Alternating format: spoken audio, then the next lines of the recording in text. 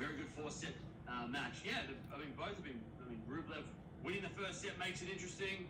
Sinner losing the second set against Fulin made it interesting. But the ladies' matches took the cake. I mean, the Swiatek match has to be the match of the day because that match involved the number one losing, which is insane. Pegula losing to Kudryashova is a close second. And then I guess Rublev taking Djokovic to 4 is probably the third best match today. I think ATP makes more money off ticket sales. ATP make no money.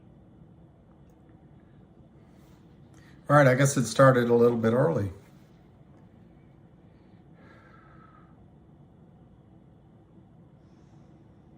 So they haven't asked me for the mic yet, so we'll listen once it starts going. Oh, here we go. Here we go. Hey, how are you guys doing? The stock's acting well. And now I'm here. My mic, I just got my mic. This is a special Busy Brands Twitter call, and just a quick update on what we're seeing and what we're hearing in the naked short space. Can you hear me? I have no idea. I'm here. However, Okay, welcome. Thank you. I can't do it without William. He sort of pinches me and keeps me going. Anyway, what I'm seeing and what I'm hearing is that the actual buy-in has begun. We've seen some small buy-ins already, you know, these big pieces that have gone off.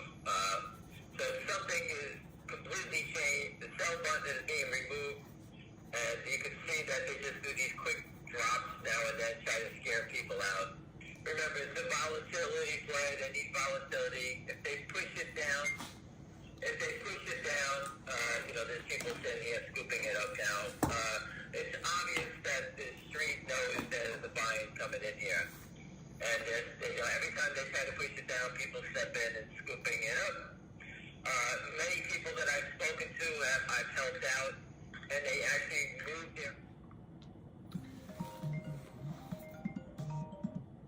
where you can step your in the money calls, maybe the 2, 3, 4, 5, 6s, and you can turn around and buy an ad by the volume in the 11. There's a lot of shareholders that have made a lot of money already and have a free shot on the $11 calls. You say, well, that's so far away. Well, I told people back in February 2020 to buy GameStop calls, and not one person did. They bought the stock. But look how that panned out for GameStop. So when things do turn, these are not here for $1, $2. We're here for multiple dollars because this is an event that the SEC has allowed to happen. You know, with the likes of a Savvy or Lit Partners or Yorkville or the Kramers, they allow these guys to sell so many shares that they created these, you know, potential explosions in stocks. All right, and that's why we're here. All right, it's taken us a long time to get these guys to where we believe we have them. It's the government. What you're watching is a disgrace that they allowed this to happen in the first place. Single motion, for those who haven't been paying attention, this stock was listed on the NASDAQ at $9, and it's been under the control of the naked shorts for a while, pushing it down, just trying to damage this company at all costs for the benefit of their own pockets, you know, whether it's Lynn, whoever else, and these other names also. We have people that we followed that I told everyone they were buying Wolf below $1, it's now $3.41. People that I know are selling Wolf and putting the money into GTII. I told everyone, I don't know, a bunch of days ago, and they're selling Wolf and they're buying GTII, so there's a lot of fresh money going into GTII. You can actually see that there's volume coming into GTI all of a sudden, and you know, that's where the money's going to. Everyone believes that GTI has a huge short position, and you know, it didn't go away, they didn't cover. Can't help it. Going into GTII. The audio is going through a space call. Ham calls into Busy Brands. And you have this echoing. I can't help it. So all our armies will converge on GTII at the end. If you can't hear what he's saying, go to this space call directly. People, as the stock goes up, they sell some, and they buy cheap calls, very little risk in the market then, and you have profit in your hands. William, anybody have any questions on that? One gentleman was asking, should he exercise or sell his $5 July calls? You want to exercise to get long in stock? That's the same thing. So basically, you don't know what you're talking about. You can stay with it or sell it. I mean, exercise it, you can own the stock. You can exercise at any time. I would advise you, as the stock goes up, to take that, whatever you're paying in those calls. When the stock runs, you can sell the options and buy a different option. Or, if the stock dips, you can buy back in, do whatever you like. But exercise doesn't mean you can sell a call. It's the same thing. Right. It's the same profit either way. Hey, Ham and William, keep in mind that we also have listeners here that I'll bring up to the mic. So if you have any questions for Ham, Okay, just step up. I guess this is new to me, so go ahead. So if you have any questions, shoot. I told you before, because they're selling this, not because they don't believe in the company, but they own a lot and they bought it very cheap. And they just I don't know how to turn my mic volume down. I'll just talk quieter. Sorry. And then finger motion, obviously, something is got a completely different look. They don't want it to go through 7. They're trying to control the buy-in right here. Obviously, it's all over Wall Street. People know that there's somebody short and they're trying to cover because the attacks have been, little to none. It's very different from the last few days. The stock is up $1.22. It's not up 22 cents. We watched the battles for the last 10 days, 12 days for them blasting away, and all of a sudden they stopped. They cannot sell enough stock up here to average themselves higher. That is the biggest point I want to make. There's not enough volume here for them to average and keep making money on this trade. So if the stock goes higher, they're getting a margin call. So their back is really against the wall, and that's why we put up this as Sparta, because they're close to falling into that zone. That's how close it is. Anyone? Go ahead. I got a question. Hey, Ham, you had posted that the squeeze could take like 3 weeks. Could you elaborate on that a little bit? It's Tom Ruff from Buy-In who studied the squeeze has begun, and he believes it's going to last 3 weeks. Whatever's coming down is coming down shortly. Whatever's going to happen, this is the movement up of $1.25 right now is, you don't understand, times 150 million shares. This is enormous. They're down almost $200 million here.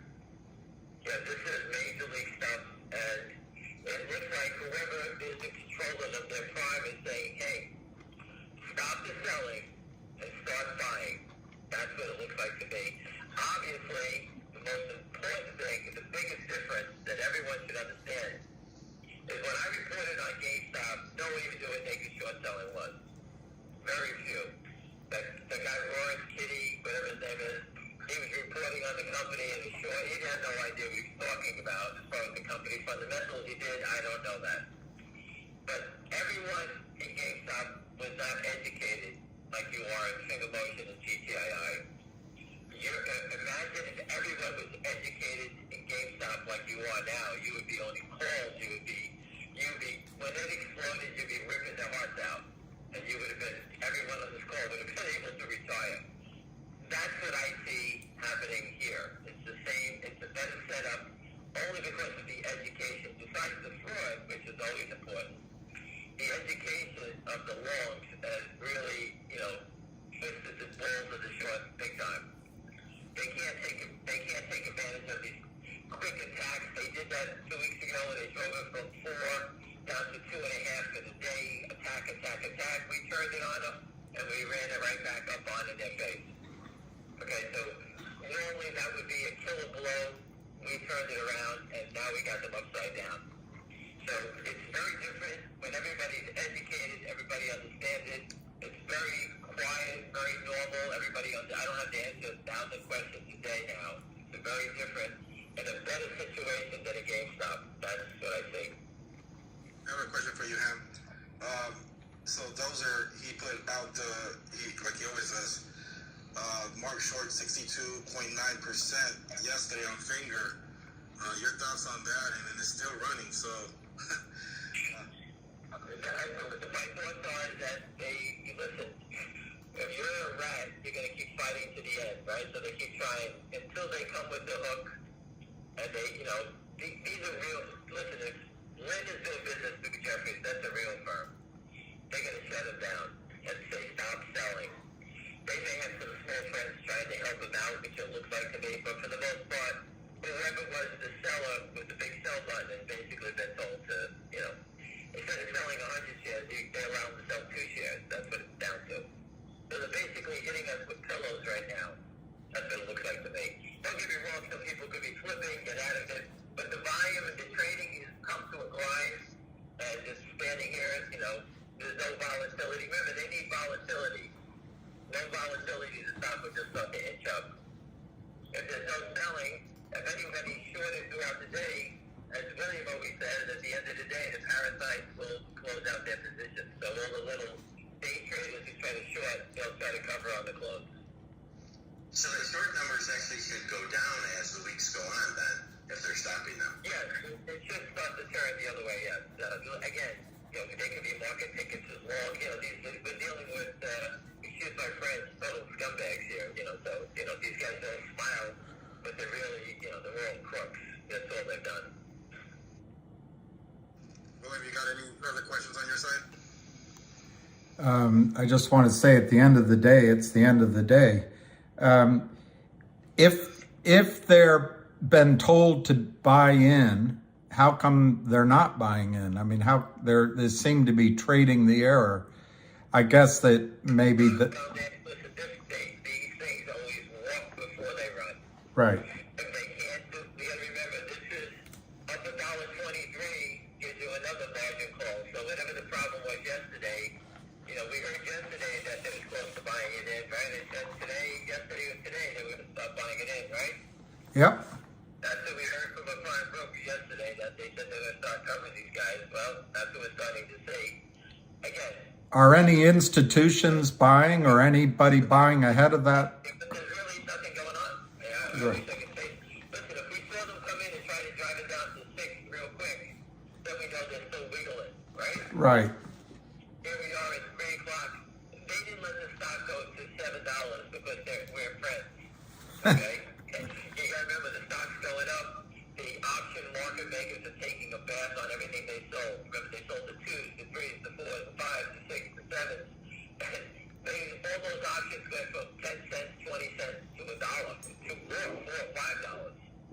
So again, there's plenty of damage here, and anybody on the short side is starting to figure out that they stay too long in this game. Go ahead, William. If the squeeze takes 2 to 3 weeks, should we be selling our July calls and moving to August? How would you play that?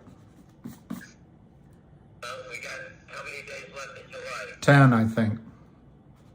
No, you're wrong. It's 5, and today's what, Tuesday? So you got another 8 days in options. All right, 8 days. Next Friday, an option expiration, I can tell you what to do. All right.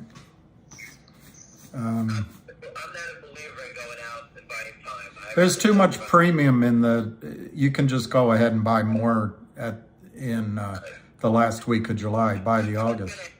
It's happening now. It's not happening. My gut feeling, what I see trading, it's showtime. That's what it tells me. Well, we're almost at 3 million shares. Bid 677, asked 678. I don't know what the high was. I can't see that because I'm using my phone, but I think it was $7. And if they covered 3 million shares today, if they bought every share, no one bought 1 share, we still have 151 million to go. Absolutely. I mean, this isn't good for the bad guys. What do you think? Should people be looking at puts on Jeffries? Somebody's asking.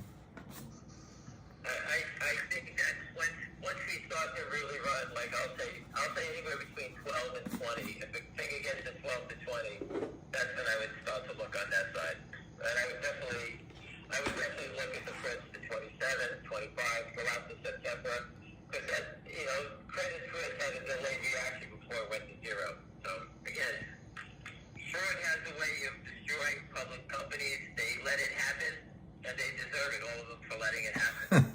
Somebody saw, I didn't see this, somebody sold 37,965 shares at 122 of GTII. I'm sure that's one of those criminals. Odd number. Well, listen, I don't understand, listen, whoever's still playing in GTI, which I believe has got to be an algorithm that doesn't make any sense. They don't even back it up. They're doing the same thing that Lynn was doing in Finger Motion, trying to hold it down, until they can't hold it down. And then it just turns the other way. Do you think the July call options could cause a gamma squeeze? And maybe you could explain that, because most people don't know what that is, I don't think. You buy the call, whoever's selling you the call, they're selling them open, meaning they're shorting them to you, right? Right. So the way the market maker protects himself, whoever sells you the option, they turn around and they buy the stock. That's how they get protected. So the more calls that are purchased, the more the stock is purchased underneath, and it keeps pushing the stock higher. So moving the calls from the 2s, 3s, the 4s, the 5s, now we're up to the 7s. All right, they're almost in the money today, right? Right. They're creating that people are buying calls with profit, which is really remarkable. A lot of people buying calls with profit. This is the guys who sell you the calls, turn around, they're buying the stock. That's how they protect themselves. Go ask the guys who did this exact same thing in GameStop. They sold the calls and they're laughing, oh, but the stock is never going anywhere. And it went to 500, right? Right. So it got wiped out. So in this day and age, any market maker that knows what's going on in a stock like this one, they're hedging themselves, meaning that if they're selling the calls, they're buying the stock. The volume's almost 3 million. What do you think it will be once the buy-in starts? It could be 2 million shares a day, but it could be up 4 or 5 points a day. It doesn't, the volume comes from people selling it. If there's no one selling it, it's going to continue higher. All right. So here's the guess. It's 2,800,000. Increases because these guys are counterfeiting shares. Yeah. So how much do you think is? In the stock would not have this, this type of volume. Make your judgment on it. What do you think Whatever it may be. What do you think the percentage is short and the percentage counterfeit today? If the volume would be 700,000 shares, and the stock would be $1.50 already. Let William go. Go ahead, William. I just wanted to ask you, what do you think out of 2,897,000, how much is short today and how much is crossed? There's definitely been a couple of crosses today, a couple of big 200,000. There's been a couple of big blocks. So, I think the short number is going to go way down. I think the short number could be, maybe 35-40% today. All they're trying to do is maintain. You see them at $7. They keep trying to maintain it. They just move it down a little bit. They're really not being aggressive like they were before. Like the short is aggressive in GTII right now, not Figure. It seems far away, but if this goes to $8.50, they're down $1 billion since the start of the month, 3 or 4 weeks ago. They're down so much money. It's so massive. Again, how the SEC allows this to go on and continue, because this is something that it could blow up Jeffries and Company. It could, drag down an $8 billion, U.S. brokerage firm. They're prime brokers versus for allowing this to happen. How these guys are navigating the system and allowed to continue shorting and selling fake shares into the system. The SEC is a shame for allowing this to happen. We put the truck in front of the SEC, 7 times. We told them, we gave them the name for the list building.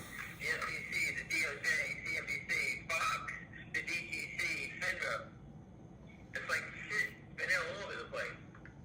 What more do we have to do? We should all get a split of the whistleblower award.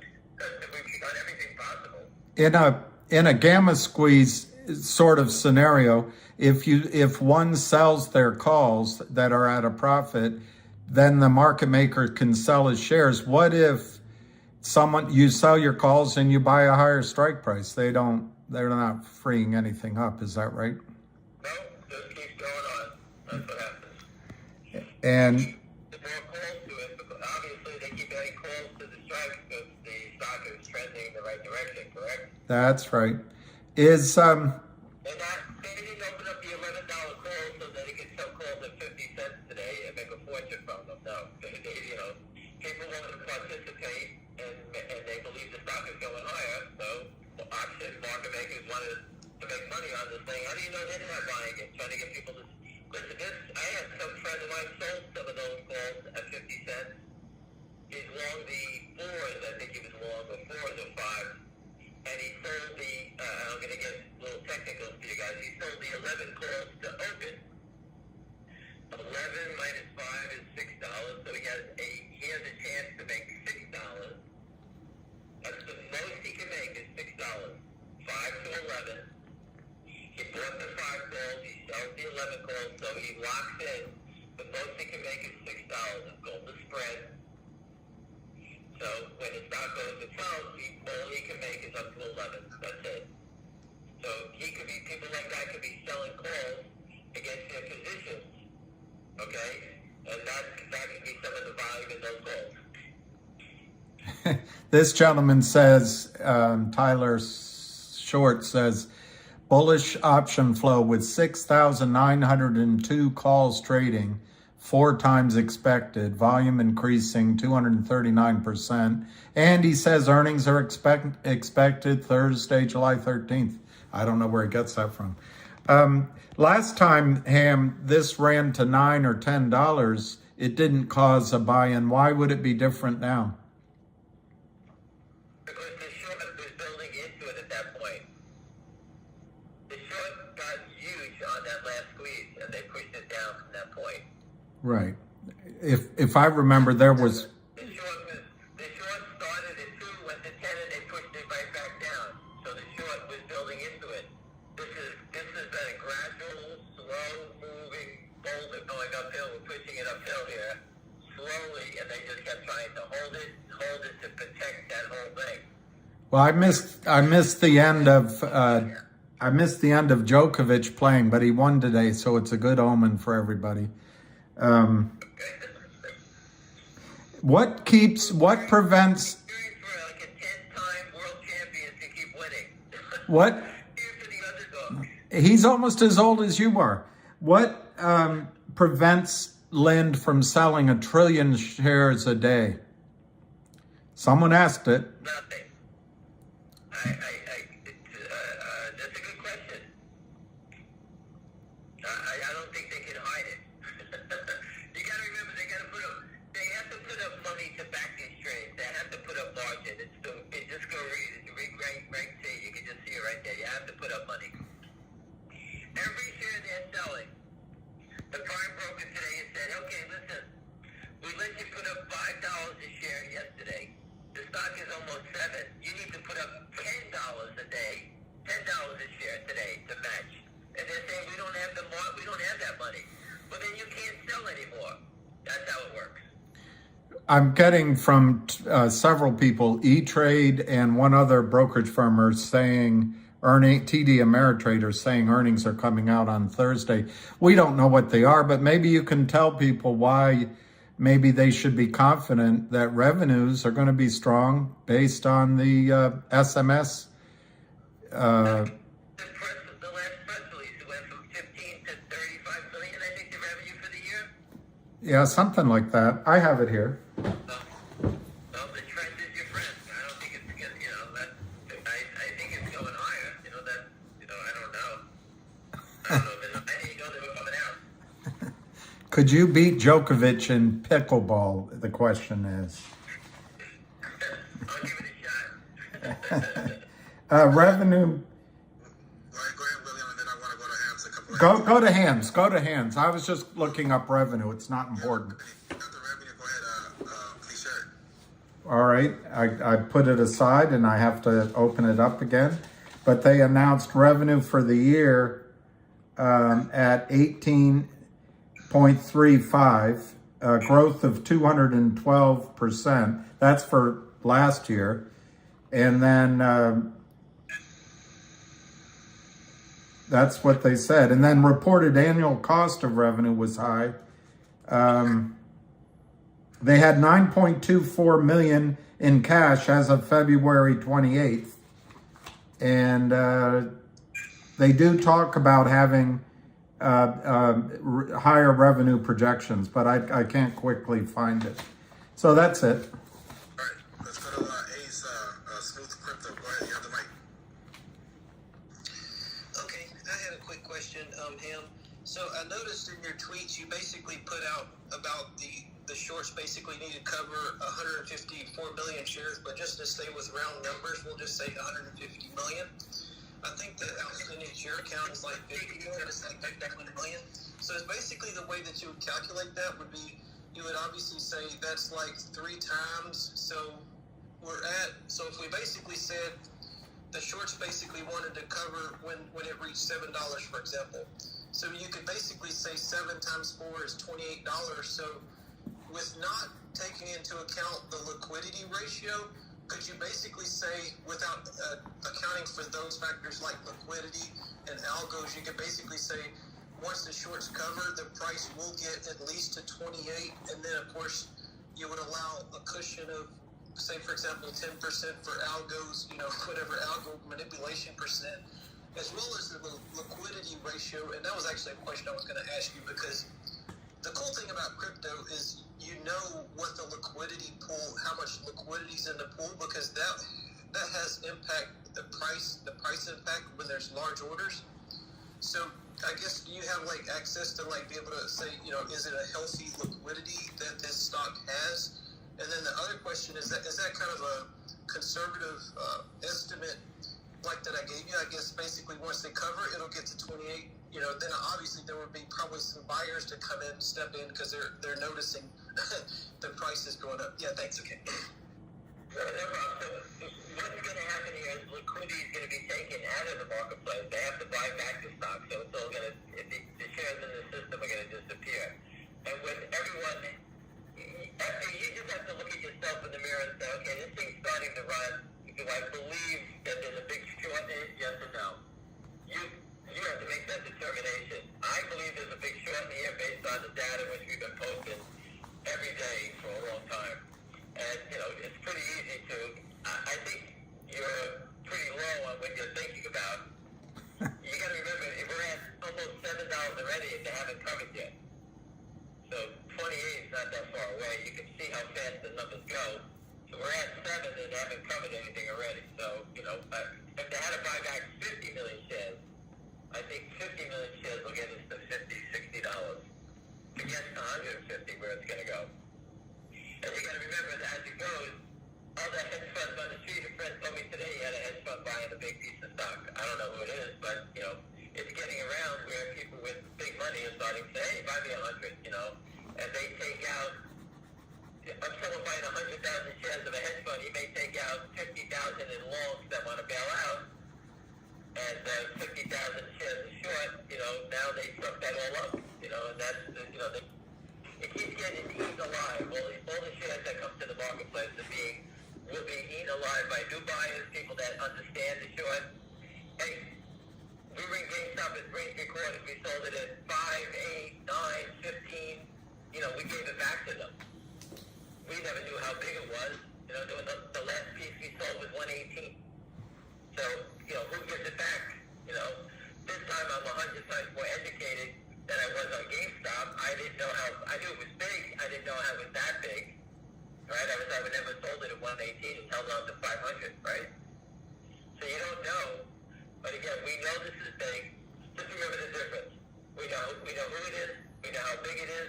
Everyone's super educated. And the difference between GameStop and, again, the difference between GameStop and any other stock going from Motion or GTII is that shareholders, we don't understand what's going on now.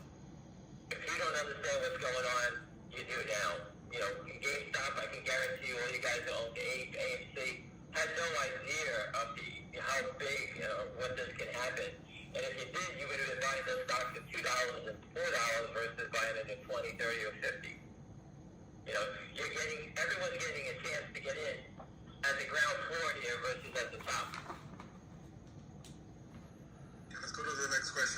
go to like Crypto Sexual, and then it's gonna be Buma. Hey Ham, I got a two-part question for you. The first part has to do with failure to deliver. Do we need to worry about FTDs in this case? No, they'll be closed out. They don't start to get closed out if the stock goes higher. As they start buying it in, they have to close it out.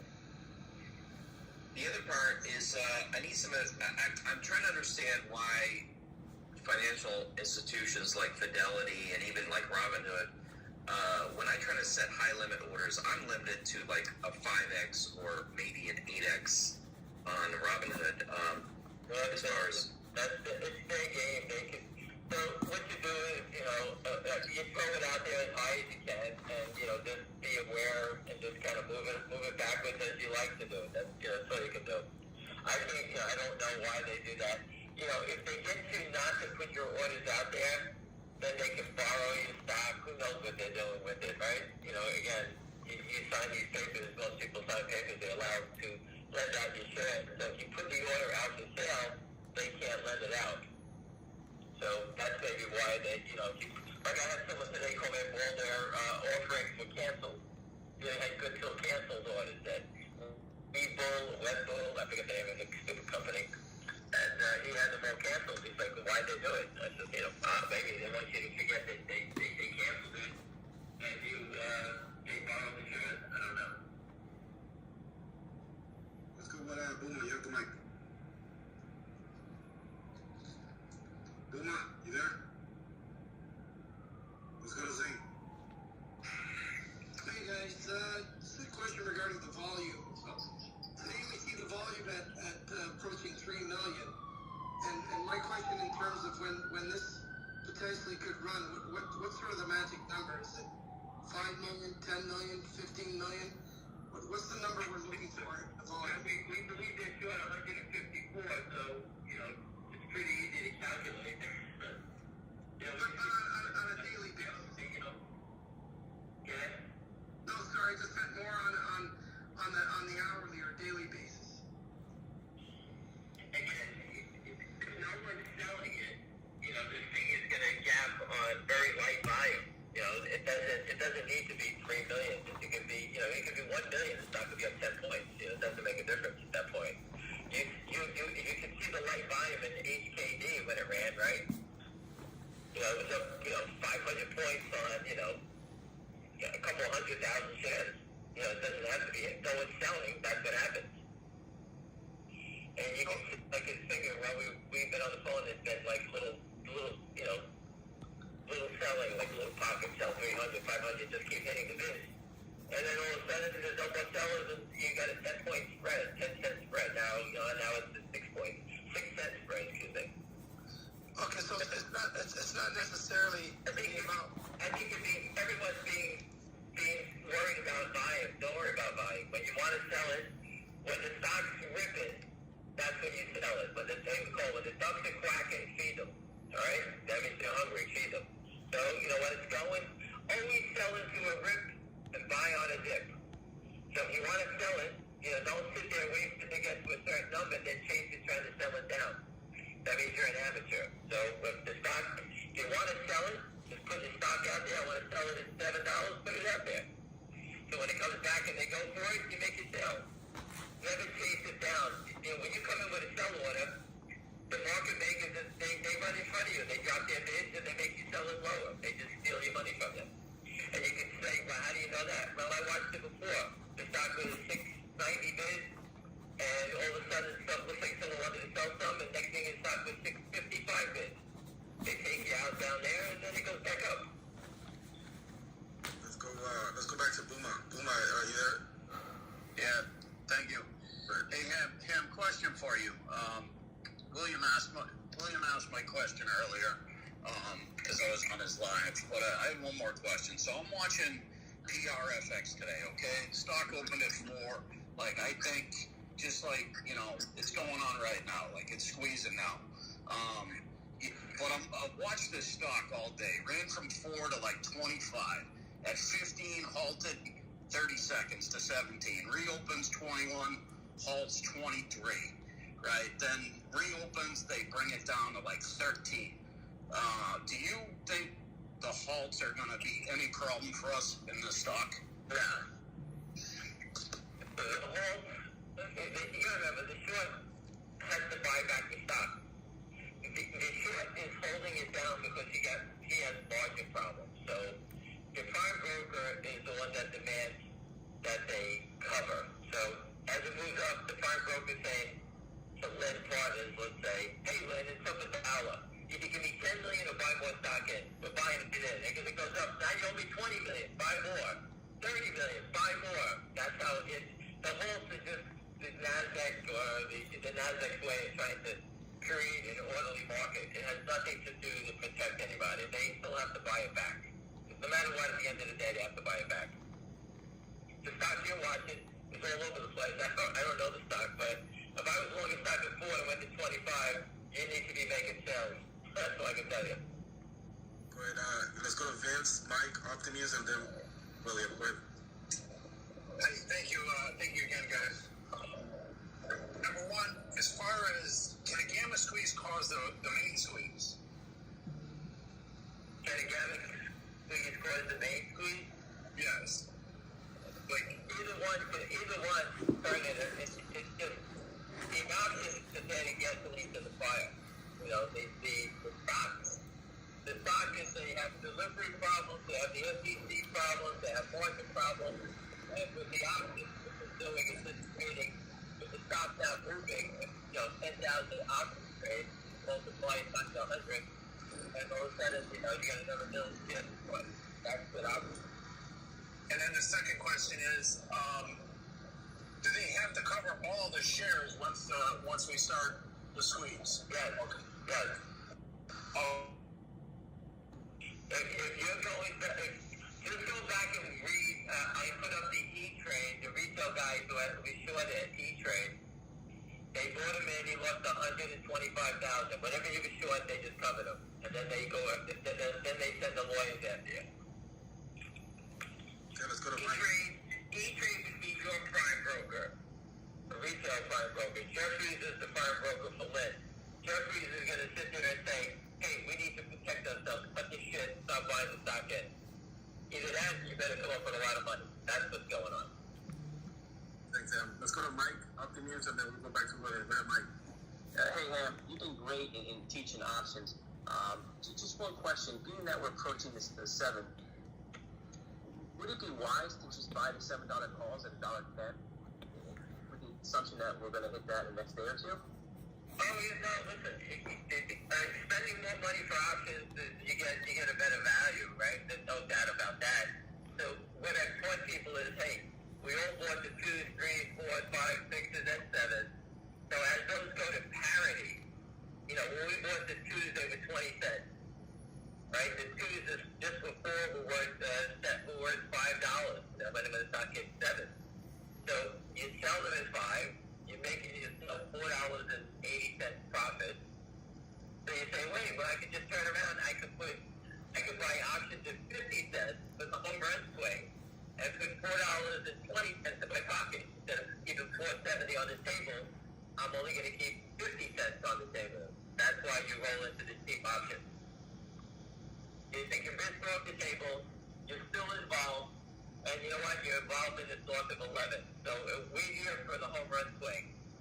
That's how I look at it. So it keeps you more in the game, and you still have the chance for the home run swing. If the stock goes to 20 minus 11, you still make $9 instead of $13.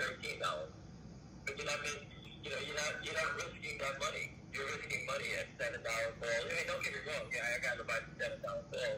But I'm trying to help people to, protect their investment, whatever money they have invested. Yeah, you're paying $1.15 for the 7, right? You're in for $1.15. Let's say God forbid it doesn't make it next week to 7. You lose $1.15. If it doesn't make it next week to 11, if it's not making it 7, the 11s are going to be worthless, and then you lose 50 cents versus $1.15. Gotcha. And did you understand the thinking? I got you. But you have to, if you're trying to do this quick and you wanted to buy the 7s or 8s. If you're looking to trade and make a half a point for 50 cents in options obviously the sevens are better, the sixes are better, the twos, all those are better. We're at the point now where, this game is getting dangerous. The short sellers have to make a move sooner or later.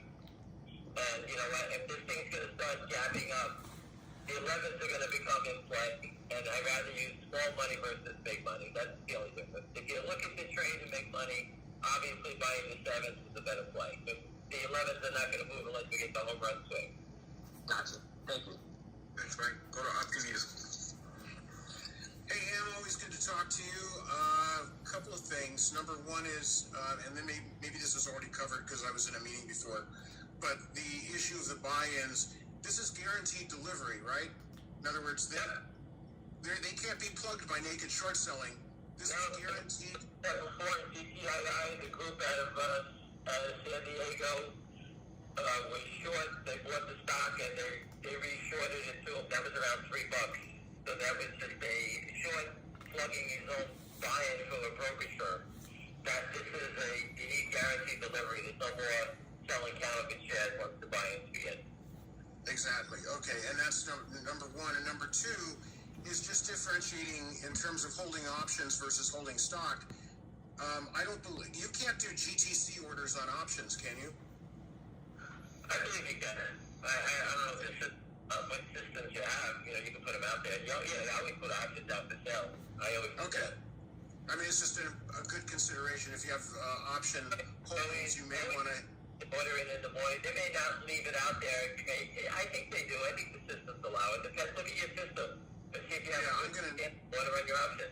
I don't know. check. I'm on TDA, so I'm going to check out that.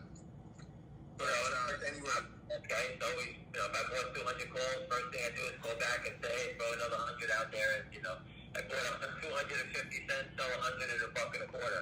If the stock a quick run, I make that sale. That's how you make a sale. Right. Have them out there before. Yep. But we're watching the stock just drift on the small sales and trying to move it down, trying to, as you see all the bids just disappear and they just keep trying to mark it down. So again, where are they going? They're pushing it into buy-ins and, buy-ins will step back up again. This is a deadly, the pattern of trading here, okay, is deadly for the short. Because the slow march is the best march. This brings in buyers. This does not bring in sellers. Exactly. Volatility spikes to the moon, bring in sellers. If the stock will spike from $6.50 to 10, hey, maybe I'll sell 10,000 shares at 10. Why not, right? I can think like that. That's right. And then people get nervous as the price is coming down.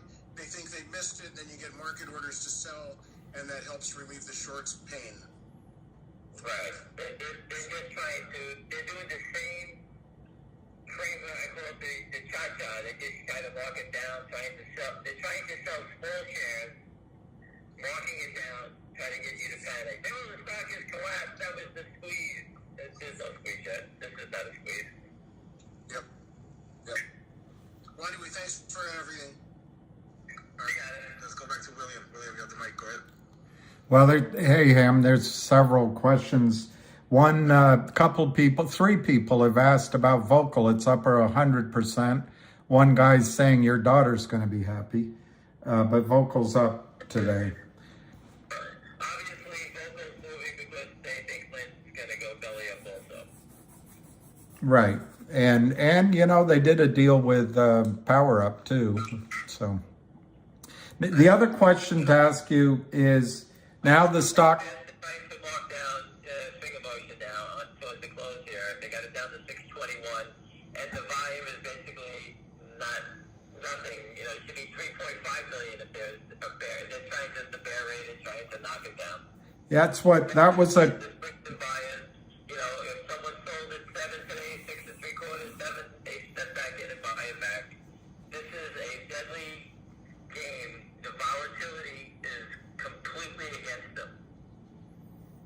Well, as it goes down, the premiums aren't really coming out of the calls, so it is an attack. I think it's not the calls, it's the stock.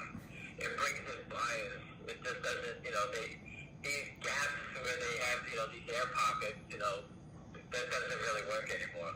People, if they push it down, people are just going to step in and scoop it back up. That's just the way it goes.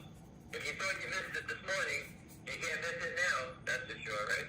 That's right. One gentleman, it was at a higher price, but now it's 630. Would you be worried if it closed at 664? Now it's at 630. Would you be worried if it closed? Listen, the pressure's not on me. The pressure's on the short. They're the ones with the problem. I believe the company's worth whatever. I believe the company's worth north of here. So as far as the stock ownership, I don't even flinch. I leave. I'm not even paying attention to it. The options is what I'm trying to help people out and understand. Look at the stock. It was just 630, 635 to 651. The only people selling here are the crooks trying to manipulate to get you to wet your pants to sell. That's what it is. The SEC allows this to happen, not me. I see another hand, so I'll save my questions. I predict $7 by the close. Go ahead. There's another hand. It's going to be, and then we'll go to Shady Lights Mothers. All right, thanks. I have a two-part question for Ham. Looking at the chart from September of last year, pretty similar steep trajectory. Just what's your opinion on, obviously that, reset or, we're sending it back to lower levels. Any thoughts or opinions on why that may not happen this time? I'm just trying to understand. Get back down. The difference between last year and this year is that the short has, they laid into it last year, trying to hold it down, trying to get it back down, because it was obviously out of control on them, right? Now no one's sold. Everyone's still here, so now the short is just growing. It's just out of control. And I do believe that with Savvy being arrested, by the SEC for naked short selling, the naked short selling scheme, I think the heat is on the naked short sellers. Someone posted Jim Cramer yesterday. There's so many short squeezes going on. Well, why do you think they're all going on all of a sudden? It's because the heat is on the regulators, and I'm sure all the lobbyists, all these law firms like Gibson Dunn, who speak with the SEC and try to take their temperature of what they're doing on the short side. I think the heat is being turned up where their lawyers are going up to their clients and say, hey, you better watch your ass, they're coming. They're coming after, and they're going to start filing 3 months ago saying the DOJ is going to start arresting people. So it's really getting real. On the short side, these guys have to look at it now and saying, okay, we get caught, we're going to jail now. The DOJ is coming. So that's what they're looking at now. And the other thing it's not a question, more of a statement. I obviously we see a lot of bashers. Just stop for a second. The stock is 650 to 670. So the manipulation you just saw down is, again, it's just to get you to panic out, or to try to find somebody with their stop loss order in there. But guys, that was gone. Yeah, no. What I'm noticing, because like everybody, I'm on Twitter, and it really pisses me off when I see people bashing. GTII and finger motion, right? There's this one. One second. There's a basher in finger motion? Yeah, I don't know if you guys saw this one guy. His name was Fingers. I don't know if it was Mr. Fingers or something like that, but this fucking guy, I haven't seen him in a while. I think he's scared. So, keep an eye out for that fucker. Pardon my French, but you gotta watch him.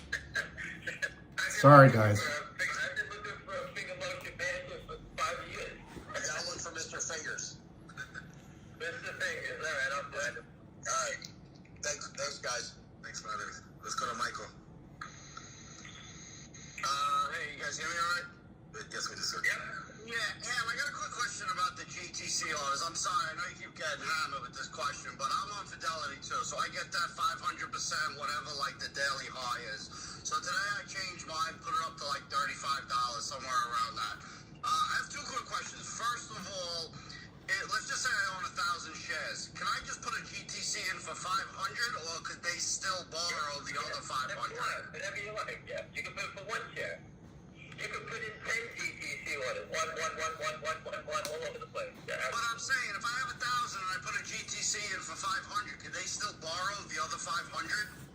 You know? That's why just throw it out there higher. That's why. Listen, you got to remember that the back offices here, when someone comes knocking looking for 100,000 fingers to borrow, they're desperate, they're going to pay them a nice fee for it. They're looking around saying, this moron's got 500 in his account, take 500 from him, 300 for him, and they get what they can do. But when you put your money up for sale, they can't lend it out because your stock is up for sale. Okay, well, they're right about the moron part. The only thing retail can do to fight back is say, don't touch my stock and put it up for sale. All right, well, the other question I had about it is the last one about these GTC. So if I put it in at 35 and this thing starts to run, somebody looking to buy shares, can they take it before it gets to 35? Like, could they say at 30, I'm grabbing that order for 35? Well, they have to go 35 bids. Yeah, you would have to bid it up. Yeah, you would know it's going there, but they can't trade it, but you're not paying attention. Yeah. Yeah, so the bottom line is you got to stay on top of your GTCs, even, If you want to change it, again, you got to, just move it as high as you can and just stay on top of it. Yeah, all right, that was it. Thank you very much. Listen, I remember a guy put a stock, he put a runner out there and, GTC, and I'll say it was like, I think it was like $75. The stock was like 52, and there was, I think the Wall Street Journal came out with a story that the company was in play, and his stock got taken out, and he's like scratching his head, how did it happen? I didn't even see it trade there yet, and they bought it, but that was on the floor of the New York Stock Exchange at the time, so a little different. Okay, let's go to, We've seen this glancing of 666, this is like the ninth time I've seen 666, the finger motion. It's so funny, that number, $6.66 keeps appearing to me, I don't know why, but go ahead. let's go to Yossi, and then we'll go back to William. Go ahead, Yossi, you have the mic. Yossi, are you there? You have to unmute yourself. Yossi? All right, let's go to William. Go ahead, William. Well, Ham, did you see PRFX today? It went from 5 to 25. They halted it every 30 seconds. So it's two-part question. Do you know anything about it? But also, will the halts happen, on the way up in our stock? What was the symbol on it? PRFX, Paul Robert Frank X-ray. Hey. I don't know anything about it. That's when the stock is breaking like that. We haven't gotten that yet. So Lynn is holding it down, but this is their future. This is what I see as their future. Movements like that. How long is it in their control? How long is it in their control to hold it down instead of Jeffries just buying it in or whomever? It's Marcus. Jeffries has probably relayed to them and said, hey, you need to start buying stock in. And, obviously you can see, if it wasn't for them trading it, there'd be no activity until the last hour. One gentleman asks, if ARK Invest starts at buying finger, would we see that buying? And I think the answer is no, not for a while. But I mean, we'd see it, but we wouldn't know it was Kathy Wood for a while. We have someone very close, to her, and we relayed this. She's well aware of GTII and finger motion. I can tell you that. Two questions on the restricted shares for GTII. Can brokers borrow them is one, and two, why do they have no value? Well, they're not. They will be unrestricted soon, I believe. I mean, another month or two. I'm not sure when they were given. I can't remember the date. But remember, dividends upsets the whole street. They can't just create. They give everyone an IOU once they become live. The brokerage firms cannot just let you go sell a counterfeit shares in the system to be a partner in that crime. So I do expect we're going to see some major problems down the road, just like MMTLP on the dividend side. That is a dividend, but dividends do create problems. Dos Equis is asking, it's related to your point. He said, he's a real person. He said the stock's traded at $6.66 50 times today. Any thoughts? No. That's what I said. I've watched it. I think I keep seeing it flash.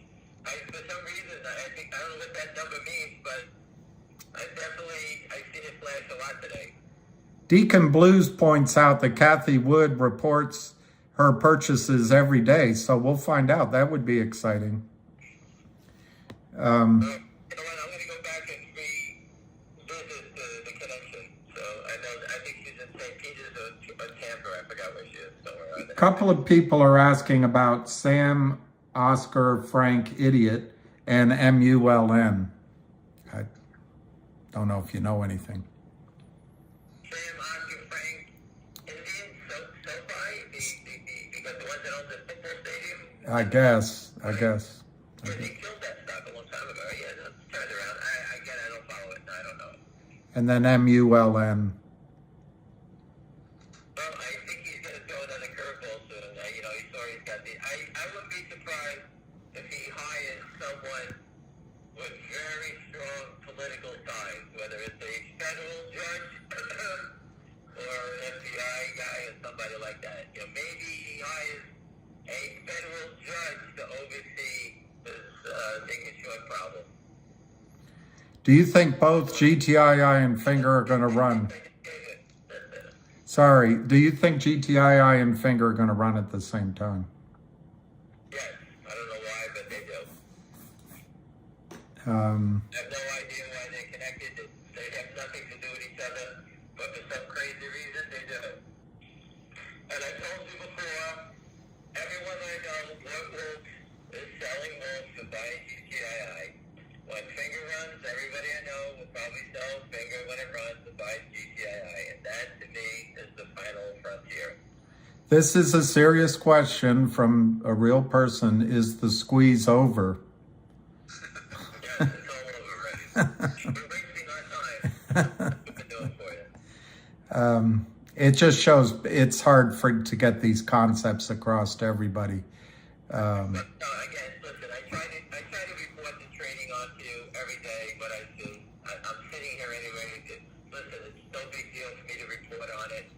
So please, you know, I'm just babbling with what I see. You know, sometimes I spell it wrong. I go quick. I try to get the thought out. So I appreciate you dealing with it. But again, this is amateur hour, which you're saying. All right, making short selling is amateur hour. These guys, they only know one thing. They're shorting against the debenture, this toxic note that they have. They have the right to convert at a lower level, and that's all they do. When it comes to trading the markets, they are amateurs. Trust me, their moves are so stupid. You know, we used to say, I don't want to use my French, but, you know, we used to say, you know, the shit I took yesterday is smarter than these guys. I mean, that's how stupid this is. These guys are just monkeys sitting on a trading desk getting a sell button. Nothing up. They do nothing up. Attacks are predictable. You can see it, and if the government were to take away and force settlement, these guys wouldn't be working at a car wash. I mean, that's how stupid they are. Well, that's it. They're about to lose. And showing you and educating you about it is you probably know more than they do already. But go ahead. They're about to lose their illusion of being big, fancy Wall Street types. At a minimum, at a maximum, they could go to jail. That's the funny part. If you ever met any of these idiots like Savvy or Lynn, you walk into their offices and you would think you were walking into, you know, the head of President of Goldman Sachs. You know, when you sit down with these characters. I mean, rather just a bunch of buffoons that are just stealing money and looting and selling shares that don't exist and stealing money. That's all they do. And they use their network of market makers to assist them, and they pay all those characters money to help be part of the crime family, and that's what they do. Pretty easy. 2 minutes to go over $7. And you never know. Perhaps tomorrow morning it could open up at 10. I don't know. You saw that the stock you just told me was up 13 today. It was $4 yesterday. It's up 13 today. That's how it happens. That's how fast it happens. When you need to come up with money, it's 666 again. Do you? That must be some sort of communication from hell, but. I believe that's some sort of communication. I do believe that. That's like I told you. I've seen it all day long. Maybe it's to their down under Australian buddies. At that price, we're buyers. Yeah. There is that. Is I don't know why it's stuck at this level, but it is what it is. maybe you could describe to people what you think would happen tomorrow, or maybe it's the next day or whenever, when the buy-in actually occurs. See a gap. It's coming. Just like that stock you just told me about, I can't remember. Signal, that's up 13 today. That's coming. You can't keep playing this game and hold it down when you owe money. No money, no play. No tiki, no washi, as they say. Right, right. So the gap would be big, you think? Would it be $1 or 5, 10, 20? I think the gap is going to be a minimum of 5 when it starts. Hey, Ham, That's my opinion of it. I mean, that's just what it is. Okay. Ham, I have some, I call them heavy hitters here. We got Savvy, we got Ace, Dodger, Dozer, Big JR. None of them are coming up to the mic. What's going on? I got no questions for you? Those guys are punch drunk. Are you kidding me? All right, let's go to Josie. You have the mic. Josie, are you there now? Nope, they dropped down. All right, so I have sort of a question, because you made a point earlier that retail is well educated, and I have to agree with you on that point. I mean, from the AMC's and GameStop days, right? I think it was like 3 years now. Retail investors have got a damn good education, especially with the MMTLP community. We've been stuck here 7 months, and I know I've learned a lot from you and from everybody else. I think that this is making a lot of the retail investors much more calmer when they trade and patient. What are your thoughts? Absolutely. You can see it. I hear it. Listen, before, going back 3 years in GTII, we used to get these attacks, crazy kamikaze attacks in the market all the time. And I had to calm people down, 10 at a time. I did it for a long time. We used to have conference calls with 70 people on it. Then it went to 100, 150. And you can see the manipulation. It's like we tackled it. We stopped it. And slowly, it built like a volcano. And then one day, we turn around, boom, it's done. Just like that. It just exploded. So it's nothing we did. All we did was round up the shorts and basically tie them up, and then all of a sudden it popped. Then they came back with a vengeance, but you had your opportunity to make money in it. So people did. The time dragged on, and now they all thought we were going to give up on it. The GTI crowd thought we were, the shorts thought we were giving up.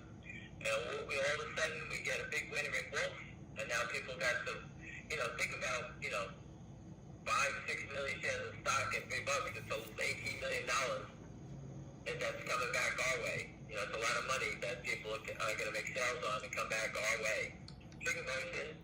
All of a sudden we went from $1.50 stock, and now we have $7 stock. Imagine having 150 million shares sold, let's say way higher, coming back our way. That final battle in GTII is going to be a bloody one for the shorts. I can guarantee you that. All right, I mean, so let's talk about it, because you have great minds here in not only GTI, Finger, but MMTLP community, and you see these communities come together, band together in a way that I haven't seen before. But what's the difference between when you started this journey? Let's just go back, I don't know, 10, but the 3 years that you've been here with Finger.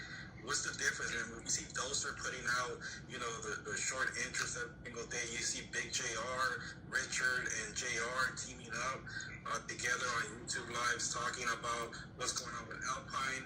Then you have William with his, marathons, live streams. Is that the difference here, that retail is well educated and coming together, banding together, and talking about it in today's calls? The people you spoke about, I've never met them. I've maybe spoken to them, but I don't know them. They educated themselves. They understand. I'm not a lawyer, so the guys that report on Alpine, they give me a breakdown. They speak with Bazille, and they sort of get a feeling and they educate me on it, because I'm not an attorney. I'm just a numbers guy on stock trading. That's what I do. Dozer, I can't thank him enough, even though he's a shitty LSU fan. I still can't get over it, but he is helping me out amazing every day at 5:30. I have family things to do, and I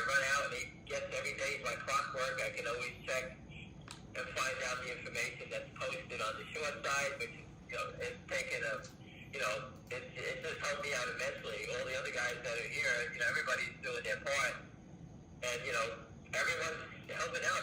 Before it was just, you know, in this whole fight since I've been doing it, you know, it's just been William out there by himself banging the drum. Now we all surround ourselves with William. We tie him to the front of that truck and drive him around. That's what we have. We have an army now, and you know what? I love it. Again, William is the calming force. I'm a mental patient, and again, I worked on a trading desk. I was scolded at, you know, the people that yelled at me would all be in jail for the way they treated me in today's world. You know, that's how bad it was. So you have to learn, be strong about what you do, and understand when you speak, you better be right. But we're playing with big money. This is big money to everybody here, but I played with real big money. And believe me, when I screwed up, I got ripped. And you know what? It sucks. But again, you don't make mistakes. You think about everything you're doing. You do your homework. I prepare on for Monday and Friday. I was watching the home run derby last night, and I was studying, looking for things that can help you guys out understand what's going on. Whatever crumb I can find. Okay, I know it sounds like a lot. I repeat a lot, but there's so many new people. I'm trying to bring them up to speed about what's going on here. This is a battle. Everyone gets educated, and I'm sorry if I repeat. It's the last a lot, but I'm trying to teach hundreds of people, you know, each day on different things that I see. Ham, GTI closed at 134. I talked over you, sorry. GTII closed at 134. Okay, so listen again. We're just warming up there. These guys want to keep playing, keep selling it lower. You know, in the last month and a half, they just blasted it all below $1. They can laugh and they were going away. You know, I told you, when you play with fire, you get burnt. The naked short in the stock, you know, I'm glad to say it's about 400 million shares now. These guys don't cover anything. They just keep selling and selling and selling, and we're just going to keep trapping them. Wes Christian, we have the lawyers on this case. We filed lawsuit. You know, spoofing is you're going to jail over spoofing now. I still can't believe that guy Savvy, who was caught with a naked short selling skiing, is not going to jail. And not only that, he put a $10 million condo on Fisher Island, Miami, which is super exclusive. And no one's ever asking him how do you get the money to do that. The DOJ should 100% take that away from him. Can they take it away? I don't know, but that's why they bought it in Florida on that island. I guess they're trying to hide it. But they have such big balls that these characters are laughing. You know, if I was stealing, I stole $30 million. There's no way I'm letting anybody write a story that I put it, you know, it's a deal breaker that I bought a $10 million apartment. That just shows you how arrogant these guys are. Let's go to that just shows you. Think about that. Let's go to arbitrage. You have the mic. You hear me, Busy? Yeah, I can. Go ahead. All right. First of all, thank you guys, all you guys. I know you hear it. You think you hear it too much, but today was a really good day in all of our bank accounts. I have all of them. I've been on William, Ace, Ham. You've been amazing, and you give such good advice. You explain to the layperson, and that's why we're so educated. We're educated because you guys put in the time. But for today, Ham, I'm gonna give you some advice because all you do is give of yourself. So today I'm gonna pay that forward. I've been speaking with my buddy Dozier, who's in New Orleans, Louisiana. I'm 120 miles west in Lafayette, Louisiana. Smack dab between me and him is a town called Baton Rouge, Louisiana. That's home of the national championship baseball team that you just saw in Omaha. Kim Mulkey and the national championship women's basketball team. And my advice to you is that whenever we roll up in Camping World Stadium on September 3rd to play the Little Florida State Seminoles, pack a double lunch because y'all gonna need it. So that's my advice to you. It's a double serving. I agree with you. You know what? You guys had some world championships, and I'm sorry everybody I'm taking away, but I'm a college football maniac, and I was in New Orleans when we beat the shit out of LSU last year, so these guys better go back to Baton Rouge. Don't put your tail between your legs. When you win, then you can talk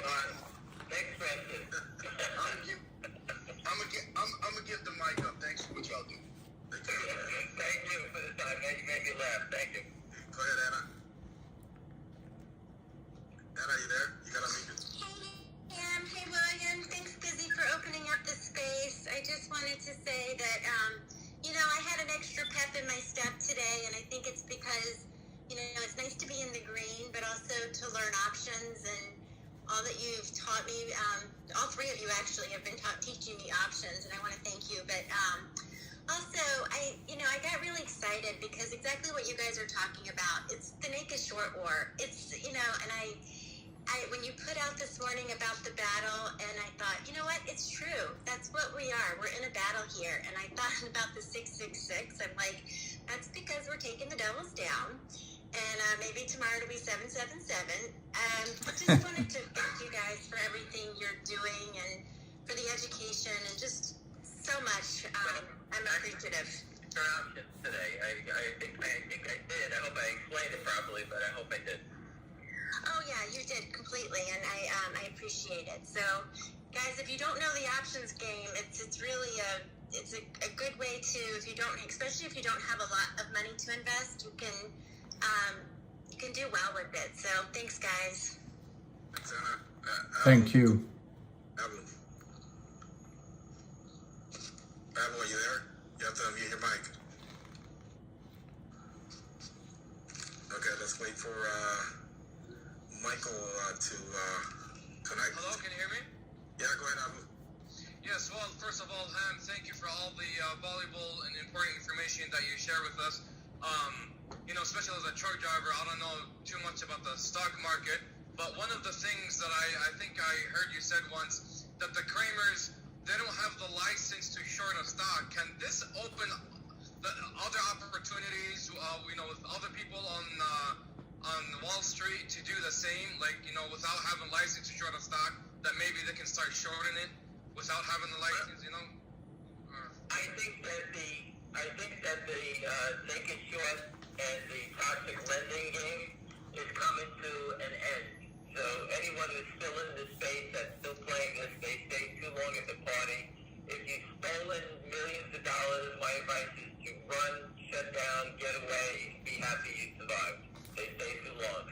They've been standing in the bank with the cameras on them, with no mask, no guns, robbing it, and I think that the regulators and the law enforcement is now catching up to them, and thanks to everybody posting and retweeting and yelling and screaming that the SEC and the New York Stock Exchange, the NASDAQ, FINRA, with the MMTLP problem, has got political people talking about it now, and I think that the game is over, and that, you need to find your stock and try to make the most you can, because these are opportunities that you're never going to see again.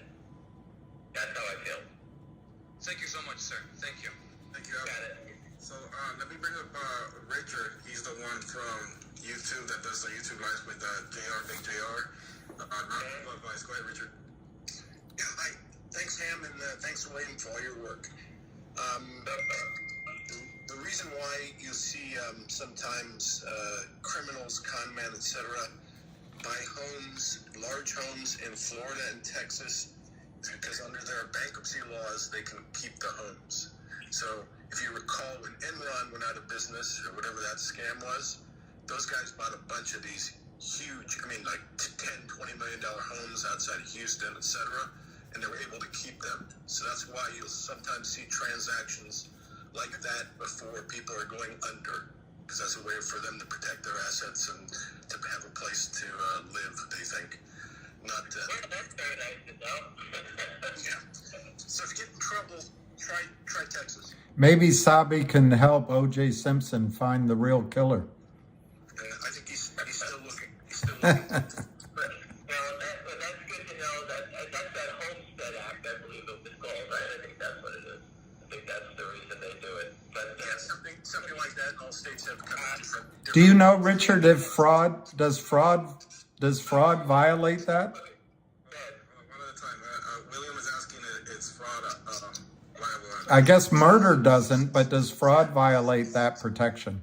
Yeah, so not legal advice, of course, but if somebody commits fraud and the money they get, the gains, are from fraudulent means, they can be forced to disgorge those monies and unwind the transaction.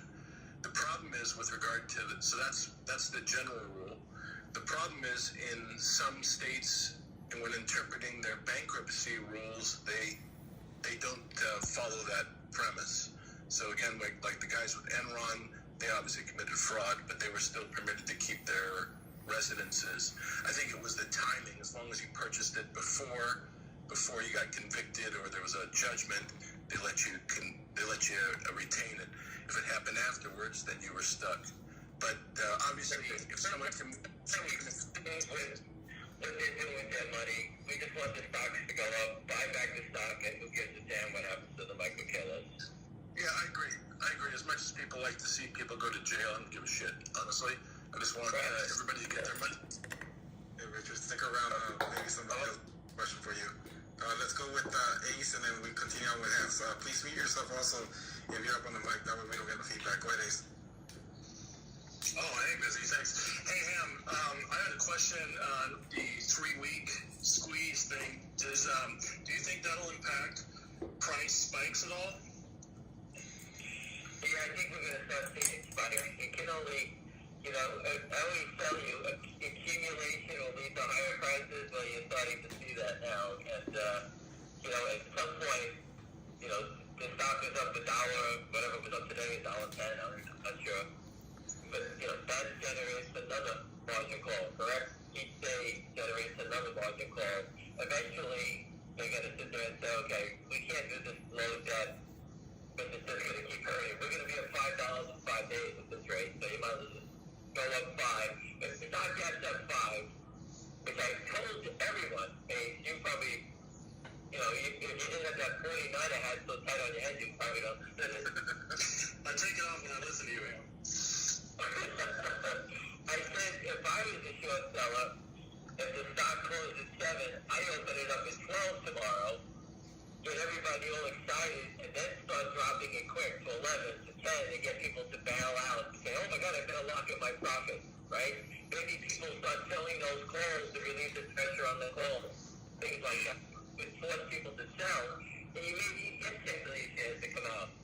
And then maybe the stock closes tomorrow, opens at 12, closes at 9, and 3 points down from the high is enough to get people to bail out. Remember how we said, stock goes up, brings in sellers. Stocks go down, it brings in buyers. The volatility and figure motion and GTI's got to go to the upside so people sell, obviously to take profit. On the downside, everyone's buying the dips, so where are they going? So they're wasting their time pushing it down. It has to go up. So I do expect a gap shortly. Okay, great. And then the next thing I had real quick is that you said you're hearing the buy-ins are coming in. Does that mean that Lind is on the verge of collapsing? And would that mean that we're going to start seeing less selling? What you're seeing is Lind is doing a controlled buy-in now. They've probably been instructed to start buying back in. And if they can't do it orderly, then they get taken away from them, and then the prime broker takes control, kicks them out, and says, no more, we're buying you in. Either you put up more money right now, or we take control.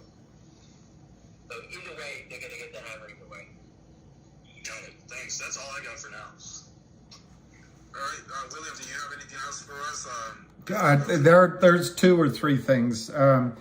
This is my observation, Ham. The price can do to Lind and Alpine, I'm talking about GTII and Finger, what lawyers and judges can't. Price will cause the buy-in if these prices go up. Well, William, if you stop for 1 second. Yes. I've always told everyone, I'm a believer in fighting this out on the battlefield. That's why I put the picture of Gettysburg. We're not sitting here waiting for lawyers. And it's a shame MMTLP got taken away from the battlefield because they really were putting up a tremendous fight there. And they got taken away. And it was taken away because the whole actual MMTLP was a fraudulent system, by the shorts anyway. It was all created by the shorts. So, I mean, that's the reason that was taken away, because you caught everybody, the SEC, FNGR, everybody mistakenly let that go on. It should have never happened. But that's the reason that was taken off the battlefield, though. We're on the battlefield. We burned our boats. We're not going anywhere. We're here. So the 666, Anna brought up 777. I'm going to bring up 888. That's a lucky number in China, and maybe that'll be our breakout. Ham, could you talk a little bit? Anna brought up that everybody's in the green, pep in the step. What they should be doing to not turn the trade. We're all confident. We're full of confidence right now. But are there steps we should do to not turn this into a losing trade? We said you take small sales, take your money off the table, be careful. We never know what the devil's going to do here. So, like I told her that, she owns the 4 calls, she sells the 4 calls, she's buying the 9 calls or the 10 calls or the 11 calls. So you profited, and now you have, if you put up $30,000 into a trade, and at the end of the day you only have $5,000 invested now, and you have a bigger position through the options, that is a tremendous opportunity where you invested $30,000, now you've taken money off the table, you have $5,000 invested, and now you reinvested some of that money in options. That's the way to play it. It's safe. Not every trade's going to be a winner. I told you I've had thousands of calls that expired, but I was in a position where I profited and took money invested in calls that if it really worked at that point, just think about it. If I would have did that in GameStop and finagled my way to get 5,000 free calls, I would have made, $50 million. So I just picked the wrong stocks. That's just how it goes. You never know where it's going to go. So several people are asking about Vocal, but that one guy, this is I think a question that maybe you can address. What was the significance of $5.26, and is it still significant? That is the average price on every share they ever sold is underwater now. From time. Finger motion is underwater. Every share. Geniuses. When you think about that, you got to be some loser to do that. 150 million shares, you can't be in the black on anything. What would have happened to you on a trading desk if you ended up the month? I told you, Liz Partners is hiring traders. You have to have no brains. It's just one button. That's all you need to do. That's all you need to have. A monkey could do it. So is the 526 still in effect as a squeeze? I would say it is. We're in the squeeze game already, is what I'm told. Okay. And Completely different look than it had yesterday. Yesterday they were holding it below. They were holding it below 430. You remember the 70,000 shares the other day? The wall was 70 at 430. I told you the wall will fall, right? 527, they tried to hold it below that. What's the next number? 7? They tried to hold it below there all day, right? yeah, and the ever question, how high do you see it going? Spin a wheel. You have to pick your own numbers. I personally think this is a monster. I believe it's a Volkswagen. I don't think I'm not saying it's going to 2,500, but I think it's going to be a monster play. I really do believe in my heart. I really do believe it's a monster play. It's a very, very small float. It's tightly held. It's very different than a GTI. GTI is more widely held. GTI has 100% education. Everyone in that stock is super educated. Everybody knows what's going on. The company's doing whatever they have to do to make things right. And you know what? The company has stood by your side for a long time in that stock. Every other stock that we follow, MULN, GNS, they listen. Companies have to do what's right for the companies. They have to stay alive. Employees. GTII has been standing tall behind the investors. They're standing tall. Not the employees, they're standing behind the investors. So, for that, I applaud them. But again, at the end of the day, it's about stock settlement. The company's giving dividends, hiring lawyers. You name it, they're going to get this whole thing. So, there's special situations. If someone owns in-the-money calls and forgets to sell them, will the brokerage firm just exercise it for them, or what happens? I don't know. If you wanted to sell them, it's basically parity with the stock. So why would you go through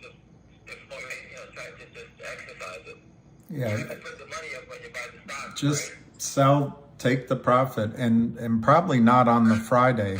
If you convert it, you know, if it's 1,000 shares, you go from, you know, you bought options at 50 cents or $50, you're selling them, you know, at $5, you know, you're converting it into stock, then you're going to put up the money to own stock. You know, you just don't get the stock for free, you got to pay for it. Right. But do brokerage firms automatically exercise them if you don't? No, you have to sell the exercises. You have to sell them. Right. That's right. They're not going to say, oh my God, this person wants to exercise. Oh, how did it, you know, they don't. You have to tell them. Hey, William, hey, Pam, I want to go to other hands. And how much time do we have with you, Morham? I'll give you another 5 minutes. I want to go do a couple of things. All right, let's go to, we'll go to Peter, then we go to Neem and Asian. Yeah, let's go. Go ahead, Go to Peter, let's go. Peter, go. Hey, what's up, Ham? How's it going? Listen, I'm not gonna make it so long. It's a 2-question.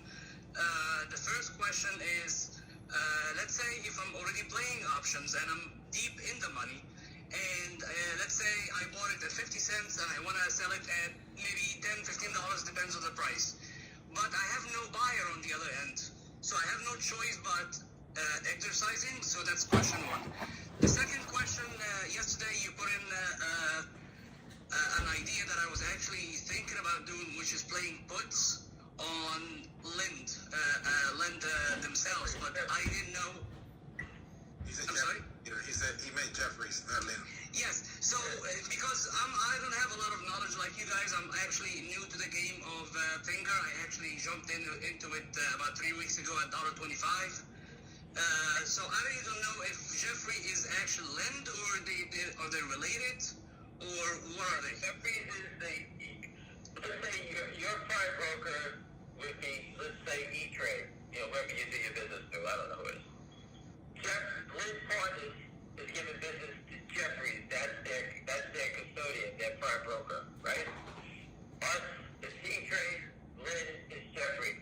If Lind goes belly up and can't afford to buy back the stock, Jeffries takes the liability of it. You understand that? Yes, got it. Thank you so much. No, so you understand that Jeffries takes what? If this is that big, Jeffries is going to lose billions of dollars. Okay? We found in the document, it's posted on Twitter, that shows that Jeffries is Lind Partners' prime broker. We put that up there. We already found that out.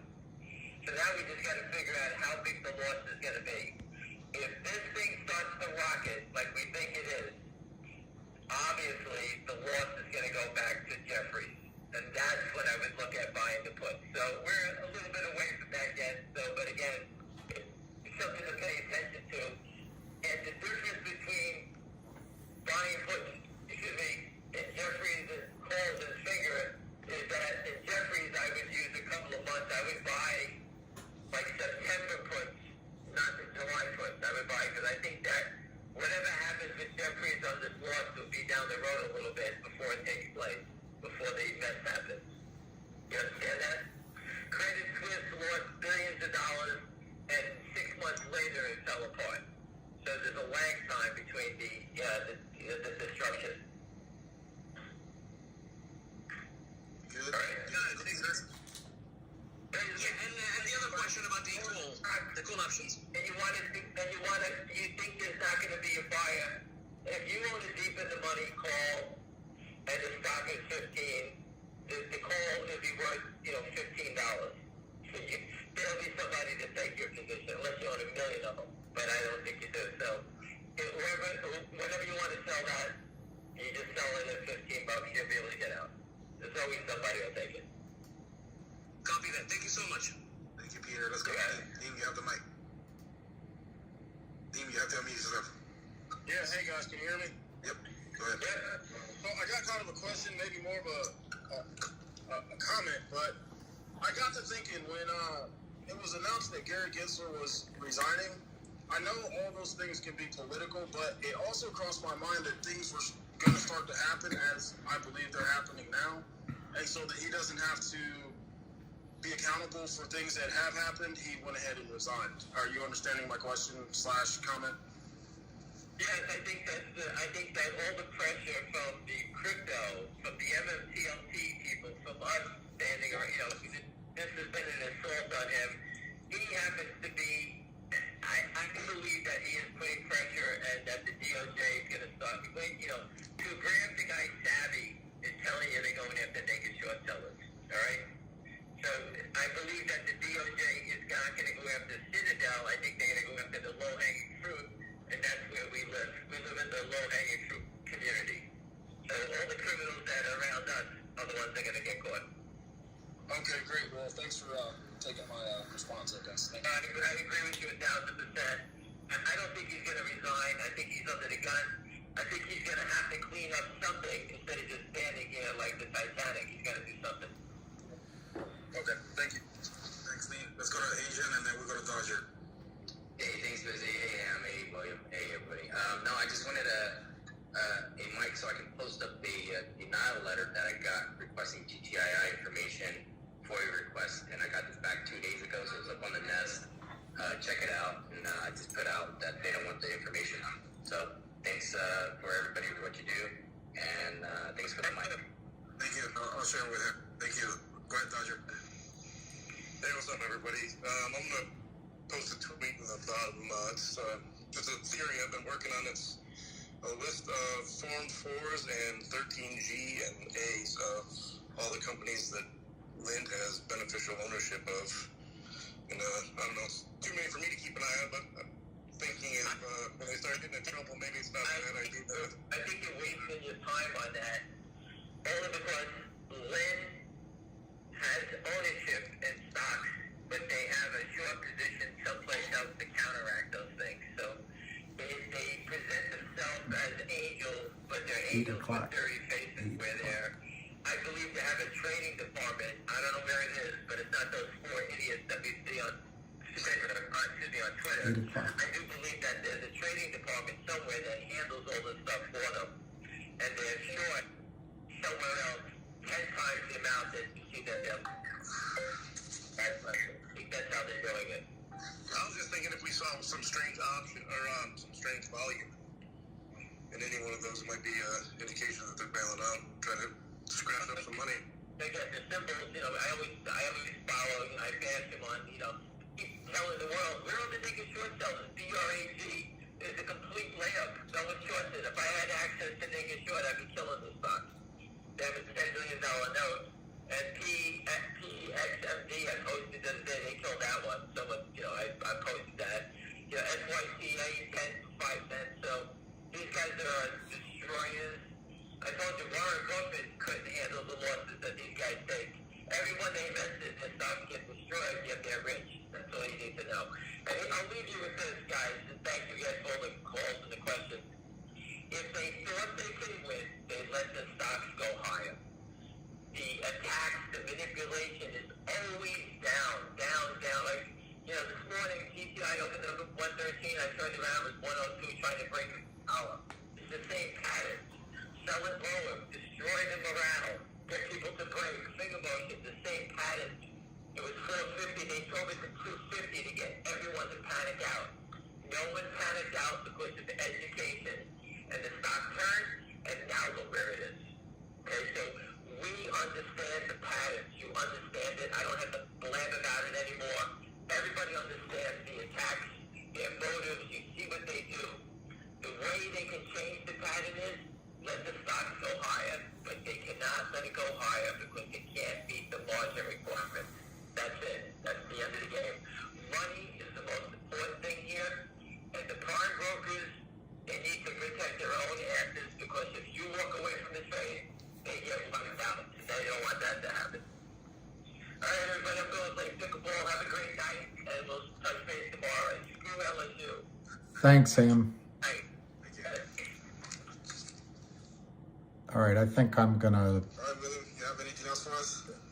Anybody else wants to talk? Not... FNGR, MMTLP, please come to the mic. I can answer questions if there are any, but I don't have anything to add. I thought that was a great call, Busy. Yeah, teamwork, right?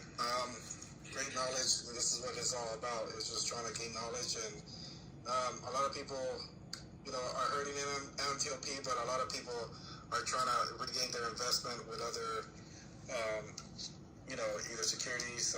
But here with FNGR, Ham started calling this a while back, and it's made monumental gains so far. I mean, 7 to hit today. So hopefully, a lot of people are making a lot of money, but make wise decisions also. So I think there's 2 rays of hope. One is if this squeezes and does indeed cause damage to a prime broker, all the lawyers out there and all of us who are trying to get this concept across, it's going to be front page news. And I think that'll help.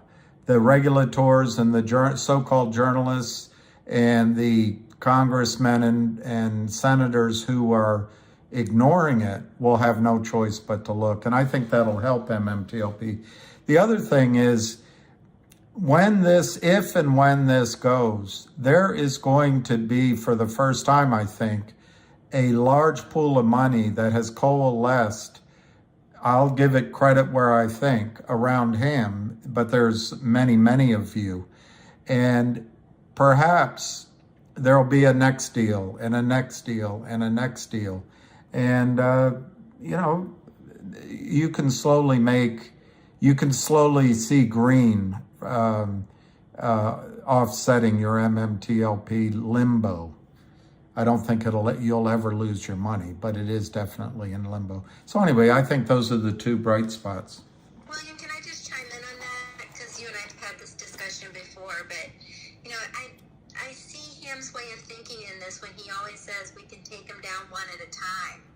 And, the fact that there was like 900 and something people on this call, you think about like GameStop, they didn't have these Twitter spaces where people can get truly educated on the market manipulation, right? So we're at a point in time right now where we really are affecting change. I mean, the fact that we have MMTLP, we have attorneys like JR's got his hand up. I didn't mean to cut you, but I just wanted to chime in on it and just say, we are on the precipice of change, and it's just exciting to be part of it. And everyone, keep the pressure up, call Congress, reach out to media, and they can't ignore this. It's like, Kramer put out today, there's been a lot of short squeezes this week, the reverse Kramer. And it's like, okay, but that wouldn't happen if the market wasn't full of counterfeit shares. So I think, we are starting to win this war on the naked short counterfeits. Caveat emptor Kramer. I will just add to what you said, and Ham's strategy, and it's my belief too. On Wall Street, money talks, the rest of it walks. And these stocks going up, when prime brokers and broker dealers start losing money, they're going to cover. And you're going to find out Wall Street isn't one monolithical wall. It's going to break into its various self-interested parties, and we can make a lot of money. I agree with that. Let's go, JR. You have the mic, and this is a man that I can't say enough about the work that he does in the background, and he's doing with, Richard, and I know that he wants to team up with you, William, so after this call, I'm going to be hooking you guys up together. Go ahead, JR. JR, you have to unmute yourself, sir. Yeah, sorry about that. Thank you, Busy, for the intro, but I really have nothing of substance to say other than, William, for some unknown reason, Richard is making me invite people to his YouTube channel. So we'd like to cordially invite you on for an hour-long conversation. So if you could get in touch with Busy or Anna, they can give you my contact information, Sure. and then I'll coordinate with you. Sure. I won't be able to add much to you guys. You're at such a high level, but I'll be glad to do it. Don't bet on it. I might not laugh at Richard's joke to begin the show, but I'll try my best. Well, listen, that's all. It's all an act on me too. I find his jokes, they're just bad. They're good. I enjoy them. I'm just, he wouldn't expect us not to tease him about them. That's my opinion. But Yeah, I'll be glad to do it. I'll be glad to do it. And, I think your efforts regarding the, whatever it's called now, the injunction that is slowing down the expulsion of Alpine, in a way, they may become moot in terms of the buy-in here, because if GTII, I think it's headed to $1.90 next, $2, whatever. But if it breaks out, there's so much more stock short that I think there could be a buy-in. There's going to be money lost at Alpine, and whoever's guarding the hen house, and I think Richard calls it a trustee. I don't know if there's a trustee, but whoever's there is not going to let it keep going. They're going to stop the bleeding, and they'll buy it in a whoosh. And yeah. Well, that's something that Richard and I and Big JR talked about earlier in the week. But I want to give credit to Avid, because Avid was the one that brought it to light. But Alpine's losing clients and losing money, and at some point they're not going to be able to pay the bills. Whether it's the continuous naked shorting, or as something as simple as everyday salaries. They're running out of money. So I don't know exactly what their end game is. They're, I guess the husband and wife want to hide assets and play reindeer games and play King of the Hill for a while longer. But this isn't going to be pretty for Alpine, or I think Scottsdale, unless they're protected behind LLCs. And then they have that weird trust. I forget what it's called, Piggly Wiggly or something, or it's got a weird name.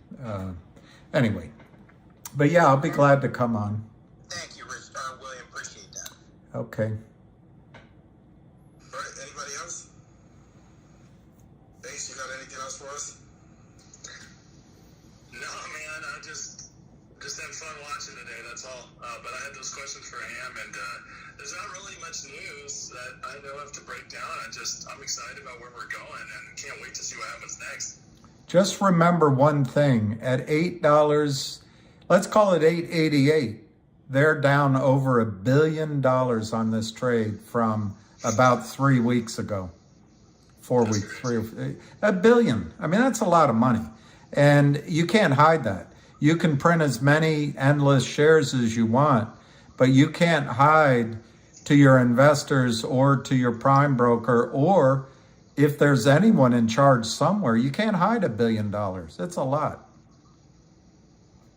Yeah, it's crazy. Is that 88? You said that's a Chinese? Yeah, 888 is a lucky number in China, but in Asia in general, 888 is a lucky number, best number. I like it. Yeah. So is it safe to say, this one's for JR and Richard, is it safe to say that FNGR won't be protecting Alpine if this thing starts squeezing and they get margin call? I think that's pretty safe to say. I mean, based on everything I've seen, and obviously the JRs are huge, everybody providing the legal stuff, that's what I'm getting it from, so you guys do the hard work. I just commentate. But everything I can tell is FINRA's is done, and so why would they protect them at all? It would make no sense at this point. And obviously, I think FINRA's probably pissed off that they had an injunction probably upheld against them by this DC court after winning every other court case they've ever filed against Alpine. So, I don't see any protection coming. I think the court system, the judges are just being careful so that on appeal or review, there's no reason for their final decision to be thrown out of court. I think the writing's on the wall. But money talks. FINRA's not going to back the losses, and the losses are going to be massive and growing. And so they'll buy it in just to limit losses. And that's outside of a judge's ruling or even FINRA's purview. It's just money. Every bad movie you've ever seen about, like that movie Rounders, where the fake Russian accent guy, he just wants his money. That's just how it's going to be. Money will take over for the legal system very soon, I think. I completely agree. And William, that was a great quote on Rounders. That's it's a great movie. I enjoyed it. I think it's a good one. Yep. Go Rich. Yeah, show the man his money. Yeah, I was going to say the only thing change I see is the courts are trying to limit the SEC and FINRA's power. So a lot of things that were adjudicated before SEC and FINRA in the past may be adjudicated in federal court. That might include Alpine. I don't think it changes the outcome. It just may change where the outcome occurs. And it might help MMTLP's case. But I'm not a lawyer, but I think it would if it gets into federal jurisdiction. Lawyers, I mean, the legal system seems to be the only honest, it's very slow, but it's the only honest and transparent avenue left to we who are cynical about government regulators and SEC and Gensler being captured. So I was going to say, as Mini JR often says, it's more transparent, not fully transparent. So it's better. The courts, and at least some of the courts, are better, and hopefully we will find the right judges, as Mini JR often says. Ace, I want to thank you for those kind words, but there's only one person in that trio that's doing the heavy lifting, and it's not Little Richard. Is it Big John? I made that up from Robin Hood, Big John. Big Bad John. I think we're going to look forward to, it's going to be fun here.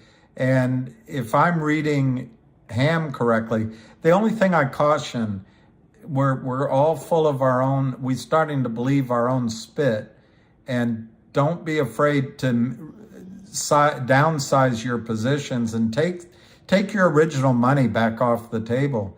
But I'm not trying to be negative either. It really sounds like if Ham's discussion today is correct, and they're allowing the Lynn partners and whoever else through the benchmark capital through thoroughfare to try to manage their own buy-ins, that's not going to last long because this is huge. So the whip is coming down very soon, and it could get exciting as quickly as tomorrow morning.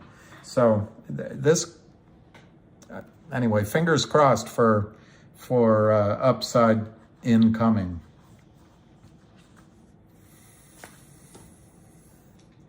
I'm almost tempted to put, because you guys were talking about movie clips and movie sayings or whatever the hell you guys were talking about. But there's one that I love, and it's by The Gambler, the movie The Gambler, Your Position of FU. So I got the clip queued up. But with Kenny Rogers? Are you talking about Kenny Rogers? No, it's with Mark Wahlberg. Mark Wahlberg. Oh, he's great. Oh my God. When he's a professor? No. He's just basically telling once you're in a position of FU, if you get up, $2 million. But I'm gonna go ahead and play it here. If you got little kids around, please. All right. Ears, because there's an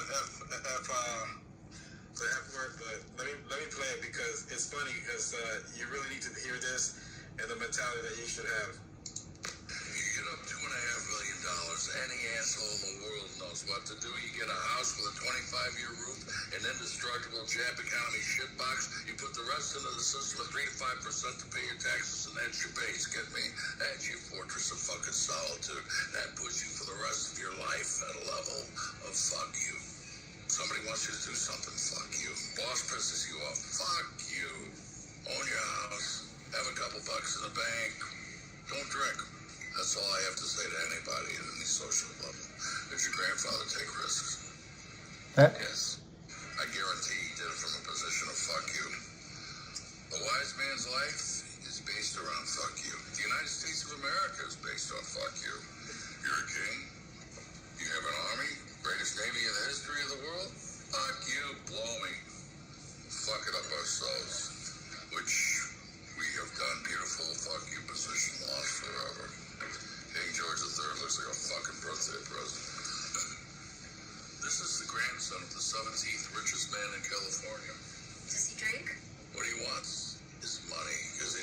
wanted to say that's it. I'm 2 million ahead. Fuck it. Fuck you. I have a car and a house and a family, and it's all paid for. Fuck you. I mean, even I did that. What's stop by Fair Blossom? I have a beer just like anybody else. Thank you. What kind? Any kind. I got 37 beers. Don't fucking put it on me. But he did put it on you, miss. You still owe large 2 places you shouldn't. Anyways, guys, That's the large overweight John Goodman. That's correct. Great. I mean, it's just a little clip there that I wanted to share. I know it's the F amazing, but it's true, though, right? I mean, that's like, make sure when you're playing the market, not financial advice, but if you get in the position of F you It reminds me of an Adam Carolla rant I once heard, which was amazing, and he talks about how there's another level past F you money, and it's F me money. In other words, you can get to the point where you can just screw up your life so much, it doesn't even matter because you have F me money. And I just always think about that every time I hear these kind of rants.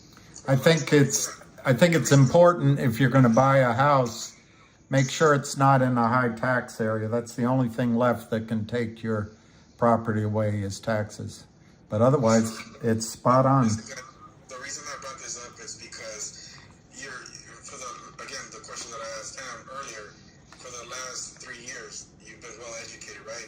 Again, especially MMTLP, your AMC Apes, GameStop, or whatever ticket you're from. You've been well educated. And I spoke to my wife yesterday, hoping, right? You hope that it gets to large numbers. We all hope.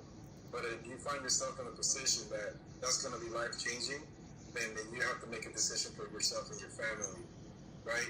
Don't make a winning trade into a losing trade. And I think a lot of us have learned that over the years now. So do what's best for you and your family, and that's the reason I wanted to play that clip, because it just relates to, 100% what we're going through here in the stock market.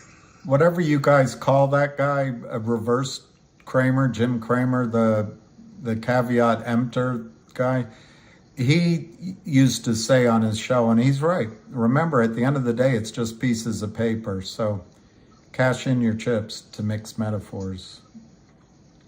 A little bit anyway, a little bit. I agree with something else Ham said, and I'll call your attention to it. These life-changing events don't come around very often. So leave something on the table. And I like Jamie's point of view. The John Goodman point of view, that you just say screw it. you go for it. Basically, you go for it. So. 100%.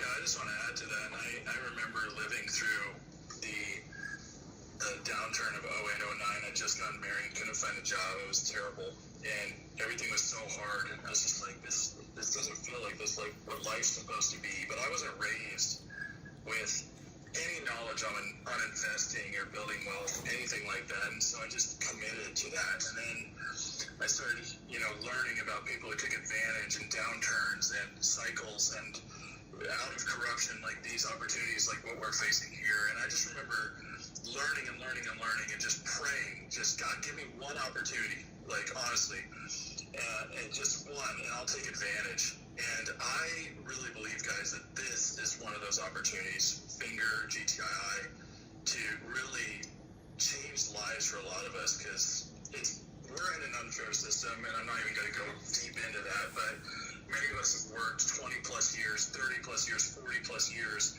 and just have very little to show for it, other than we're still living paycheck to paycheck, and it's wrong. And I think this is the opportunity to break that for a lot of us. So that's my own personal journey when I'm here, but I just thought it was an apt time to share it.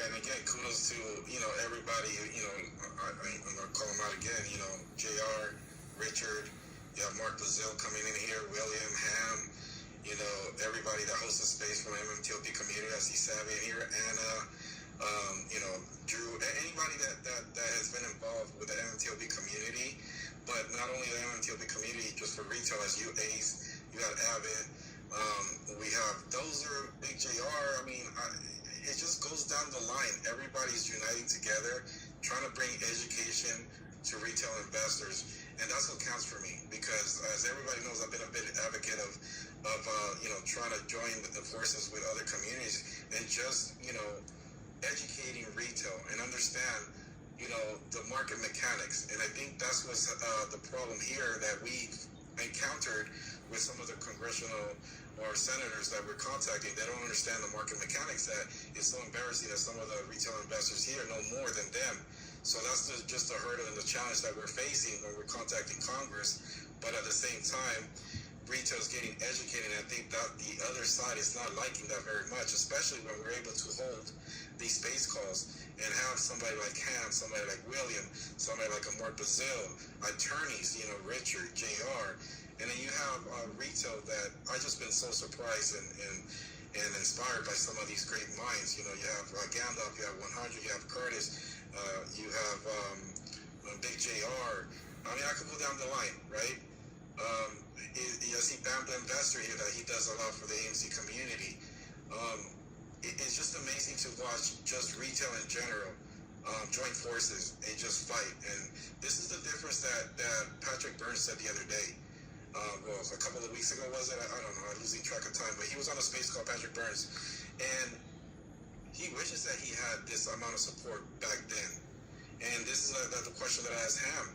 He's been fighting or been in the stock market for over 30 years.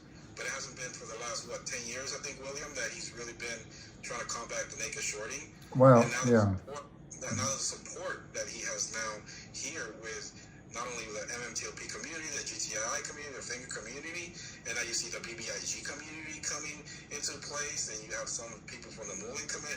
So it is, Wes Christian now is handling, at the top of my head, 6 companies. I would love to ask him that question. Has he seen this inflow of many companies coming to him, reaching out for help than years before? Because I'm pretty sure that he's overwhelmed now. I'm pretty sure he probably has to hire more staff. But we have MMAT, MMTLP, we have Mullen, we have GTI, we have FNGR, and there's one more in there. Which one is it? Oh, GNS. That's 6 to the top of my head that I know that have joined the fight to combat naked shorting. So it's just amazing to watch, William. Your thoughts? Well, the couple of things. One is whether it's your own due diligence or as a group, educating everyone gives confidence to buy shares when the stock price is down, when the criminality happens. It's an incredible thing. That's why everyone's in trouble here. And I actually, something you just said, I just forgot my other point. I'll let Anna add in. Well, I just wanted to chime in on what Busy was saying, especially when it comes to, our congressional outreach. I know I haven't been on Spaces much lately, but I have been working behind the scenes. And my complaint with Congress at this point is the staffers that I've met with and Congress, my congressmen and these are the staffers that write our legislation. And I've been trading for a year, and I feel like, I'm teaching them. And so my outreach recently has been, with my letter is this can't happen again. So no matter what happens at the end of this, these different staffers, if they're working on the House Financial Service Committee, they need to understand what has happened here with this market manipulation so it doesn't continue to happen again. I've heard, and through my conversations, they tend to agree. Yeah, we didn't know that this is even a thing. It's through this community and our outreach to Congress that they are getting an education. So please do not let up on these efforts, guys. It's working. I know it feels like we've been here for a while, but our outreach is it's being heard and it's being felt by these different members in Congress, and we need to keep up that pressure. Also, I'm glad that JR and Richard are here. My last letter to Congress and my last conversation, which was last Friday, I need to follow up tomorrow, was to push the letter through to Patrick McHenry and try, to to get him to act on this as well, but and to have these staffers educated. But also, I put forth, since FINRA is not doing anything to give us the blue sheets, I'm asking that Congress, maybe they don't even have to subpoena the 105 brokers, but they need to get a share count, or they could. If they have to, they could subpoena, but maybe by just requesting from these different brokers, they could get the numbers of shares that were sold, long and short. We don't need the people's information. We just need to know how many of these 105 brokerages, what they actually had the day they halted trading. And that might be a way to get our numbers. So hopefully, something will come out of that. Just that's what I've put forth, and maybe JR or Richard could chime in on it if you have any thoughts on that. Anna, that's exactly what, and I'm not taking credit, but I've said that for the longest time. We don't need the breakdown. Just give us the macro number, the global number, and we can go from there. But, and I'm not trying to take credit, but you're 100% right. It's, well, it's not. I mean, this is just through conversations that have been over the past 7 months that these ideas, come to light, yep. And I'm sure through our conversations, but I don't think that that's been something we've pushed forth to Congress. So no, it's great. That was my latest conversations, and I'm trying to work on that. I think it's a solution. Thoughts on it. It gets away from the problem that FINRA is trying to protect individual broker-dealers from disclosing the depth of the black holes in maybe 3 or 4 brokerage firms. But I want to say one thing on the education side, what you were just saying. You guys as a group know more than most financial experts, so-called experts, about this issue in particular. And it's partly on purpose, because the bankers, the banksters, want you to think you need them and that you need their expertise. But anyway, I think you're taking the blinders off and seeing that you can trade as well. So sorry, Anna, I interrupted. You were asking Richard and JR to talk. No, not at all. William, you were with me in Congress. Maybe you could chime in on your thoughts about the different people that we've met with, and these are the staffers that have sat down on the meetings with the 17 staffers that met with FINRA and with James Angel. So, you and I both witnessed it. We heard it straightforward. We didn't even understand this, right? Like, this is all new to us. And so these are the people who are meeting on our situation, and they're beginning to understand it. And I have a list of the ones that I've met with that I think get it, and that's what I'm going to just continue. And I think we should, as a community, to push for. Like, how can they protect us if they don't even understand the wrongs that are happening? Jim Angel is thin beer. He's there was a witness in the movie The Verdict who came in. He's just like that guy. There's no credibility there, and once we pointed out, he's not a threat. This knowledge that you're sending out on, and all the hard work, and then building one office of support at a time, that's what's going to win out here. And this, as I've said to Ham, once seen, once understood, this fraud, this theft can't be you can't close your eyes again.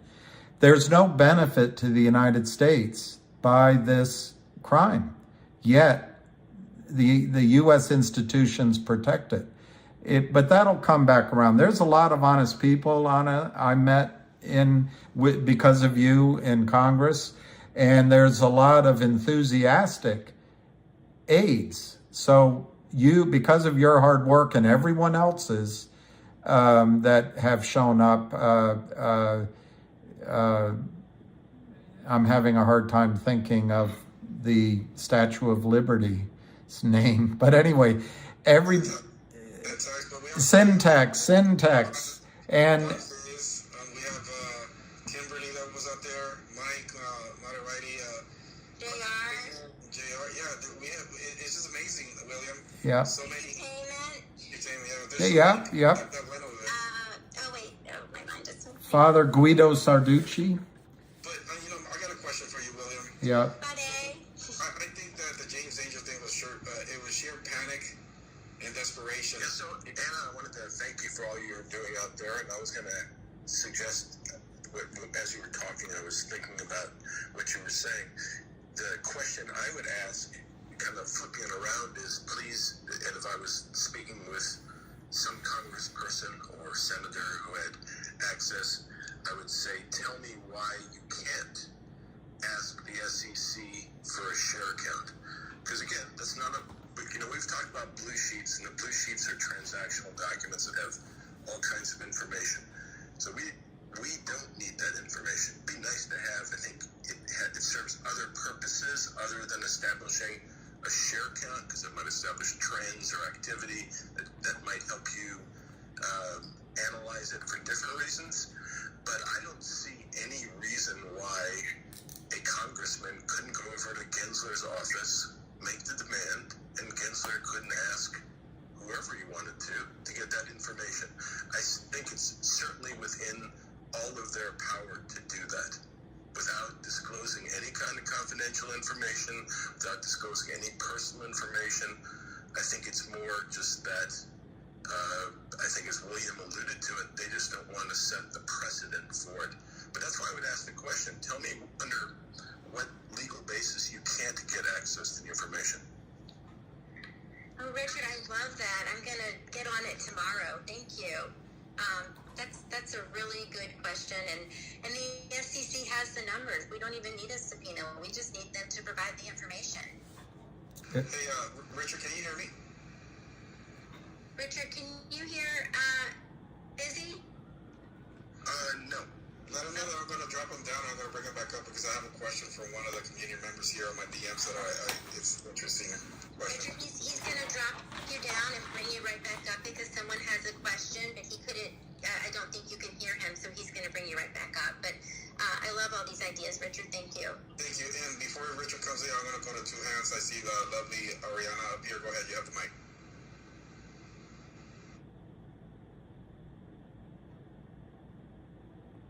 Ariana, can you hear Busy?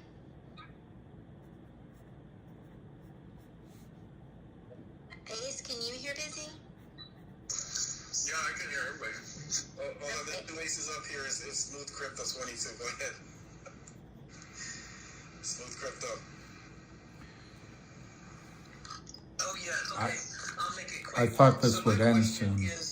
I feel like that, say, for example, if a security is under, and this is, I think, something that we should, I guess, legislate as retail investors. I believe we should have this. And what I'm saying is, I think that if a security is under securities fraud investigation, so that could be insider trading, any type of securities fraud, right? I think that it should be a requirement by the SEC for the actual security, which would be the company, to provide a weekly audit report disclosing the progress specifically of the investigation. They would be able to provide us enough details where we're able to understand what's going on, because here's the thing.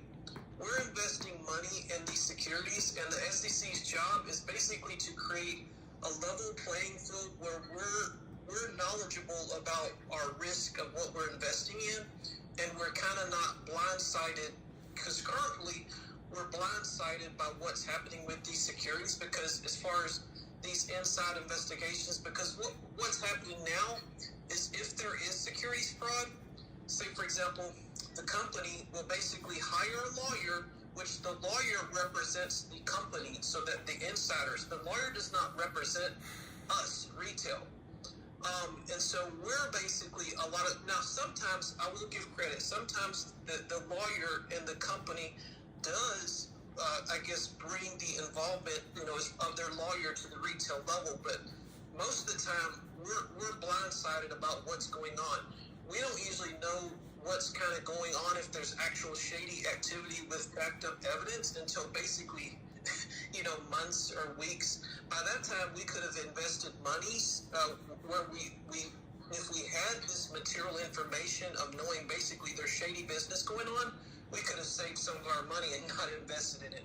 So that's just a suggestion. But the other part that I was going to say was I feel like if there is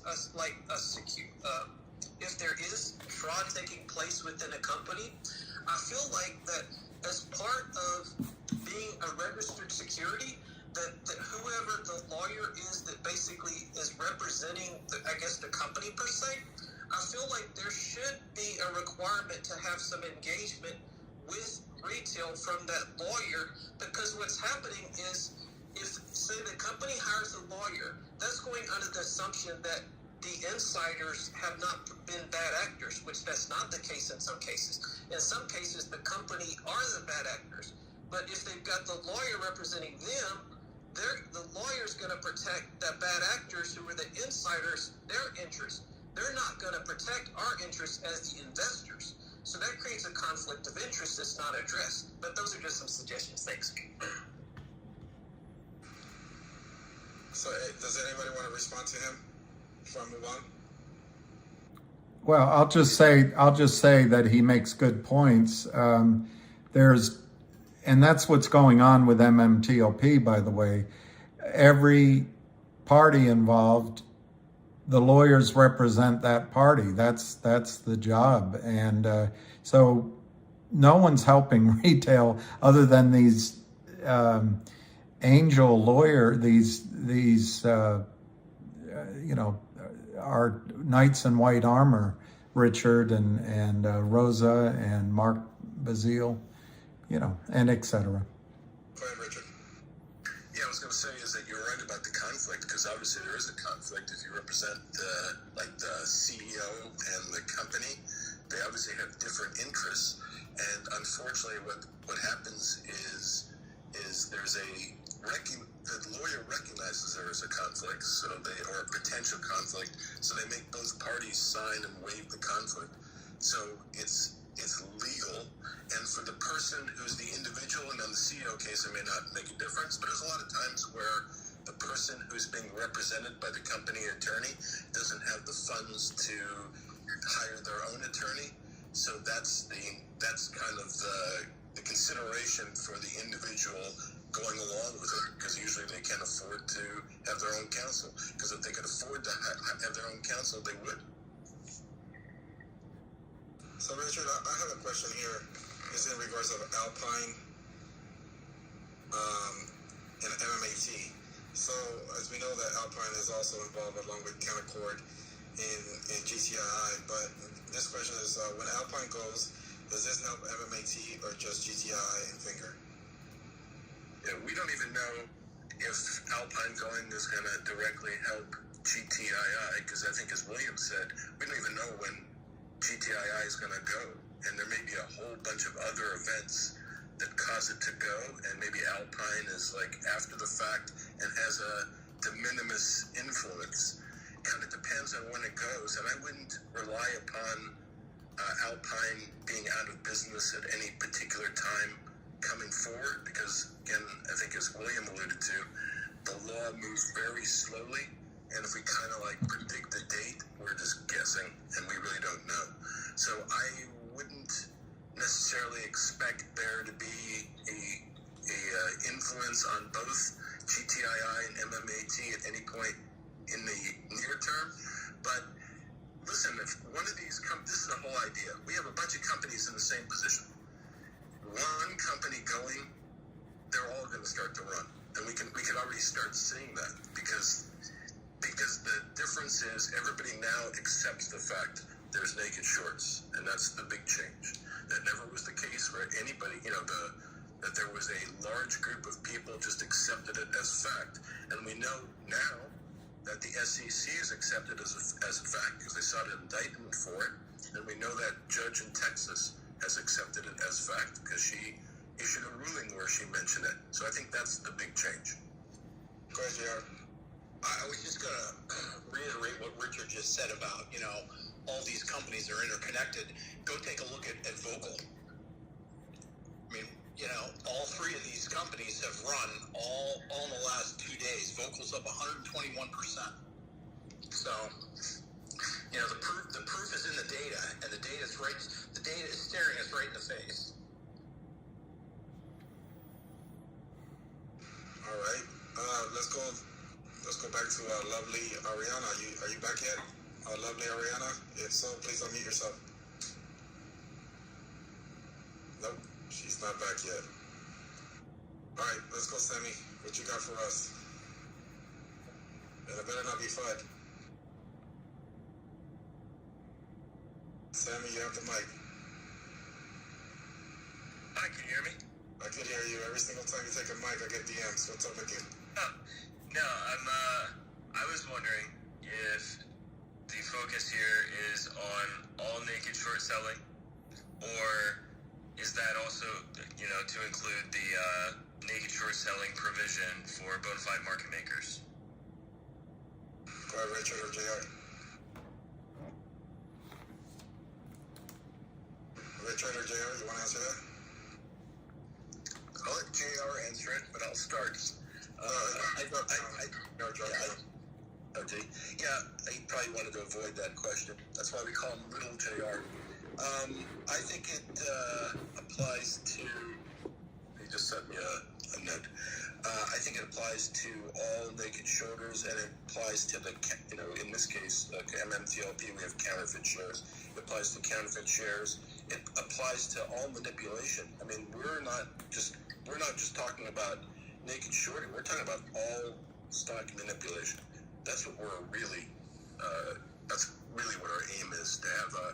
You know, we all presume that maybe the field will never be balanced and fair, but we want it more balanced and more fair. And that's, so whatever category that equates to any form of manipulation, an unfair playing ground, that's what we're aimed at trying to alleviate. Thank you, Richard. Yeah, thank you. I think that's a very fair pursuit. And there are more forms of manipulation than just, you know, naked shorting where it exists. But I think that it is important to recognize the provisions for market makers, and that carve-out is there for a reason, because they're not speculating on directionality of price, and they have no interest in directionality of price. They're there to facilitate liquidity. So it's an entirely separate issue in my mind. Well, can I just chime in? If the market maker is also a hedge fund like the Citadel, they do have a conflict of interest there. 100%. Not only that, but there's too many loopholes that the market makers have at their disposal. And, you know, product sample is one of them that they definitely need to get rid of. If there's no shares, there's no shares.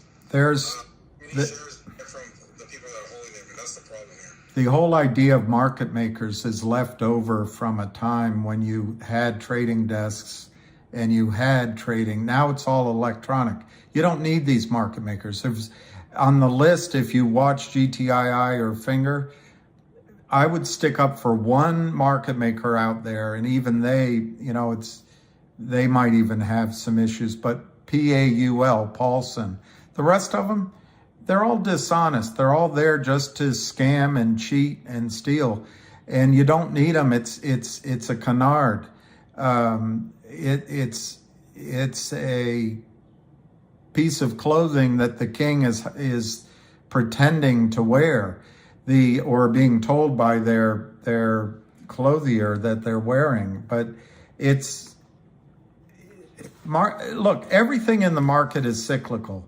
And the greed and the theft and the lying and the stealing has happened before. That's why Franklin Delano Roosevelt put one of the most devious of men who did he legally did it, Joe Kennedy, devious in the sense of trading in the market against the public. He put him in charge of the SEC. And this cycle will come back the other way as soon as retirement funds, I hate to isolate it, but as soon as women understand what's happening to their money, Congress is going to be on marching orders to change this. And it's because of all the work you guys are doing. Anyway, I'll stop on that. But this idea that there's bona fide market makers, there aren't any anymore. If you come back with trading desks inside a brokerage firm. You come back with the uptick rule. No, there is no liquidity provided. Why is liquidity always on the downside? Why, and with all respect to Mr. Frommer, who I like very much, but he used to hold the view that the reason for these sales is because when retail overwhelms the computers with buying, the computers automatically issue stock. Well, all right. Why doesn't it happen in reverse? When the criminals sell, why don't the computers automatically buy? It's because there are no market makers anymore. There just aren't any. It's a loophole to allow criminals to thieve from you. And the bottom line is, and as Anand has educated people and everyone here is, the bottom line is there's our United States markets, financial markets, can't take much more of this abuse without collapsing. And it's a threat to your lifestyle, your future, your children's future. Our markets need to be cleaned up. And with that woman statement, you stirred up a couple of women in the community. I didn't mean it. I don't mean it as a bad. I don't mean it as a bad comment. But you want me to read you one? women have more power than men. I'm telling you, women have more power than men when they go in front of Congress. They're listened to. If a man shows up, particularly a guy my age, he's crazy. That's all I mean. Women have more power. We know that. Go easy on William. Because it's true, especially if it's a white man in front of Congress. So I'm going to leave it at that. I actually got to go, guys. But this sounds like a fun pot that might get stirred. I'll have to listen later. Take it easy, guys. All right, Ace, listen, are you going to go live today? So maybe some of your fans on here could listen to your YouTube live later on. I have a feeling I'll go live later tonight, yeah. So for you late night owls, and kind of everybody right now, since we all can't sleep, I'll probably be on. I'll be there. So thank you, Ace, for joining in. Thanks, guys. I want to go to ARCA. ARCA, I love your TA, technical analysis. I know that, Ham deals more about naked shorting, but I really want you to concentrate on Finger, give it to us, and then GTII. Thank you so much for having me. Yeah. So we've been actually covering FNGR on the lives, and I'm coming on around 7 a.m. Pacific time. So so far, let's see. So we were predicting a potential close at around 7:02, right? We ended up getting a high of 7. If we can push to the upside here, guys, this was a really critical moment with that immediate downside that we faced in the last 5-minute candle. Right, so with that flash to the downside in the immediate recovery, that helped a lot with momentum and volatility. So I'm thinking to see if we can touch tomorrow upside of about, dare I say, 804 to around 864 is my next target. So ARCA. Sorry to interrupt, but do your charts count pre-market and aftermarket, or it's just during the day? No. I do intraday and pre-market. Okay. As much information as I can. So, and I didn't want to interrupt. If this stock goes to 702 in the aftermarkets, that's not enough for you. I'm sorry, I don't understand. The stock's trading right now, and it's going to trade for another, hour or so. What if it goes over 702 in these after hours? What if it goes above it? Then that's great. You do take that into account. All right, I'm sorry. Yes, I understand what you mean now. Sorry, William. My apologies for not understanding you. But yes, my algorithms, momentum and volatility all account for everything in the after hours as well. Good. Okay. Thank you. Yeah, we definitely need that. No, not a problem. Any questions, please? I'm more than happy happy to answer. Well, I'm gonna let you continue, but William, can you get me a little bit of feedback? Can you mute yourself? Yes, sir. Yes, sir. Thank you. And then, Savvy, did you want to chime in before or after? You know, I just wanted to say, Ark, I just started listening to you, and you were on fire today, mister. You called that dip at 623. I've been trying to get into finger at the right time for days, and I set my buy order in at 623, and that wick dipped down and grabbed it. So I'm in. Thank you. I just wanted to say thank you, and I TA with some really good people, but your TA's been on fire, mister, so thank you for that. Oh, you're very welcome. Well, let's give Arca a chance. No interruptions anymore. Go ahead, Arca. You have the mic. You're very welcome. Very welcome, Savvy. Yeah, team. Yes, I did say that we were potentially going to drop to the 623 level based on an immediate short-term time frame extension of volatility. So we were already kind of overextended in the short-term time frame. But again, just to kind of repeat what I'm looking for as far as tomorrow is with the current trend. Please remember something, team. I'm quantitative by nature here, and I'm practicing my original way of the markets, right? I'm doing a lot of discretionary, which is what I started with before I went algorithmic and quantitative. So the practice that I'm doing here live is that sorry if you can hear my little boy, is that of momentum trading and scalping. So that discretion hasn't been shown, for a while here, but it's quite exhilarating to do it live again and show that it is a possibility. 804 to 864 is my target for finger, but go ahead, brother. Sorry. If you need to take care of your kid, but your little one, by all means, go ahead and you could pause and continue on when you're ready. Thank you, my brother. Let me see if I can get this guy go for a bit. Hey, buddy. All right, hold on just a sec, team. I'll come right back. Sorry, guys. I got little ones too, and I understand. So when they get restless, you have to take care of them. And I really want him to concentrate and let us know what's going on in finger, but not only finger, GTII. Like Savvy said, he is a machine. You want to fill in anything that you have, Anna, Savvy? Any updates from the morning that the MMTLP community should know about while we wait for Arca? I guess it's worth waiting for his numbers. I think we're good. We had a great discussion this morning. Talked about the markets, talked about, MMTLP, potential resolutions. We talked about cash and lieu. No, it was a fantastic conversation. People were awake, had their coffee, and it was great. So for any of you that haven't checked out our morning space, it starts at 8 a.m. Eastern That's it, time. Fritz. So, I think you have to decide, do you want to scalp and trade, or do you want to be there for the move? Today covered, I think, more than a dozen different. But you can use stocks, and so you can use his targets to do some of your trades. I usually don't, and I finally dipped the toe into finger, so I because in at the right time, and just haven't been able to feel comfortable enough to jump in there. But I did. He called out that dip, and I bought it. So I'm in it with you guys. Yep. And I see Jared. Jared's in here.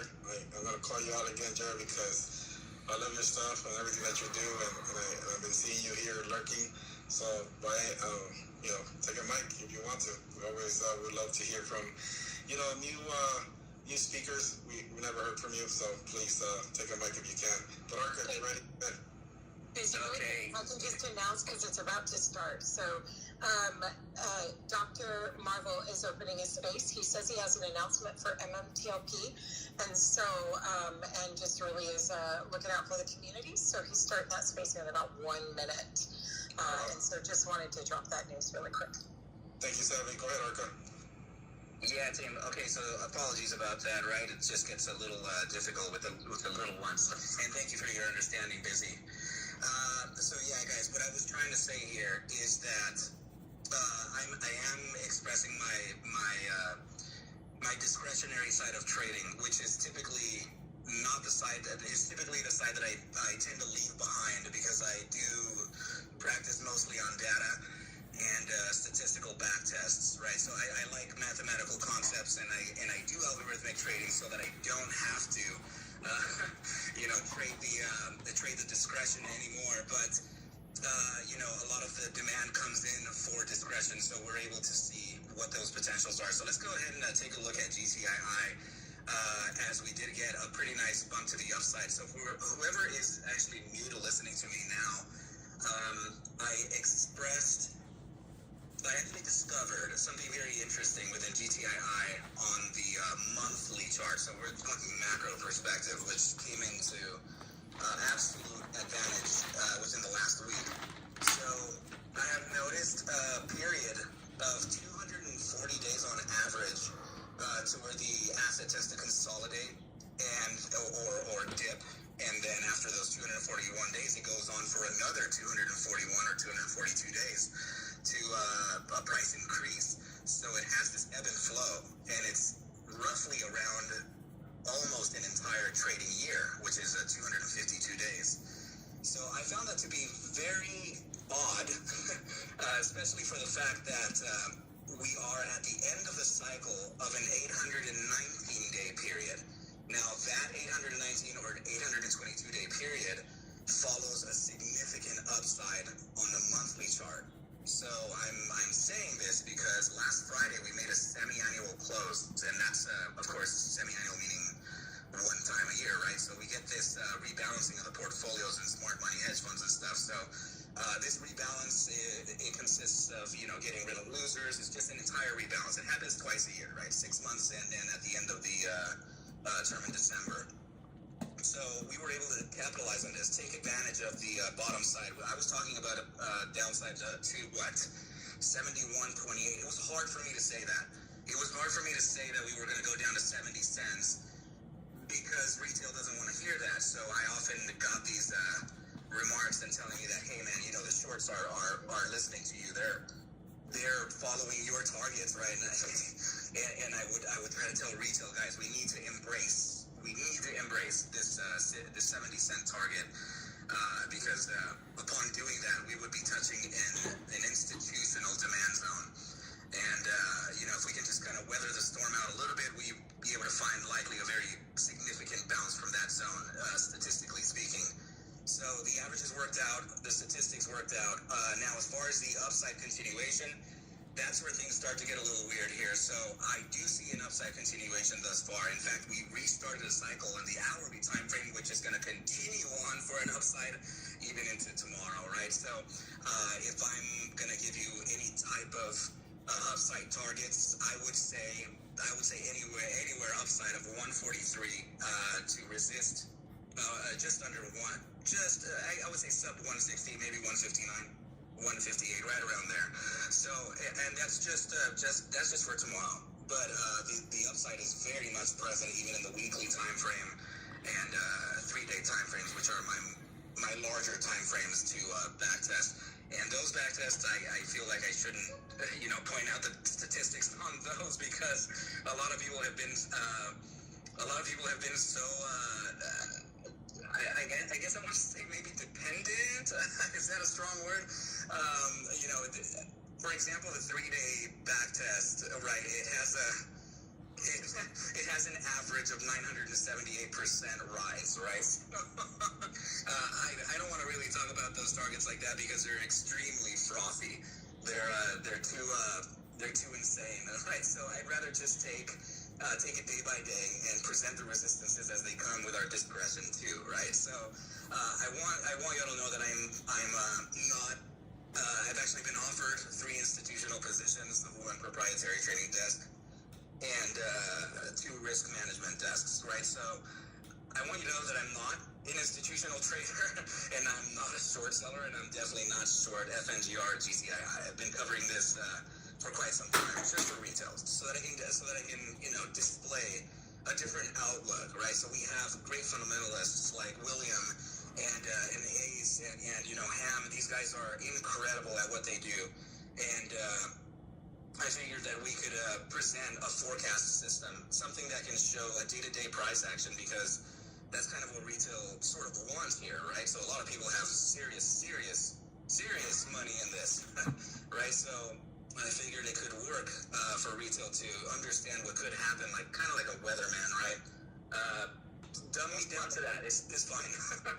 That's why I love having you on here, Arca. But do you have a Discord that you teach this kind of stuff, where you go live, that people could follow your technical analysis?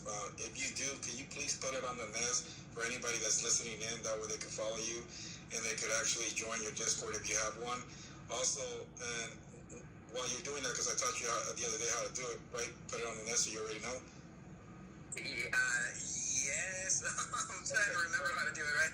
If you compose a tweet with your Discord, just go ahead and click on the tweet, expand it, point to the arrow pointing up, and you'll see the space called title. Just click on that title. But right. I don't want you to leave before talking about Finger, because you cut off. Can you continue on with Finger, and where do you see the upside and anything in regards to Finger? Yes, absolutely. Let's go ahead and do that. I didn't touch on the larger term time frames. I was talking about the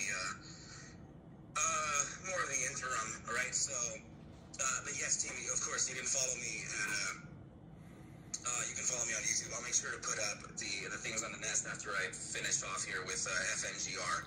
So we were expecting a pretty frothy close. We were, 702 was my target initially, right? We ended up touching 7 dead on the money, which was essentially the resistance that we were talking about in yesterday's video. So I'm trying to cover FNGR on a daily basis, a video and live, right? So the resistance level that we faced today was in fact what we talked about. Now, the pullback that we wanted from the initial, I've been noticing that the asset moves back on average, or spot 8% to around 5 spot 2, and that actually gives a nice little retracement before a continuation to the upside. I think we're at about 4 days consecutive now.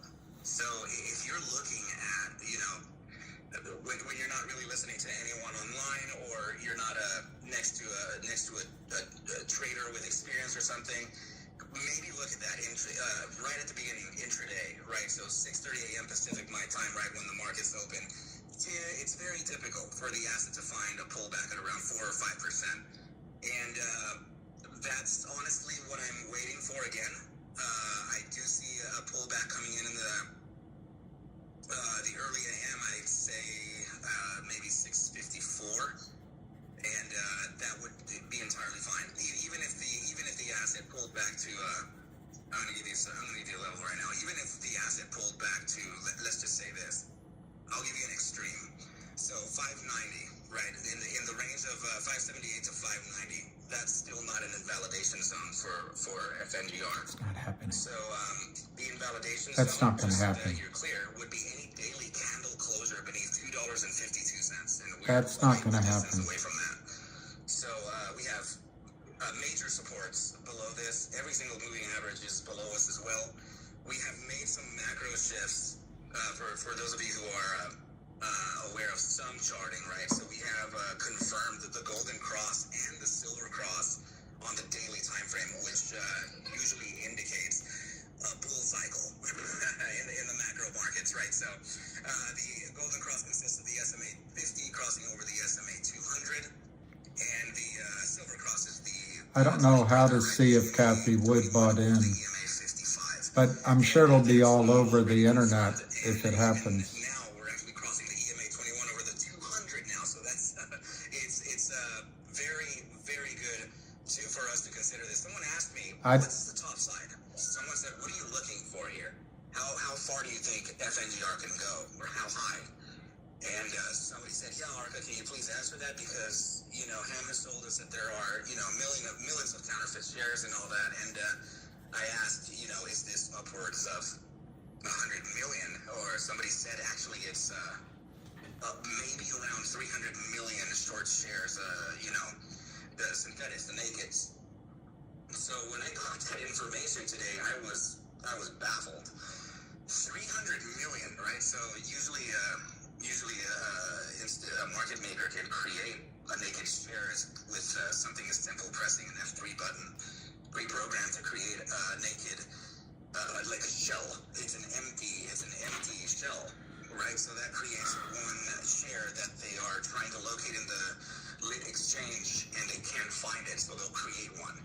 So Yes. for them to be able to locate whatever's trying to get covered. Yes. Right. So 300 million times that button.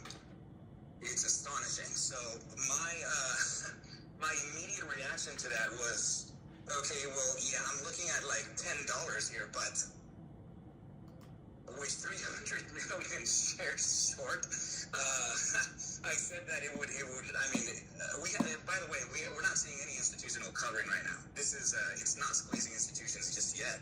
We're looking at pressure on retail whales. When you see institutional covering, especially at these numbers that they're presenting, I mean, it's very speculative here. Of course, I don't have any statistical backtest to present what I'm going to say, but I could easily see this $100 or more, right? So, yes, it could potentially be worth that. Well, let's say conservative, okay? Let's just say 100 million, right? Because I think the estimated was 140 million, 143. Well, the last number was 153, but chop it down any amount you want. Let's go 100 million. 100 million short shares in the price action currently. Oh man. When I said $100, I meant as in a resistance at $100, meaning that would be temporary. So if we were to meaning that if we reach 100, because that's a psychological level. So we're also The good thing to know is there's a lot of people that do this same analysis before they invest. So it's good to hear his point of view. But it's tedious. I like him, but as raw as price action would be holding the price back. So the guess here of $100 with 300 million. yeah, I'll say good night soon. A resistance, meaning that it can still 47% mark short. Talking about 140, 150 million shares short, then my top side would then shift to around 100 or 150, with the resistance being at around 60 or 70. So, but it's just highly speculative, though. Please, team, do not. I actually think it'll go higher than that in a spike. In a spike. I feel like I'm just making sensationalist remarks right now, saying $100. It's not sensational enough. It's just in my experience and seeing Rocky Balboa. major short positions, things can get very violent, and if you are not an advanced trader, I agree, Brazil. But I also caution that you should have taken, by then you should take at least your original money off, if not a nice profit. I'm sorry, limit order. So, I mean, the thing is that we want it to happen. And in fact, if you have your limit orders in right now, as an entire group, you're essentially pressuring price action to the upside, where you're going to expand the bid and ask spread by putting your limit there. The problem is that in high volatility, the limit orders can sometimes be skipped. You would have to Everybody's trying to make a living. as volatility expands and price action continues to the upside, you can tell that volatility is expanding because your bid and ask spread is also expanding. So you're getting enormous amounts of short positions trying to double up. I don't know how much more I can listen to. He's very good. If this thing actually starts covering, you would experience a lot of volatility. I'm talking jumps of $10 jumps up and down if it really starts to institutionally cover. So in those events, that's where I'm saying that it may be a bit difficult for you to find a limit It is order. exhausting. Of course, we have to try, because the limit order would be your rule. Exactly, Kitteridge, Kitteridge. But the market would be subject to the bid and ask spread. So sometimes these It's important. It's important to have guys like Avid and Arca to. Yeah, please go ahead. Okay, so let's go with. I know that our CT deals was first, then we'll go to Just, and then we'll go cryptosexual. Go ahead, RCT. RCT, you there? You gotta unmute yourself, sir. right, buddy. I'm ready. Raziki. All right, go ahead, Just. Just, you there? Alrighty, crypto, you're next. So, you guys are, when the question always comes up about, you know, the targets, I know everybody gets very, very bashful and timid, and they don't want to throw anything out there because they don't want to be accused of misleading anybody or losing credibility. But you don't really need to worry about that. What you need to do is look back at what's happened before. You look at GameStop, right? GameStop in less than 2 weeks went from $4 to over $500. Good point. And you have to ask yourself, do you feel lucky? Earlier, you know, he sold it like 120 or 115 or Well, something, do right? you, He didn't know it was going to go 500. He wishes in hindsight he would have stayed in, but you sure, as I saw in one of Ace's videos, he talked about layering out as the price goes up. But don't discount how high this can go. Exactly. Because, you know, I know retail is not going to be buying at 60, 70, 80, 90, 100, 200, 300. They're not going to be buying. The short sellers are going to be buying. Exactly. They become forced buyers. That's your buyer. That's right? it. So, you know, I know nobody here is going to, like, if you didn't get in at this price or in the next few dollars, you know, you're probably not going to say, now when it finally takes off, I'm going to buy in at 100. No, you're going to say, I missed the boat. But then it still may bump to, you know, 300, 400, 500. You just don't know, because the amount of shorts out there is so big, so enormous, that they have. This guy's name is Crypto something. They wait to cover and buy those shares back to close those positions, the more it's going to cost them. So they basically start to panic. They have no choice, right? So when the cascade happens, they all have to cover all those shorts. Now, some will come in fresh, right? Some other institutions will jump in people at 200, 300. They're going that way. Before, and then I have to go lead them. Right?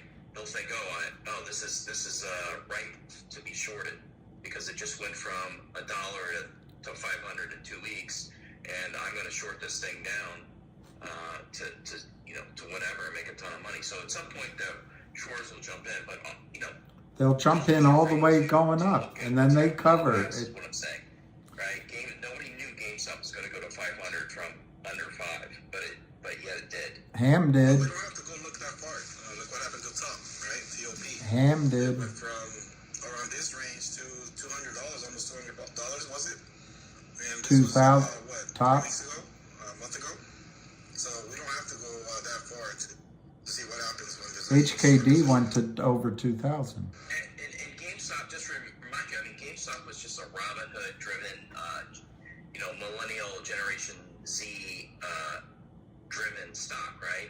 I think you have. I don't think that's 100% right. Media since then, and we've also got a lot more people that have opened their eyes to what a short squeeze is. A lot of people, partly right. You know, that are in their 30s, 40s, 50s, and 60s that are saying, hey, you know, these 20-year-olds were onto something with GameStop, and then they parlayed all their profits into AMC. So then they drove, you know, that was the next one right after. And just like we think that they might go from Finger to GTII, they went from GameStop to AMC. All the same investors parlayed their profits in AMC to try to repeat what they did. And it's happening now with Wolf, right? Wolf, you heard him say earlier today and a few days ago that there's investors in Wolf that sold and are dumping their gains into GTII. And I gotta agree with you. It almost feels like the same situation here with Finger and GTII with AMC and GameStop. Let's go to other hands. I do have. Oh yeah. Please go ahead. Let me just answer this one real quick. There is a institutions. The other name for it, hedge fund, right? So they're and thank you, by the way. I understand what you mean. So I'll go ahead and share with you a more accurate target, right? I can, and I have them. I have those targets already. Just so it's just, of course, like you said, finding to be a little timid here. But yes, I can provide them. Before I do that, everybody knows you're not a financial advisor. Everybody knows that this is educational. We had our part with him explaining the naked shorting and the naked precision here, and his contacts will tell him. But I like bringing you in because there's also a technical analysis side to every stock, right? And that's why I love having you. I love having Vincent on here. Let him say the targets. I love having Avid here. So don't ever be afraid. Everybody Let's just should be adults and get to the point. This is not financial advice. He's just giving you his opinions of what his algorithm in his computer is telling him. So go ahead, Arca. Yeah, team. So the term is really within the name, right? It's a hedge fund. So while they would cover, right, you have to know that they have several institutional traders in their top floor and in their trading floor. So when you have a short bias trader, you'll have a short bias trader who is systematic and algorithmic, and you'll also have a short bias trader who is Tom, that's right. You will also have a systematic long and also a discretionary long. So that's right, Rita. Getting both of them, covering and also buying. So you would, I mean, they really would be this ambidextrous, right? So it's while the narrative is to know that they do have to cover, that is absolutely true. They do, right? But they can increase their margin amounts. I'm just saying this so that we can be prepared for this, right? So they can increase their margin requirements by longing the asset and trading the trend as well. So they themselves could manipulate the stock downward and upward, right? But the thing is that when you get up against, let's see, hundreds of thousands of retail, that starts to become kind of a serious challenge, and you would need a heavy pocket for that. So this is where institutions like Melvin Capital, right, they didn't survive it. So the smaller institutions would collapse first, right? So it'll happen in a cascading effect, but starting from the bottom ones to the top ones. So the top ones, I mean, you can only imagine that their margin requirements are just immense. But just to give a quick little outlook here, there are ways for us to determine, based on geometrics, what the upsides can be. Please. So, one of the targets. Just state it. Sorry, guys. Just one of the targets that we can. Yes. What are the targets? That we can look at would be around 41.47 as one of the first resistances, which I think could be about 3 standard deviations away. So if we use then the all-time high, which is $17, to the very low, which is $17.20, 17 cents, and extend all the way, then we're starting to get that target that I spoke about, around $70, right? So that would be 77.74 at the 4-spot 618 Fibonacci ratio. Now, in order for me to determine where the price action can go from there, I can use a multiplier of 2 of the 618 targets, the 4-spot and the 3-spot. So from there, this is where it gets into heavy speculation. What, 144? The topside targets I'm looking at here is because of high volatility, the resistance that I'm seeing is 105.7 cents with the top side to the 4-spot 618 at 138.83. If it does cover, of course. Right, so it's entirely conditional, and it's really it has to meet a certain criteria in order for it to catapult to numbers like that, right? Because at some point, it's going to not make sense, right? I mean, the market cap on FNGR. This is ARCA. Berserko here, Man, little guy's just yelling yoo-hoo over here. As I'm yelling $100 target. Right, it was right on cue. It was. So, thank you, by the way, for letting me kind of explain that to you too, right? So, please go ahead. Any other questions? No more questions. And the reason I love for you to. No more questions. Because everything changes every single day. Your charts. No more questions. Show something else tomorrow, but as of today, it may be showing this and what you're explaining to the listeners. But this is why exactly I wanted you to post on the nest anywhere that they could, view when you're teaching, because this is knowledge that I think retail investors, not only with options here that, you know, a lot of us don't understand options, or we're barely getting into options, we're understanding options, but also the technical analysis part of charting and looking for those high and low points in a stock via technical analysis. So this is why I love having you. That's great. Can we go on? Are we almost done? One more little caveat, history lesson on that AMC. Oh. Sorry, on the GME. Which Ham called at $4, except for the people. And no chart did. Driven social media campaign. By the way, that was you can't really put that on Twitter. I think it was all pretty much on Reddit that drove that. But after they drove that up 100x essentially in less than 2 weeks. Okay, so then all those hedge funds piled in with their shorts who weren't part of the, probably didn't have any money in the game, and they thought, oh, okay, we're going to ride this down. So they wrote it down from 500 down to 50. All right. So sure, they knocked it down from 550 in the same amount of time it took to get from $5 to 500. However, guess what it did within a week or so after that? It went from 50 back up to 350. So it really had two squeezes back to back. Like in a month's time, if you were well, I agree with that. Every one of them does you that. could have had two major profit taking events right back to back. It was just like two fast striking, hard hitting short squeezes. So if you go back now, if you look at the charts now in TradingView, they're not accurately reflected because they have done stock splits since then. Please stop. So it looks like stop. It looks like GME never got over like 120, which is not accurate, right? He's good, but or maybe go to a tool that shows you the we got it. I understand. Because now it's all messed I up understand. based on the stock splits, but I understand. So I'm only saying that because if this happens on either of these, the people that take profits at the top, if the institutions come in and they do short it all the way down again, You get another chance, another bite of the apple. We got it. My profits right back into the same damn short squeeze and ride it back a second time. So it's good advice. We got it. You miss Very good advice. Even if you get in on the first time, there could be a second go at it or second bite of that apple within a couple weeks after that. Got it. Let's go to Robin. Robin's actually going to be my last speaker. Thanks. We're running over here for almost 3 hours. Go ahead, Rob. Hey, it's Dave the best for last. I'm just having PTSD here with everybody talking about the shorts they're going to cover and they have to cover.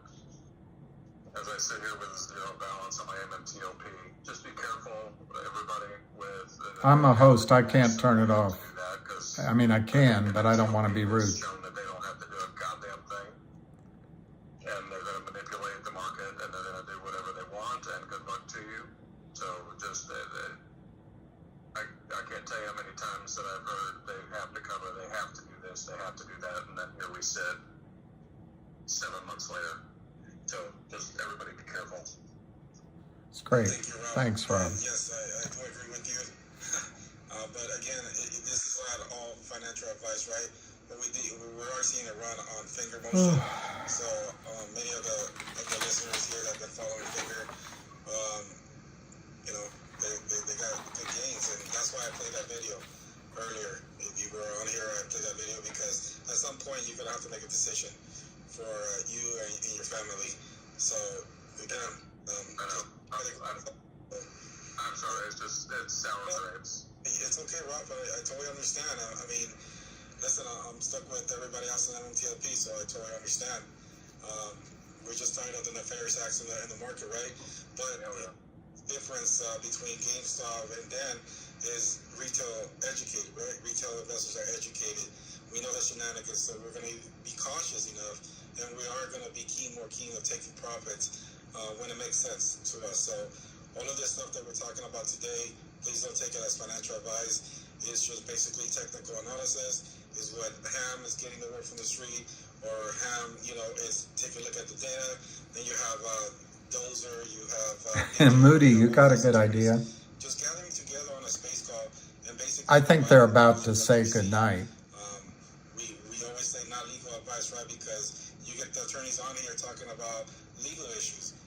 You have to agree with me, Rob, that we aren't being educated. A lot of the stuff that we talk about in these space calls, we're just blown away. And that's why I get so engaged and 3 hours goes by like this, because the conversation gets so engaging that you're just listening and soaking all this information, all this knowledge. And I think that's the point that we're at now, that retail now is more educated than before, so we're able to make wiser decisions and not, depend on hopium. Even though Arca is sitting here saying about $100 and something. Listen, if you're good at $50, you're good at $25, please take the profits and do what's best for you and your family. You don't have to wait for those high numbers. He's just explaining how that chart is playing out with his algorithm and his computer or whatever system he has. Yeah, no, I get it. Sorry. And no, you don't have to be sorry, Rob. You're good to go. You're not coming over here and spreading foot. You always come over here and up on the speaker stage and make great points. But yes, I agree with you. We all have to be cautious because nothing's promises, right? I'm tired myself of hopium, right?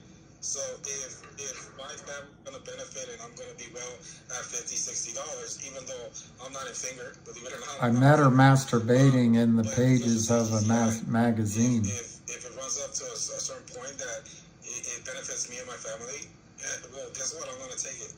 Because it was an AMC. I was like, hey, to the moon, to the moon, to the moon. Well, that moon never came. But I could have sure done sold at $60 or $50 and made a great profit. So that's the difference between then and now. Retail investors need to, stay educated, and I believe that's what these Twitter space calls are doing for us as the MMTLP community, as we're expanding to other communities. I think this is what's happening now. Yeah, in fact, you touched right on something that I was also being timid about, man. Rob, I'm speaking to you, bro. Thank you for saying what you did, because saying things like that is very difficult to express, right? Especially when we have a lot of them line. But in all reality, to just expand on what you said very lightly, they don't have to cover technically, right? Because their margin calls are very much different from retail margin. So when a retail investor gets a margin call, that's a notification on your phone and your email and your whatever, telling you that if you don't do it within the next 25 minutes or whatever it is, to deposit more funds or liquidate position, then you are subject to relinquishing all of your assets or whatever to cover the margin requirement. So now, institutionally speaking, it's more of a slap in the hand. So they and it's because of a not so desirable system, and they would get the margin call, and they would be told that, hey, you're reaching the margin area, and we're probably going to need you to deposit funds or maybe liquidate whatever position you feel that's at a loss if you're whatever, but you have 2 or 3 days to do so. So please go ahead and try your best, right? So they'll gather the funds in 2 or 3 days, and there it goes, and then they continue again, right? Which is just more nefarious activity that we're being subject to exposure, right? So I just to put it into very light terms, it is like that, unfortunately. You see Alpine flying how many times? 35,000 times? Yeah, exactly. Guys. Flying 35,000 times, so Rob, you make a great point, right? Yep. It's just what we're dealing with now in the financial markets, but the pressure's there. So again, a lot of us started watching Finger when it was $1.50, $1.60, and if $7 is your comfort spot, hey, God bless you. You made your profit. Move on. If not, stick around. I don't know. I can't make that decision for you and your family. Busy. I just want to, if I could just say a couple of things. I understand where Rob's coming from, and I don't want to, that's why I constantly say, take some money off the table. But these opportunities don't come around every day. Trading is there all the time, but a chance to see a stock go from $4, $1.44, and maybe as high into hundreds of dollars in a spike doesn't come around very often.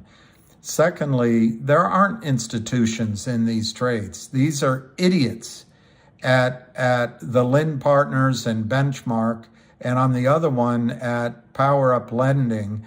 These aren't the trading desks that Cohen has or Griffin has or other places. These are just thieves who get gullible CEOs to sign a note, and then they give money in tranches, and then they just destroy the stock.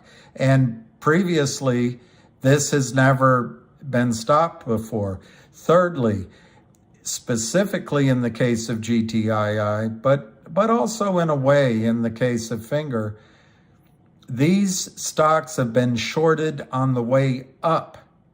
GME and AMC were shorted on the way down. There was a lot of money made on the way down. I don't buy it that it was simply a Reddit meme that drove these up. There were covering in the stock on the way up, but you did have big players in there, and big players, when the stock went up, shorted it back down. The headlines about the losses were there, but there were no headlines that Ken Griffin and was it SAC bailed out Melvin Capital and the rest. They made all the money on the way back down. And that's why these stocks, when they rally, they're able to make it on the way back down. There's nobody in GTII or Finger like a Ken Griffin or a Stevie Cohen or anybody like that in these plays. There's just no way on God's green earth that somebody's going to come rescue these trades. And I guess I had one other point that I can't remember, but I guess I would just summarize. Once you've taken your money off the table, or more than your money off the table, why not leave a little bit and see what happens if a squeeze comes? I know what I wanted to say.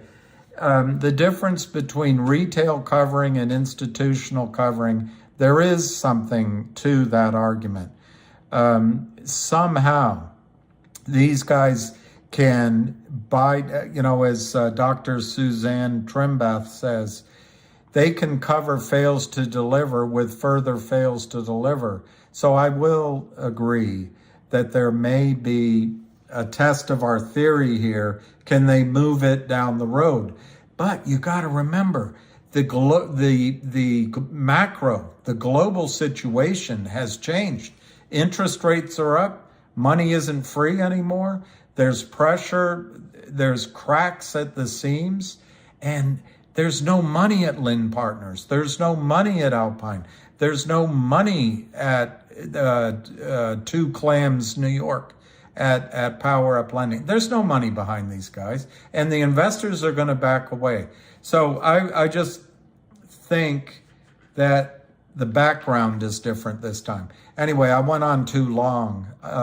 Don't allow your previous bad experiences, which I've experienced as well, to diminish your enthusiasm for the possibility with a small piece of your position could make you a lot of money. And sorry, Busy, I went on too long.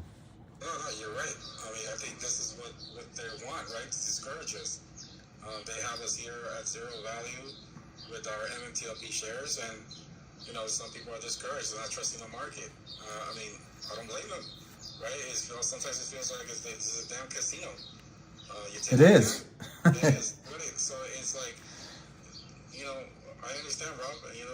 It's some form of discouragement, but I don't know what to say. Listen, let me give you one thing real quick. I'm sorry to interrupt. William, you're absolutely right. It wasn't just the Reddit. Just rally. I'm specifically speaking about AMC here, though. The June run. So there was, if I remember correctly, I believe that there was a triple witching or a quad witching on the day of the run. I think that's right. So yeah. The expiry of major options contracts. He's got a good memory. And they happened to be in the money. So, I mean, retail piled in to the out of the money long calls with extraordinary, just way out of the money the strikes, right? So you're talking about if you're trading at $9 or $13 where it was around, mid-June. And then you buy... It's my fault. I got him talking again. I bet that this is going to go to $60. And you're buying it from $9, right? So that gap between $9 and $60 is an extreme amount of extrinsic value that an options contract carries.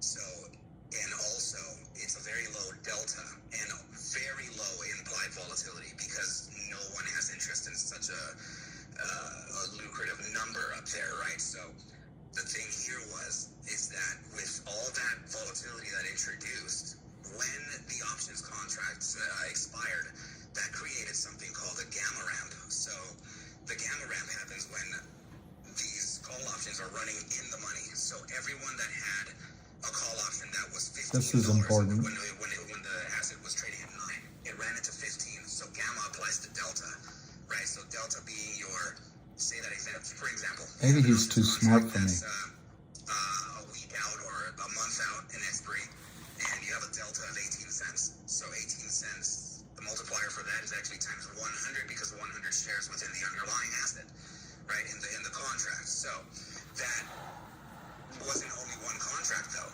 right? So all these people bought just massive amounts of all these really cheap contracts. That's happening now.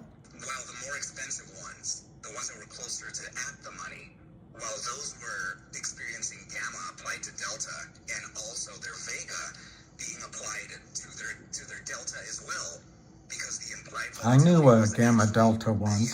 You would get whatever amount of cents, so 10 cents times 100. You didn't like my vega. Shares for every percent of implied volatility that the asset goes up. That's being applied to your delta. So everything was applied to delta here. And as your options started running in the money, it started pressuring the further ones into the money and the further ones into the money and the really out of the money ones into the money. That could happen here. That is the beginning. That is the beginning of a short squeeze. That could happen here. We didn't actually get to short squeeze this thing because it was entirely... You need your gamma and your delta and your vega. So, yeah, you're right, William. It wasn't just a Reddit. It was actually it was a gamma ramp. And a lot of people don't know that, right? But we just have to look at the options chain and see sometimes how that price... And that might happen. That might happen here. That might happen here. I think so too. Finger may actually get it. There's a lot of people. I mean, I'm telling you from my community, all these people saying, "Oh, my options contracts are 800% up. I'm 1,000% up on my options. I'm already gamma ramping on mine. My implied volatility, it goes through something called an IV pump, implied volatility pump. So as soon as it ramps up, oh man, that goes through the roof, and your options contracts triple, quadruple in value. What you're going to see for everybody here maybe is that Wall Street isn't one big monolithical group. There's parts of Wall Street that are going to try to cover their rear end, and there's another part of Wall Street that's going to try to make a ton of money when they see another bank in trouble, like maybe it's Jeffries, who knows. So anyway, you're going to see that it's not all against you, and we're riding a tiger this time. The other side might be riding a kitten or a I don't know, a cheetah, whatever. But we're riding something bigger than us this time. So ride it for a while, and don't try to get a A+ on your trade. I think if you get a D- or a C-, that's pretty good. If you can get 60% of the move, that's a nice play. Let's go to another speaker real quick. I'm FN Port. You have the mic. You have to unmute yourself. All right, so. I'm FN Port. Anna, can you call them out? FN Port. They can't hear me. FN Port? Can you hear Busy? FN Port. Okay, so it's okay, because I'm going to end the space call right now. So what, 3 hours already? No, I like Arca. Don't get me wrong. I just wanted to say I was getting some DMs about William and just how nice he is and such a gentleman. And I think maybe people may have taken that out of context earlier when you said about women, but William is nothing but a gentleman, and he is, you're wonderful speaking at Congress, so I don't know why you're saying that they don't listen to you, because without you, I wouldn't have all this education and ham, so I just want to thank you. Well, maybe men and women are a team like it was intended, but what I meant, and I watched you, Anna, you're very powerful, and it's because of you. It's not because you're a woman, but I remembered with the Gary Gensler thing, I couldn't get close to him, but you were able to. So anyway, I don't mean anything bad by saying that. So if I need to retract it, I will. No, you don't. You're wonderful. So I just wanted to say thank you, William, for all you do. You are very humble, and you are just a wonderful human, and you truly, with this Naked Short War, you are a leader in this fight. So I just want to thank you for showing us all the way. Well, I think we discussed it. I think, and it applies to everybody here. I'm in awe of everyone. I mean, there's dozens and dozens of people I listen to, and I just can't believe how much hard work and how smart and how thoughtful. But I think there's quite a lot of power in the truth, and there's a lot of power in trying to do the right thing. And without being cornball, I think a lot of that power comes from above. However you see that, I know how, we each see it maybe differently. But I think right now, God is helping us, and I don't mean to be cornball. So we'll see it out. We'll see it out. So I want to go to the nation. Another bright individual from our community, I call him a silent assassin, helps out whenever he can. Go ahead, nation, you have the mic. Hey, thanks for the information, guys. What an amazing space. You're covering your phone. But it's all like, like your muscles covering the phone. Maybe I intimidated him. I couldn't get in.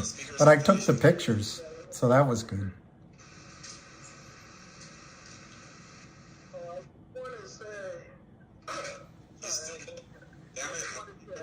You're still low.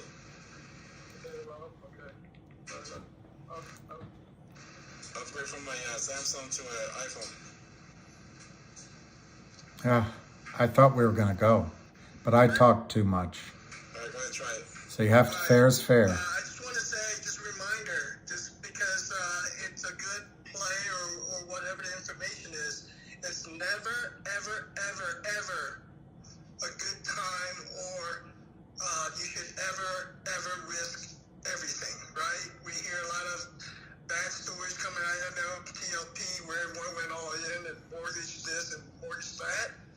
Please be careful. This is an investment, and never ever should you ever risk your livelihood. Hey, Arca, it's $7.50. Does that mean, or $7.05?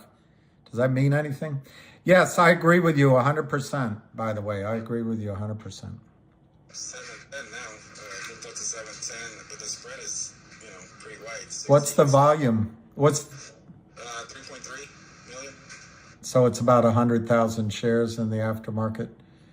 We're not there yet, guys. This hasn't. You haven't begun to see the squeeze, in my opinion. Well, hey, everybody needs to determine their comfort level. Their comfort level is here. They need to make the right decision. God bless you. But with that being said, thank you, Arca. It's always a pleasure having you. Thank you, Nation, for what you just said. We just greatly appreciate it, Rob. 710. Rob, never be afraid to share your insights or thoughts on any of the space calls that I host. I know that you. And also, thank you, Anna, and thank you, Ham, for contributing. And everybody else that came up here, it was a good space call, great questions. And I just, I called him in the morning and said, well, let's just switch it up, come over to the space call, and then you could, take the questions directly from the listeners. And he agreed, and I thought it worked out well. So thank you for that, guys. Appreciate it. Well, Busy, I'll just quickly say, I think Rob's point was spot on, and you've got to be aware of that. The last gentleman is correct too. You don't want to get in over your head. And you always need someone like Arca to trade off of. But I'll stick to my guns if this works. Nobody knows if it's going to actually squeeze. But if it does, this might be, as Ham said, life-changing, or at least it might change your life for a little while. So don't be afraid to let some of it run. And thank you to Anna and Junk Savvy and everybody else. Thank you, William. Anna, any last words before I shut down? Just thank you, Busy. I always love being on your spaces, so thank you for opening up today. And thank you, William, everyone. Arca, I've been following you on YouTube. It was so exciting to hear you speak today on the space, so thanks for coming on. Oh, it's my pleasure. Thank you, Anna. I'm sorry I didn't show you a follow. Here you go. Oh, my goodness. No, thank you for everything you do. He's attended before, so, Arca's well known. It's just, he's a busy man. So whenever he gets a chance, I always invite him on. And, I love hearing from the technical analysis side, so he's great. But let's go to Rocky. Rocky, what you got for us? And I'm going to shut down after you, I promise. Rocky Raccoon. And I just want to thank you. That's all. Stepped in the room. Anna, William, Arca, everyone who spoke earlier. Only to find Gideon's Bible. Welcome, Rocky. What's that? I said, you're welcome. Yeah. You all have a wonderful day, and it's a pleasure listening to all. Thank you, Rocky. Lots of love. Thank you, Rocky. Lots of love to you and everyone. Thank you, Rocky. Everyone. Yeah. Everybody, and see you on the next one, guys. Yeah, everyone. Rocky Raccoon stepped into the room. Ryan Edberg, that's good for others to hear. Last week I asked about the drop and selling because I was up 100%. You broke down the chart for me, and instead of selling, I doubled down. And that's, sometimes you have to, I guess that's what I'm trying to get across. And you do need charting, but you also, if you've studied something and the facts are telling you, to the best of your judgment, there's no crystal balls, that, hey, the facts are telling you something, you gotta go with it a little bit. Toughest part is selling, I will say that. And that's why you don't want to stay, as it runs up, you don't want to stay too long. Your emotions will get all over you. Hey, I'm making it up, I've got 10,000 profit, but it could be 100,000. And then you forget, well, there's also a downside. And my experience trading over years is stocks always go down more quickly than they go up. And I over time, I figured I had a reason for that made sense to me, which is the stock has already been there before. As the stock's going up, particularly when it's making new highs, you can get a lot of people saying, oh, I'll never go higher. You get a lot of fear, tentativeness. But when it finally reaches a point where it turns down, people know that it can go a lot lower and they just get out. So you don't want to be in the position that you waited after it went over the top of the hill. By the way, the stock's at 703.99. Arca, I wrote it down. Arca's target, he said, was 702 with volume. I didn't hear him clarify what that flurry was. But to me, 3.3 million shares in volume, I have very simplistic things that I look for. Particularly as it's going up. Volume is one of them. And 3.3 million shares is significant volume. So if I had to guess, they're not bringing it back down. I don't agree with Arca's, I didn't even bother, well, maybe I did write it somewhere. But I don't agree with him that it's going to touch these lower levels again. But he might be right. And I guess the reason he gives them out to you is so you don't get shaken out of the tree. But this stock is telling you where it wants to go, and I think it's up. I think the minimum up, if you can use that word that way, is sort of $9, $10. And if you want to go with a, middle up that could be achieved, $16 or $17. But I think the up, the toppermost of the topperest, the toppermost of the upperest, I'm telling you, the numbers are big. Wherever it breaks out, I think you can see a minimum of 10x. And then the question is, what is the breakout? Was the breakout last week? Is it $7 now? I don't think we've broken out yet. And when it gaps, if there's no crystal balls here, but if it gaps and it opens tomorrow you see a print at $8, and then it opens at 11, and then 13, and then it's quickly 21, and then it's quickly 34 and 55. Where's the gap? What one of those prices did it gap out at? I suppose you go with breakout at. I guess you go with the first gap, and maybe we'll find out what that is. But I think the minimum in a spike, if a squeeze happens, the minimum is 10 times the breakout point. Now the question is, breakout points are subjective, not objective. And we'll track it as it goes. Yeah, I need to clip my fingernails, I guess, Deacon Blues. But rosy glasses, gap up, $80. Bid on finger is 7. I don't see that, but my computer might be behind, Robert. But a 7 bid would be powerful. 8,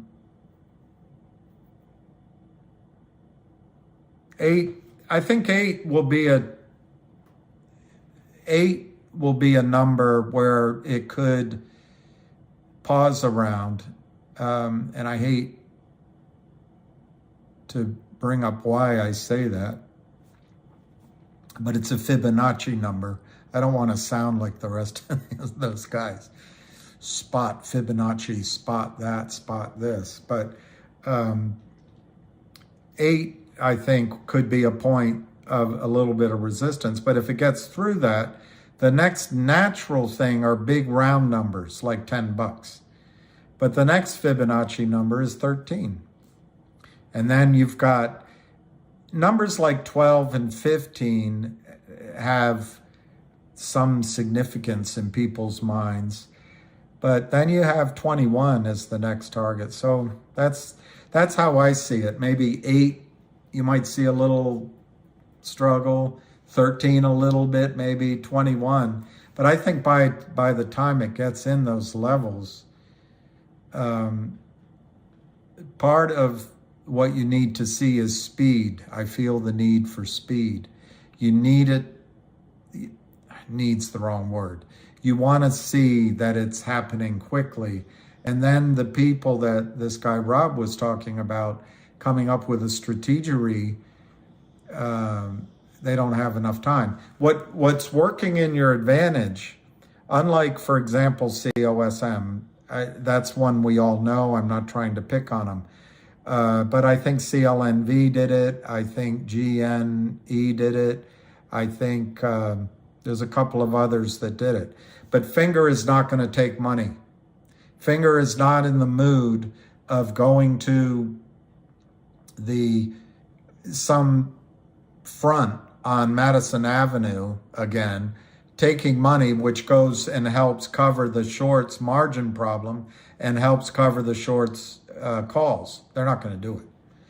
Finger might take money from a significant funder that does it the proper way, because they need capital. But they're not going to, in my judgment, they're not going to go do a reverse split, which reduces the margin call. Whatever the reverse split, it reduces the margin call by that much. And in fact, might bring the whole thing into balance and the shorts can take money out of their accounts. They're not going to do that. I would argue that Popcorn did do that. Right now, I don't see the 7 bid, but I do see the last trade at $7.95, 703.95. What I meant, NJ, was 10. You got deja vu?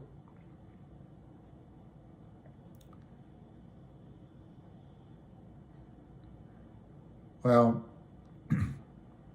NJ, that means I'm in my correct path all over again. I don't know. I don't know that I feel like I'm in my correct path. But I hope you are. And I hope your little chickens, your little chicks are cuter than I see 703.95. But the 10 times, let's say the stock gapped open tomorrow as modestly as $2 or $3, and then it's stuck around there trading. Let's say it gapped to $10. But then there was a flurry, to use Arca's word. There was a whole melee of trading going on at $10, and it came back a bit, tried to get through it again, all that. And then finally, maybe by midday, mid-afternoon, it powered through 10, and it went like hopscotch to, 15, 21, 30. In my book, the breakout point in that case would have been $10. I just made that up. My 10x means I would, at a minimum, think in a spike it goes to $100 at a minimum.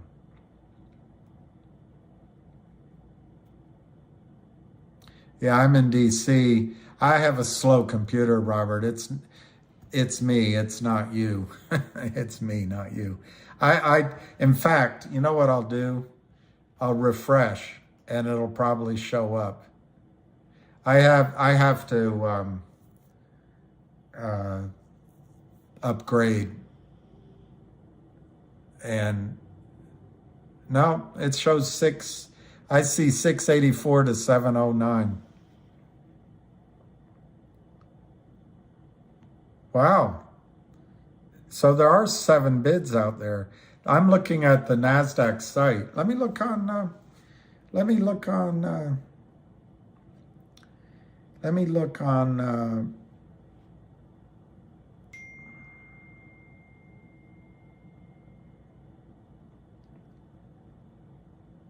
yeah, I'm seeing on E-Trade, I'm seeing a 7 bid.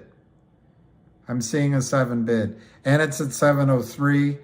The volume, that's a problem. I see 3.31 million. So maybe, why is everyone saying GTII will squeeze higher than Finger? I'm not. Jake, I don't know which one will go higher. I think they both could have identical trajectories.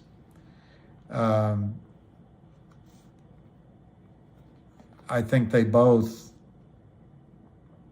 in a spike, could go into thousands of dollars in a spike. That's me. Other people say, you're crazy. But that's how I feel. I think they're both tremendous setups for major moves if and when a short squeeze starts rolling along.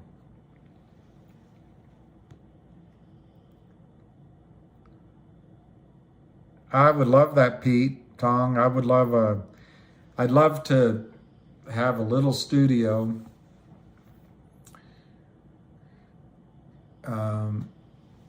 Could we see GTI reach $60, $75 a share? I think so. I think it's the same. It's the same. I did a study. Avid has done a much more professional one, I think. But I did a study of short squeezes, as they say in the South, my own self, not everywhere in the South, parts of Virginia to be specific, my own self. And the conclusion I came to, the lowest squeeze I saw was around 8 or 9 times the breakout. Now, it's subjective. I picked the breakouts looking at charts. It's subjective. But the lowest squeeze was 8 or 9 times.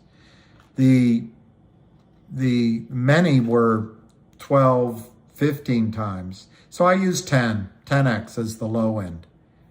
Many did 20 times, 25 times, 30 times in the spike.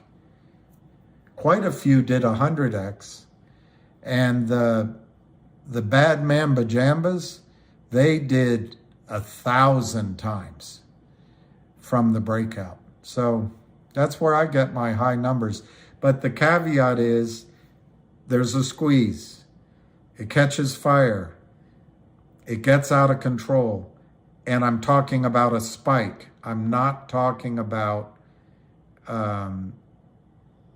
just normal trading action. And I don't think you should hold, well, I can't give advice, but I don't think one should hold. That's a good point. The top that finger reaches should be the limit for GTII. That's, screw a Mac. I'll get you a real computer. That reminds me of the Family Guy, where he picks up a Chinese kid and he pokes him. Come on, make the calculations. Poor guy, Peter Griffin. He's just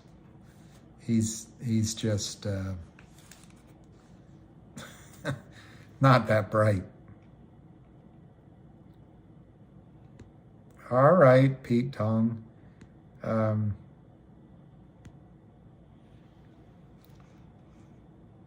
Look into the hunter's computer. All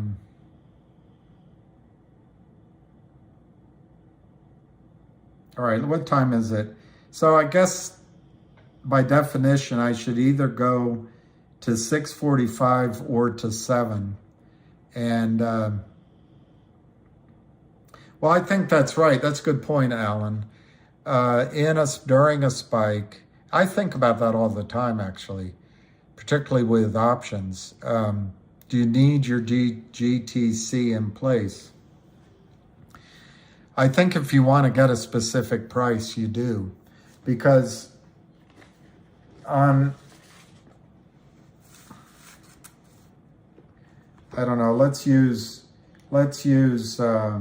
ARCA's low target.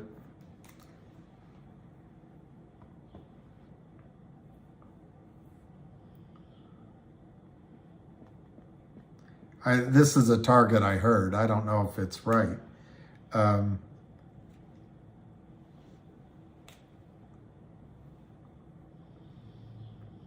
If I remember it correctly, I think his low target is around $47. Doesn't matter if I heard it correctly or not.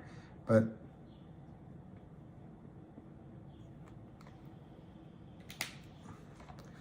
if you want to sell,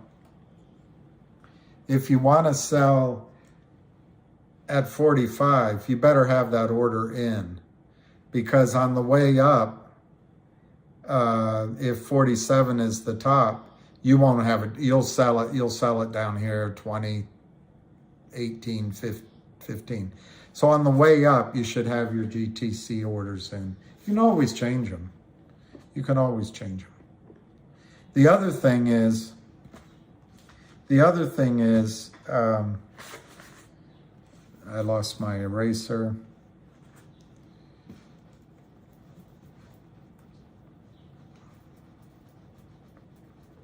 If your offer is out there, right now the stock is trading at 703, but if your offer is out there at $45,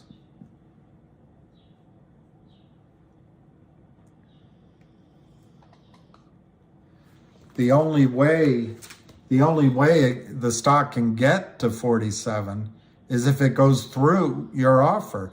They have to sell you. They have to buy your stock from you to get it to 47.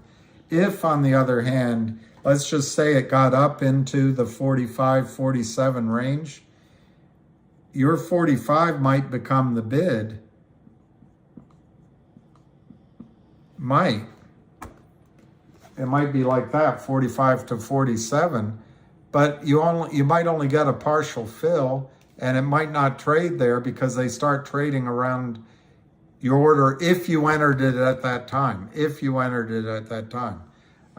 Beforehand, you'll get off. But if it's trading 45 to 47, and you say, you know what, I'm going to take 45 for my 3,000 shares, they might fill you on 100, might fill you on 500, and then they drop it, and you might not get filled. So yes, I would highly recommend having your orders in place so it goes on the way up.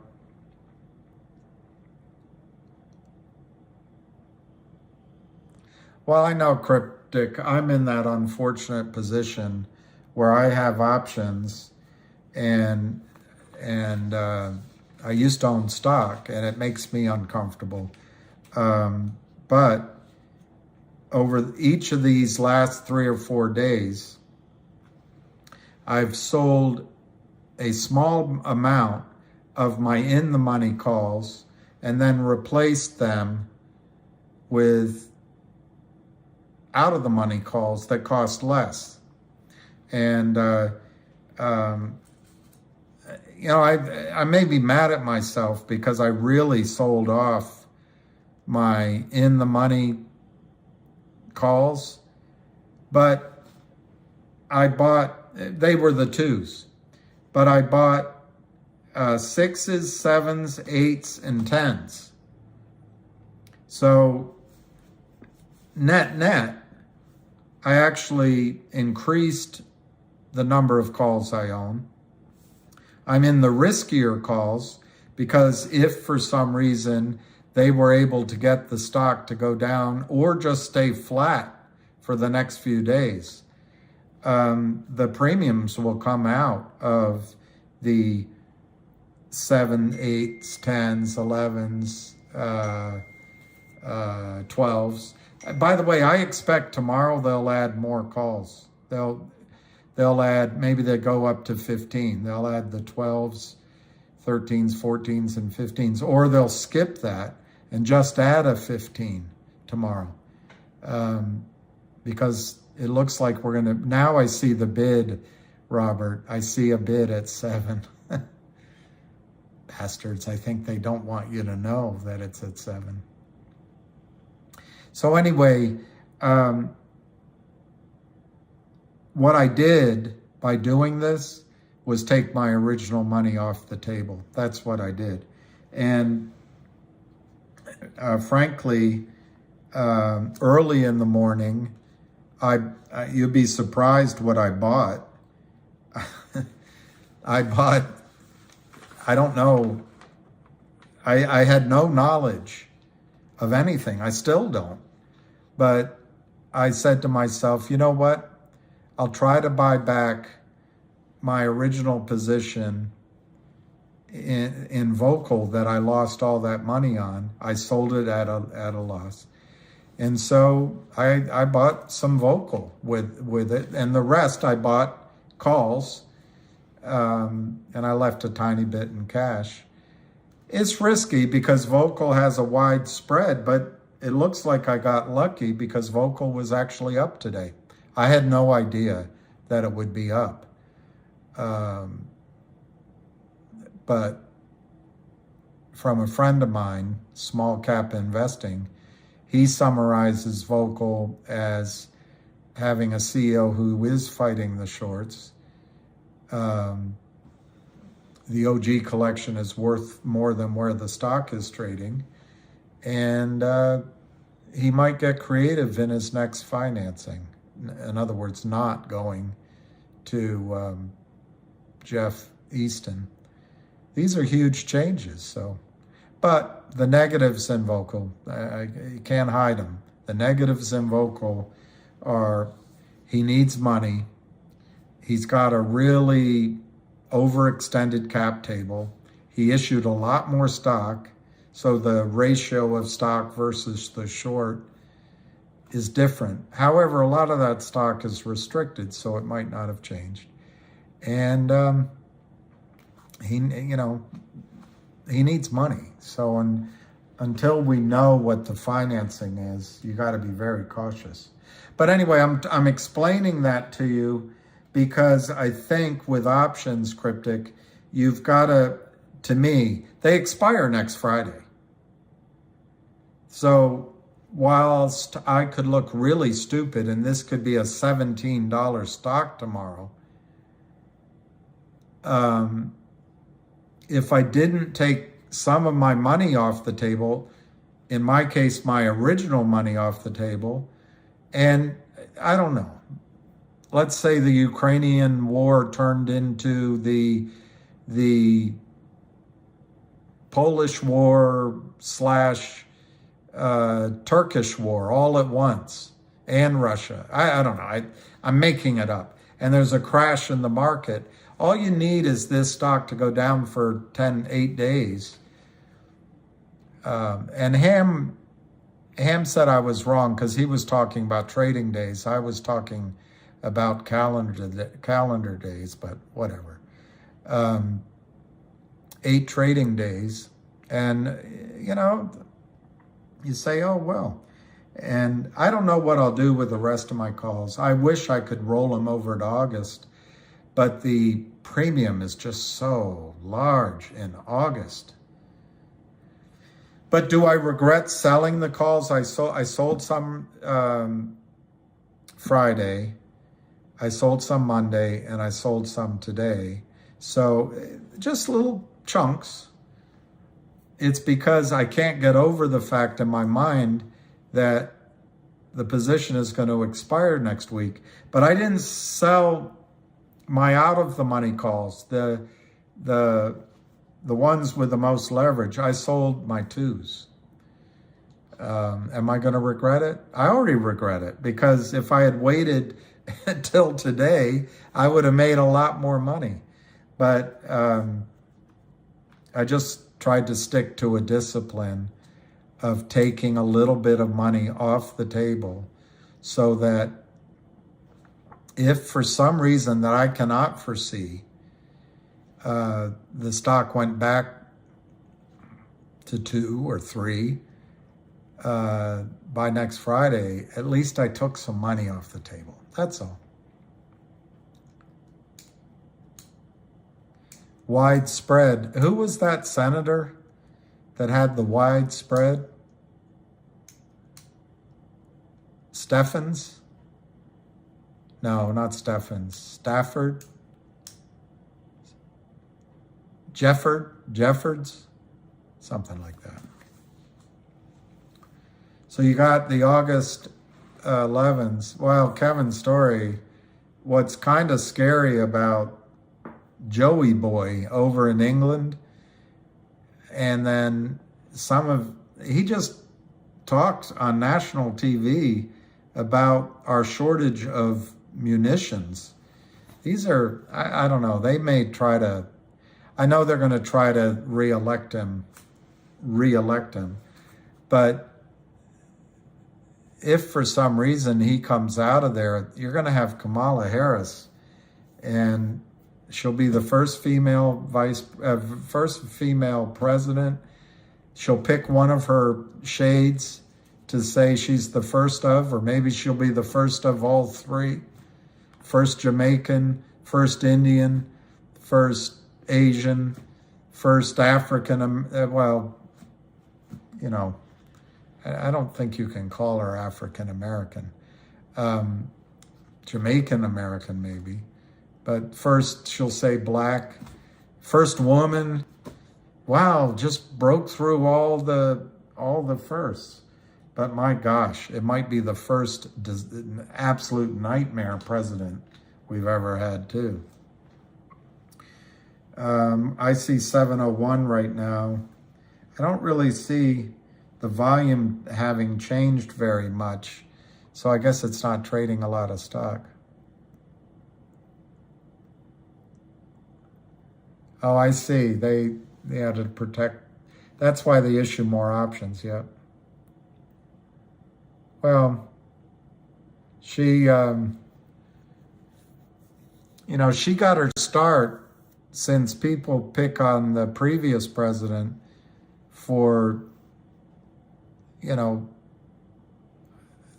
I think some mistakes with the ladies. She got her start because she, during the flower of her youth, you know, in her 20s, she carried on an affair with a married man. And that's how she got her start. So let's not be hypocritical. What's good for the goose is good for the gander. Kevin, I can't read that out.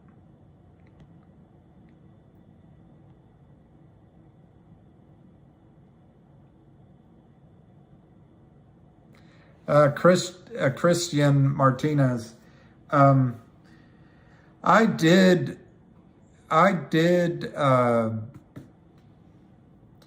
videos on finger squeezes, but now that you're saying it,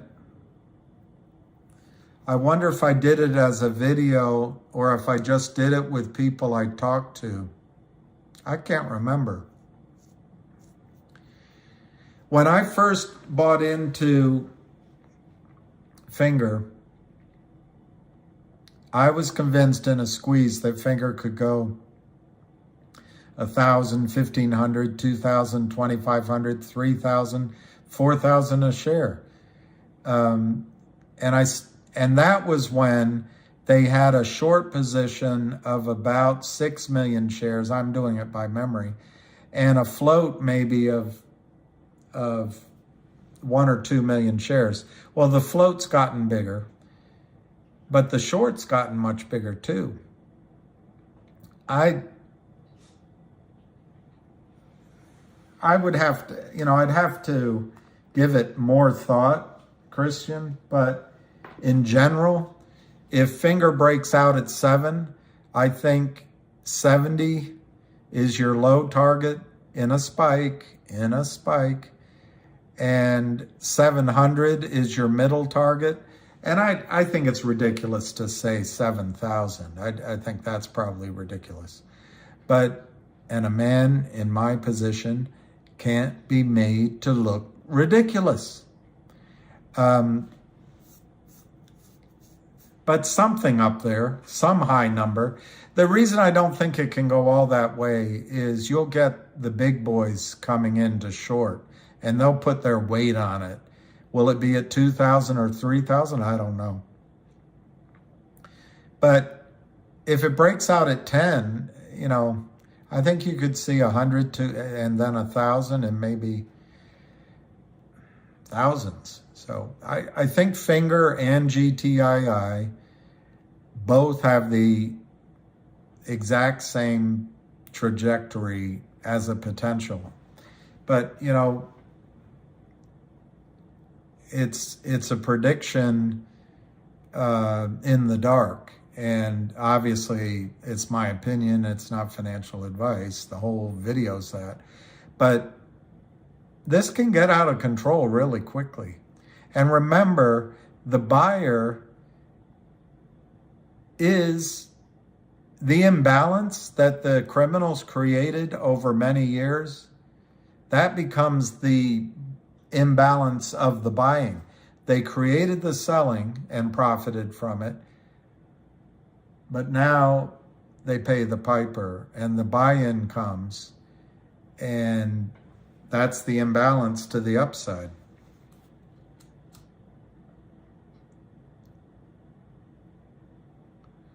What if it hits 100? Well, Deacon, there's two sides to your question. Maybe there's only 30 million short. Maybe we're wrong.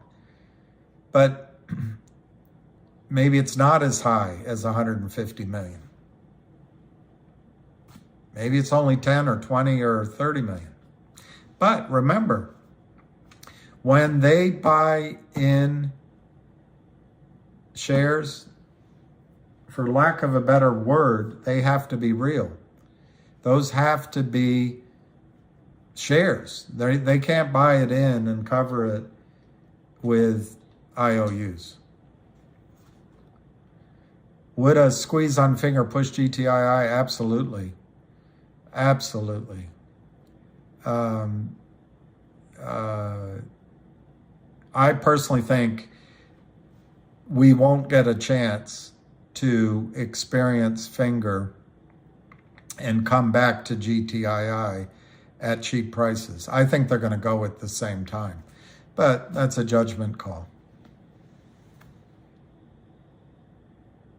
Has the mainstream media covered finger? No, they don't even cover MMTLP. And as I understand it, one of Donald Trump's sons might have used cocaine in the White House. They don't cover that.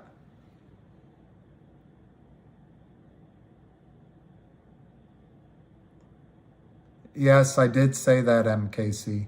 I think, look, the two caveats. One is if it squeezes, and two, in a spike. A spike doesn't last long, and a spike doesn't necessarily have a high volume. So I'm not saying that you should hold out for those big high numbers.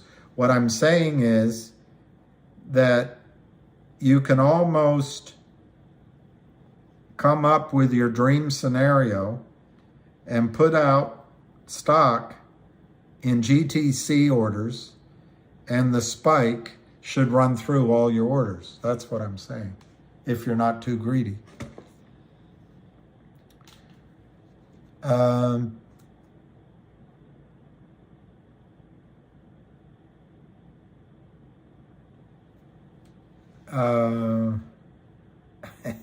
You don't own finger and not GTII. That's good. Do you think we will ever see this again in another stock? Yes. Hi, IMEX. Yes, I don't know. I don't know how it's going to play out. But if you think about it, we tend to see it from our side, but we're all in the quote unquote system. Our accounts are at Morgan Stanley, Merrill Lynch, TD Ameritrade, Wells Fargo, wherever. We're in the system. So while a broker-dealer could go down, the system will absorb the positions, will absorb the accounts, will absorb the personnel, and any of the other aspects of the firm, such that the system will continue. So let's just say finger costs the system $10 billion. Well, in large part, that $10 billion is going to still remain in the system. 10 billion goes from, let's just call it Jeffries, and it goes over to TD Ameritrade, Schwab, E-Trade, Morgan Stanley, Merrill Lynch, and Wells Fargo. But the 10 billion moved from one what became weak hands and went over to strong hands. So the overall financial system still has the $10 billion. Will a company need to be rescued like Jeffries or allowed to fail? Yeah, maybe. But the DTC will cover the trades, and then they know that they're going to make it all back probably in the next 3 months or less as a system. So I think once finger motion, if finger motion goes, and then GTII, I think there will be other stocks who both come to us as, I mean this politely, as virgins to this story, to this concept that Wall Street counterfeits, or other companies that have already been here. So yes, I think there'll be other squeezes. I think we'll be able to play them. And hopefully you won't, and I won't, feel the need to put a preponderance of money in each one. Let's say we hear of 6 companies. Maybe we just do a little bit of money in each and then keep the rest of our assets secure. But yes, I think there'll be other stocks.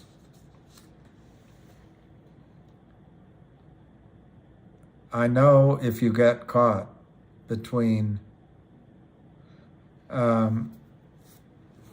P-Man, one of the other stocks I bought a little of because I had sold it this morning was HNRC. I did see that after I bought. And I can't understand the disparity in price, but I have a feeling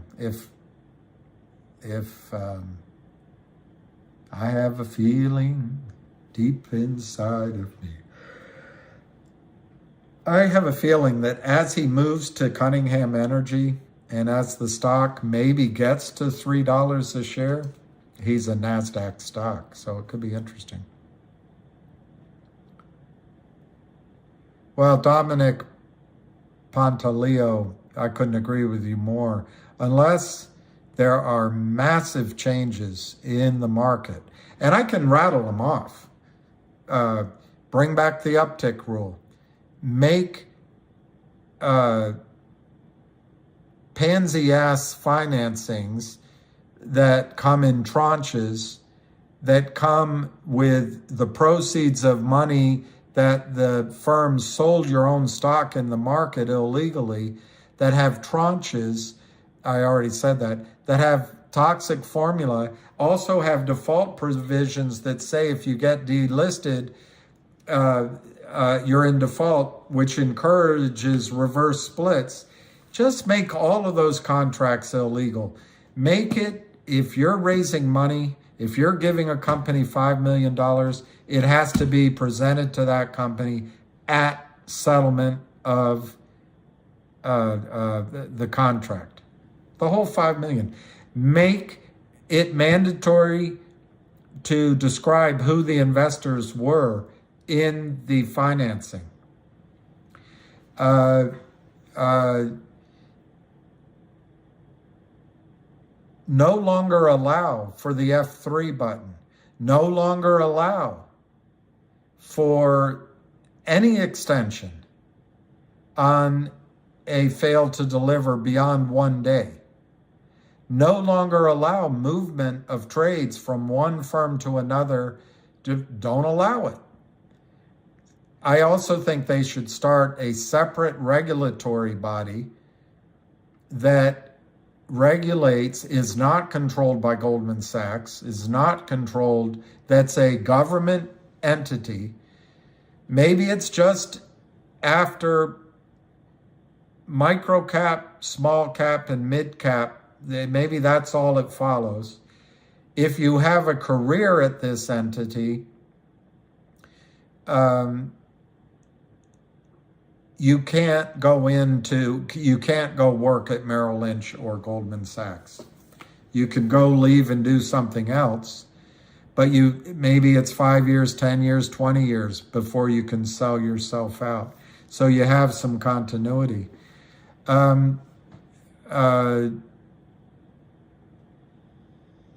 I think you should, if there's a large short position, you shouldn't allow reverse splits, or you don't allow it to change the margin situation.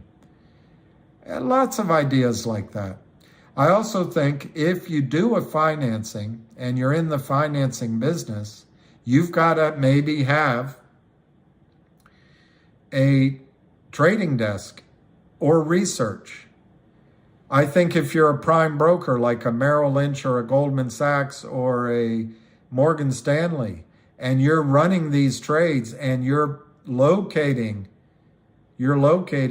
hard to deliver shares, maybe you should be required to have a trading desk and have research and allow your brokers to recommend that stock as well to buy.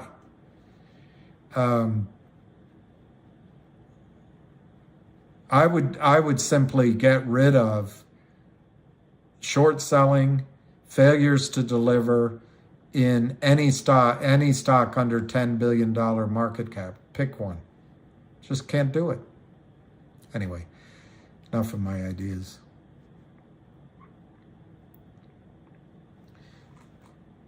Ham said you could have sold at 303,500. I don't know what that is. Well, dark pools, they shouldn't have them. There should be transparency. Gensler talks about deepest, most honest markets. Dark pools are there to defraud you, and that this cycle's going to change. And I'm not wrong. It's going to be women that make the change. I'm not wrong about that. When men and women in Congress hear from women, they listen. But dark pools, I don't think, are involved in these stocks. The institutions trade the bigger names, not here.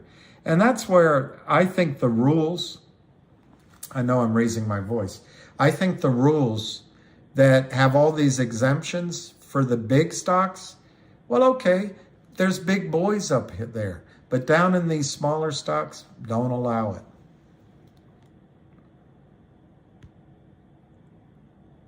I don't know what price GTII is. Let me see. Does it matter? Jake, maybe it matters. I think it's closed.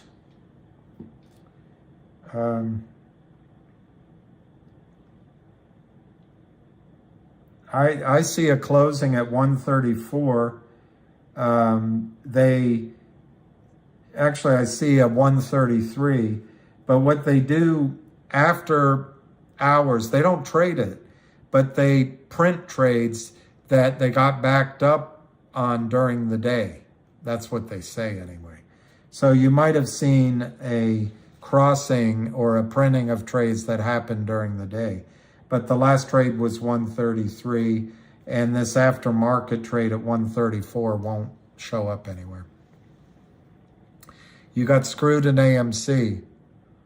Well, true, but as my brother told me, and I didn't want to hear it, he said, if you want to get FUCKED, Bill, you got to first bend over. I say that respectfully.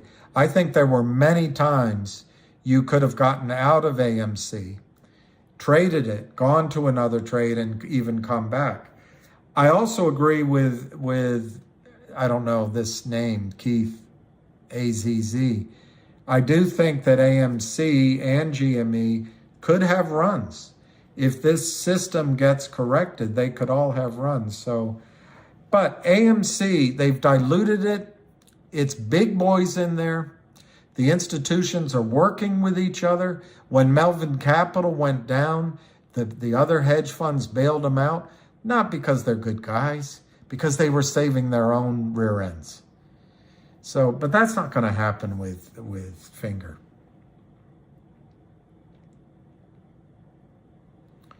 Well, I think it's going to go to NASDAQ, but I'm trying to reach out to HNRC. I hope he doesn't do a toxic convertible note. I hope he doesn't do a reverse split. But the big thing I see coming in HNRC, and it explains the delay, after this is done, I bet he's going to make another distribution. And this time it could be cash. Yeah, I don't know enough about AMC. I listened to George, anyway, I listen to him from time to time, and he really convinces me that there can be a move in these stocks. I personally wouldn't buy AMC. I wouldn't buy GME. I think you might have a better shot at Kodak or at FNGR, GTII, maybe HKD again. I don't know. I wouldn't buy him yet. I wouldn't buy him yet. But listen to people that know more about it than I do. Don't listen to me. It's worth $3 or $4 a share. Well, right now it is. When you're in the world of toxic financing, and when you're in the world of short selling, and maybe they're done with that now, whatever the stock price is worth per share now, in 6 months, it could be diluted all to hell. And the $3 or $4 could be 30 cents. I can't get that across enough. When you do business with these criminals, you no longer know as an investor what the divisor is. And you don't know, if you don't know the next financing, you don't know what the divisor is going to be. And some of the financings, you can't figure it out. So.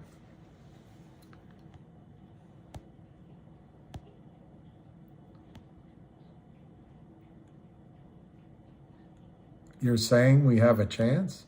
I want to study why it's worth $3.85 and how many shares they put out. And apparently they put out a preferred stock. So I don't think it's out of the... Vocal could be the next target. But Brian, he's got a lot of mending of fences to do with the whale investors, with GTII, and with him. The best that you can do is fall in love.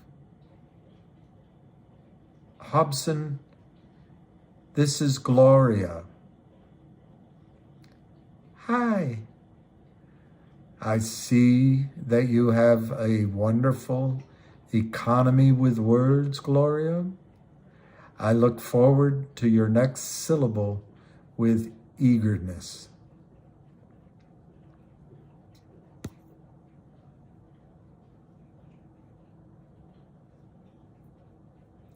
Well, I give him the benefit of the doubt. I'm going to stop rolling. My shoulders hurting, I guess, from gout. If I missed your question, I apologize. Just put it up again and I'll try to answer it. I don't know how much longer I'm going to go. Maybe to 7:30, maybe to 7:15. But it'll be a hard stop at 7:30. I believe the number in Finger is that high because we watched it. And when I say we, Ham watched it every single day. There is a gentleman, quite esteemed, quite knowledgeable, who used to work at the highest levels of the American Stock Exchange back when that was a real stock exchange, instead of just everything's consolidated in one massive computerized ball of rubber bands.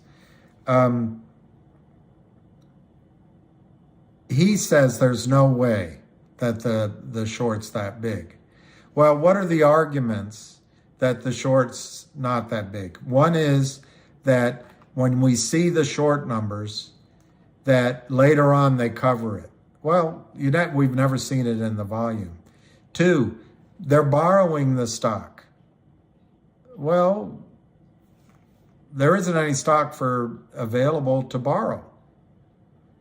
3, they're crossing it in dark pools or in Germany. Well, I find that hard to believe, because who's on the other side of a measly little company like FNGR or GTII? They'll do that kind of stuff with a Tesla or an AMC. The fourth argument is you're not showing the covering, which is a little bit duplicative. But in general, you're not counting in over time that they covered and they delivered shares. Well, I think that's true if you were dealing with a stock like Torchlight or MULN or COSM. You can't tell. You don't know. But in the case of FNGR, it's essentially one trap short.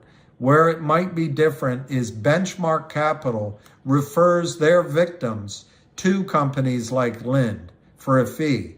And then Benchmark might have a bunch of these smiling face firms working with them. So you don't know how many for sure, but using the omnibus name for that financing, the Lind Partners, it's one trap short. We know in the case of GTII, it was one trap short. And we have proof in writing in GTII that it's a massive short. So I'm highly confident in the numbers, but I keep listening to the risk that maybe they're not quite as large. But look, if the short in FNGR is 10 or 25 million shares, the stock is still going to be $20, $30, $40. Easily. So, what was that number again? I don't know. Anything new with GoLogic?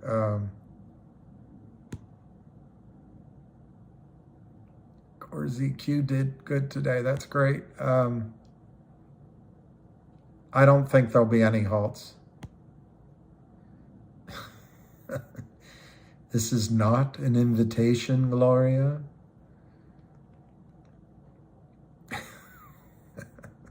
One must go to a bowling alley to meet someone of your stature. Lovely meeting you, Gloria. Yeah, I'm trying to reach him. I've called him, but I'm not sure I'm dialing the right number. I am going to write. Oh, boy. I don't know if it's the tension from watching Djokovic. Yeah, P-Man, there's nothing new on Logic or GoLogic. I'll try to do a video, but you should know, P-Man, that GoLogic, the principals at GoLogic introduced the large buyers, ostensibly, we don't know for sure, who are buying FNGR. That introduction was made from the executive suite at Logic and GoLogic. So GoLogic checks all the boxes of FNGR. GoLogic primarily does its business in Southeast Asia and Australia, although it's not limited to that. It's basically, it seems to be targeting the young populations of the world. But there's the reason GoLogic is under pressure, it hasn't changed.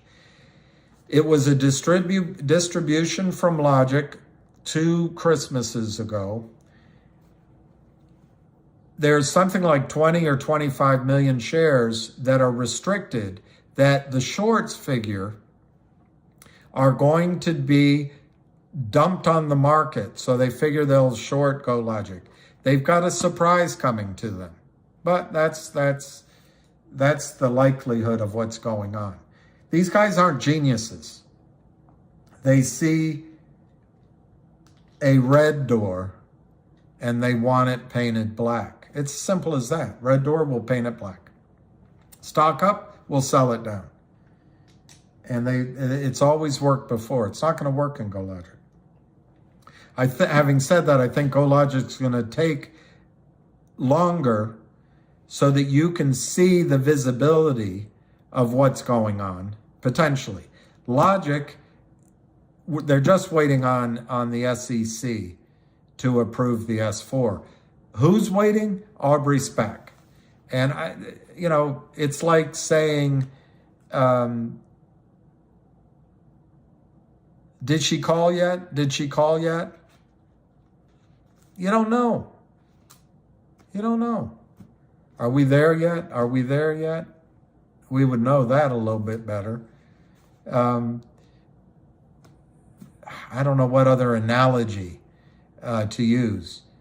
Has the hurricane season started yet? When's it going to start? When's the San Andreas Fault going to finally tremble? We're waiting for the SEC to approve the S4 that Aubrey Speck submitted. I think once that happens, you're going to see a lot of things occur, announcements, confidence building items, buying, and it's going to affect both Logic and GoLogic. But let me not spend too much more time on it right now. I'll try to do a video tonight or first thing in the morning. You're hoping to make the money back you lost in AMC, but you're not selling AMC.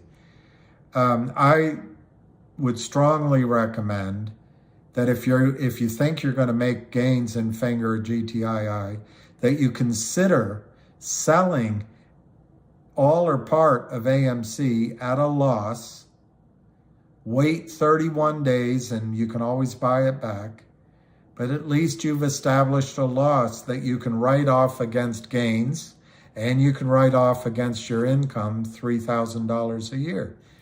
At least you make a pig's ear out of sow, a purse. You sold 100 NRCH and then it went up. I mean, that's 100,000. That's always the risk. But if you put that money into FNGR or GTII or a stock of your own choosing that you feel has the ability to rally, yes, NRC, whatever it is, CH went up. But if GTII were to go up, the object here is to take whatever your grub stake is and make it worth more. What does it matter if it goes through AMC or FNGR? It doesn't matter. If you lost money in AMC, you don't have to make it back in AMC. You don't. It's just, I mean, it's a weird attachment we have. Now, the problem is, and I've run through that, if the story stayed the same, do you stay loyal with it? And yes, one of the risks, if you sell AMC, it could go up. But if you sell it and simultaneously maybe put half of it in FNGR, half of it in GTII, and half of it in Kodak, that arithmetic was done by a woman. No, just kidding. It was done by a man, me. Now you don't know what to say.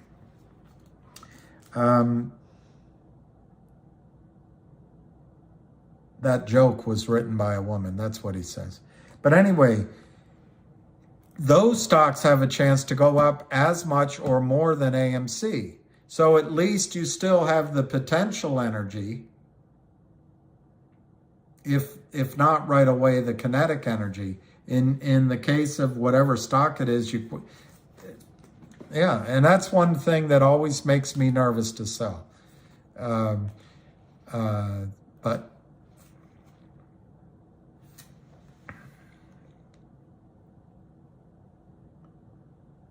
we do get attached. I've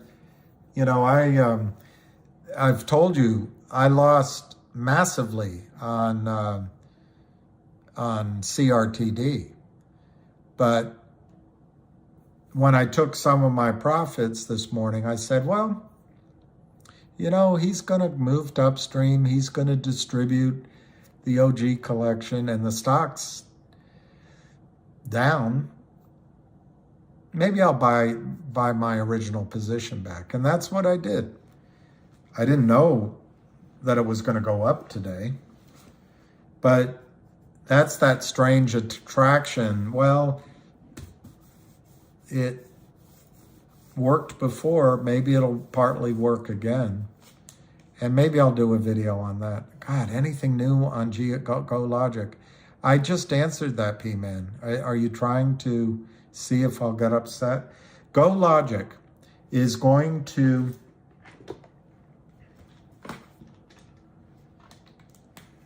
screw the shorts.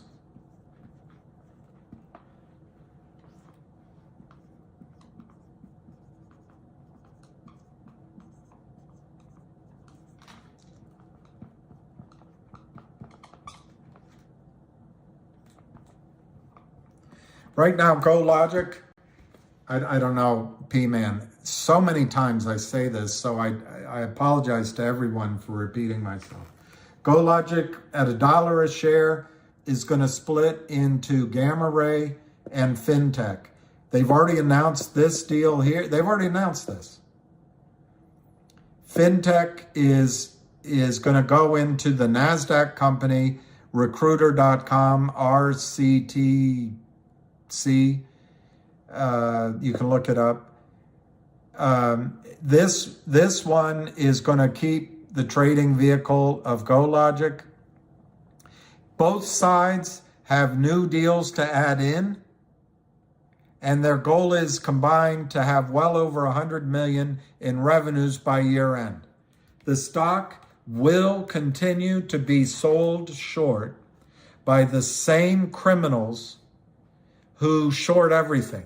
Until the system is corrected, any little vulnerable company will get sold down. The difference here is they have revenue. They have a great strategic plan. They're going to roll up other companies. But I think in the case of Go Logic could take 1 to 3 months now. They slightly changed the plan I told you about before, and they've announced it. But I think it could take until September, October before you see the fruition of these acquisitions and distributions.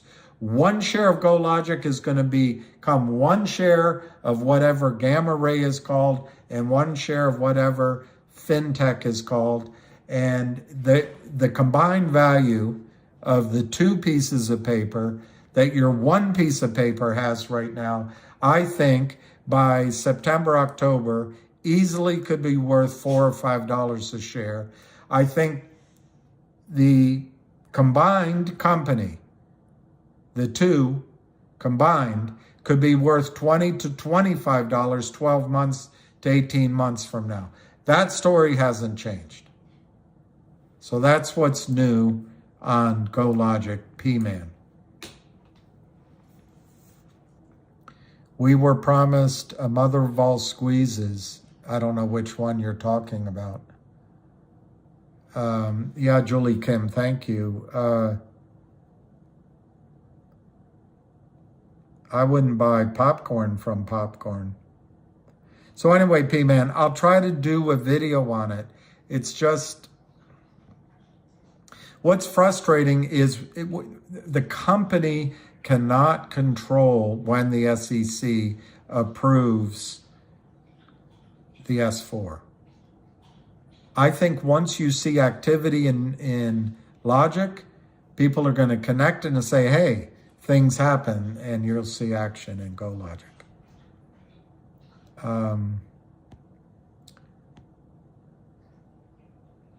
Yeah, our ego. I never let go of my ego. Don't let go of my ego, my ego. Yeah, I agree with that, David. They have strong fundamentals. I also think, hey, Red Hook Texan, Be pumped. Okay, I'm not going to roll it back anymore. It hurts too much. I think I forgot the question I was answering.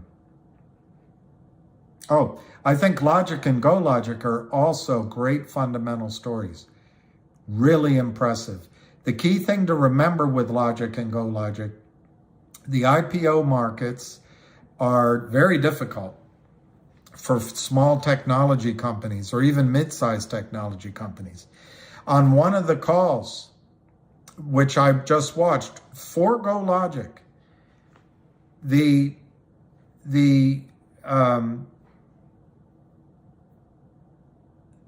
I don't know to call it the acquiring company or the merging company, but Recruiters.com's CEO was on the call. He said that he had 20 companies he screened, 20, to roll into the public shell of Recruiter.com, NASDAQ. 20 of them. And he picked Go Logic. And he was very excited about it. So what's happening is these companies cannot float in a normal way, at least right now. So they come to public companies that are trading. And Brent has deal flow galore. And he's able to pick the best of the bunch.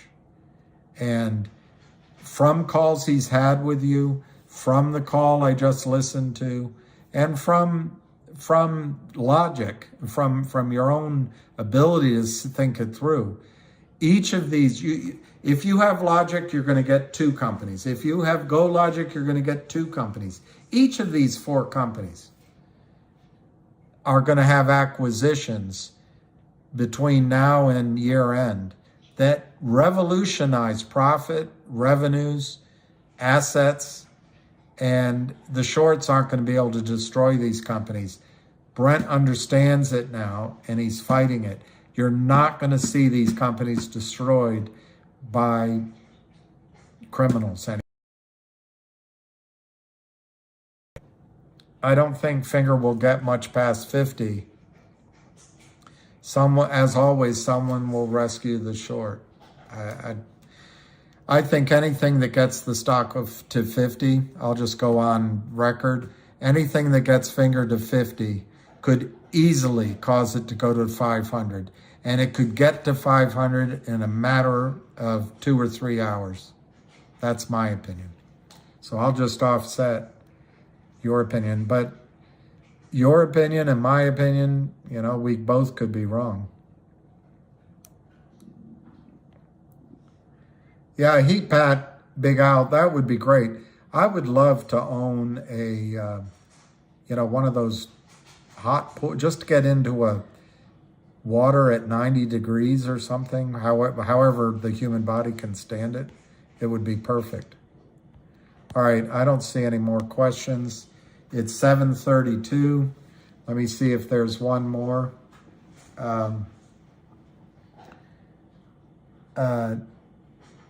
Jan 21, everyone's videos were MOAS imminent.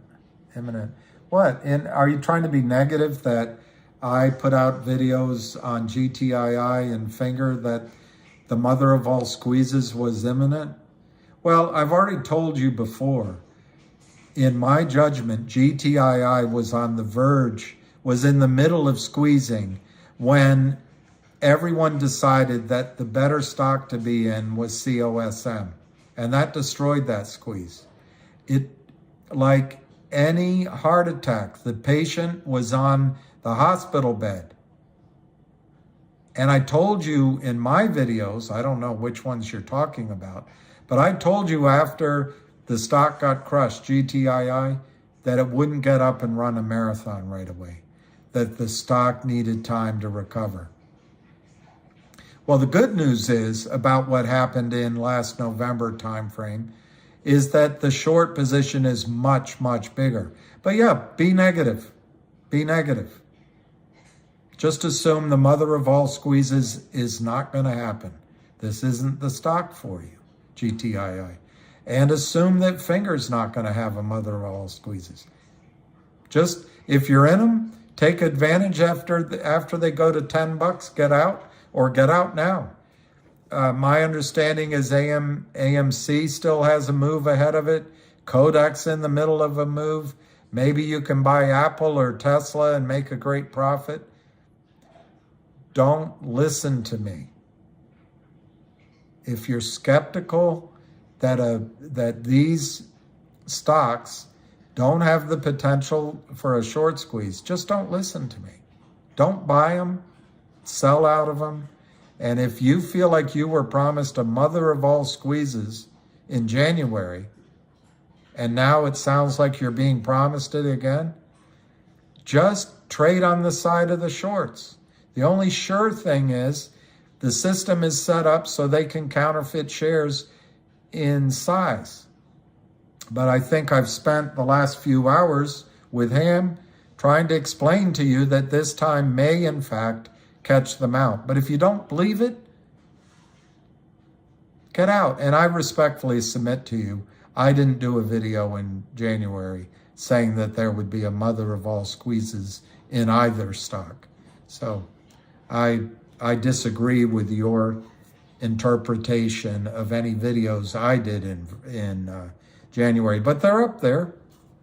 They got my name on front of them. Go look at them. I don't know your name.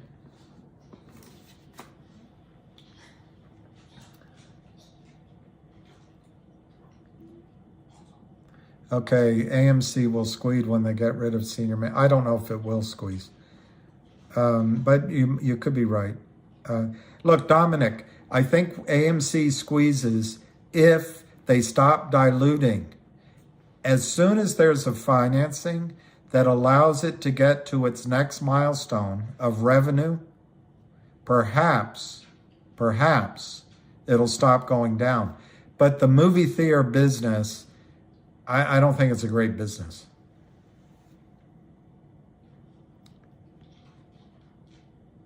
Look, by the way, whenever I said mother of all squeeze, I never used those words, by the way. I have never used them other than refuting this right now. I've said if there's a squeeze and if there's a spike, it can go to these high numbers.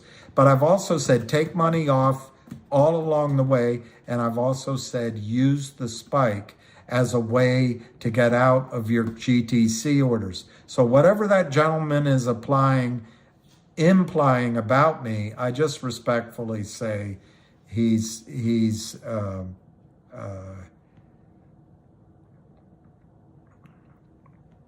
misrepresenting me.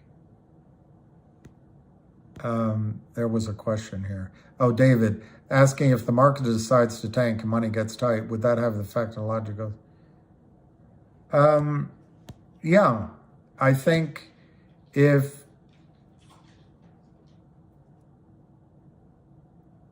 the market crashed, I don't know, I assume you're talking about a massive crash.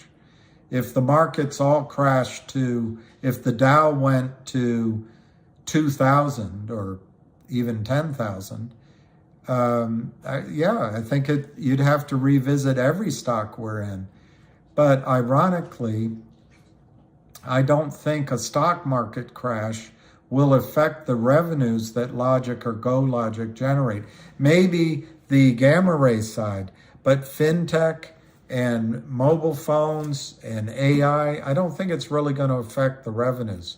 So you never know how markets react, but money is still there.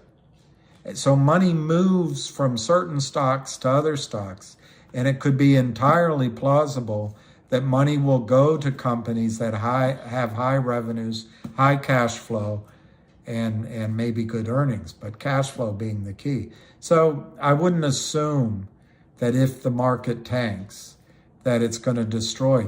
These deals that Logic and GoLogic have are already etched in stone. What the shorts do, they try to sell the stocks off to get the CEOs pissed off at each other and walking away from deals. The shorts are evil. They're gremlins. They're devils. They're malicious. They're terminators. They're soulless.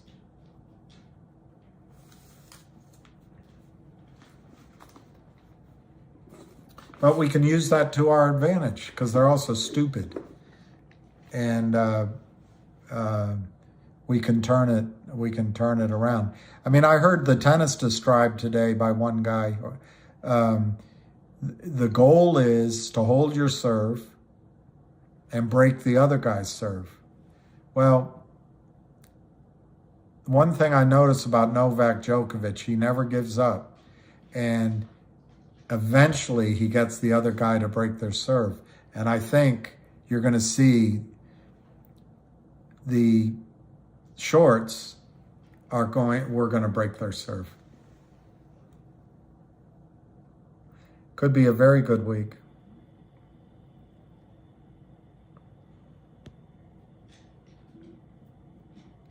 All right, Joe M. Let's see. I sold half my... That's great that you sold half. I think that's great. That's all you need. Holding my hand up is hurting. I think, Ryan, that makes sense. Now, just note the date so you don't buy AMC back for 31 days or even 32 to be safe. That way you can lock in the loss. And if Finger runs, take some of the money off the table so you don't have an experience with Finger that reminds you of AMC. We have a winning trade, and I think I think Finger's going much higher.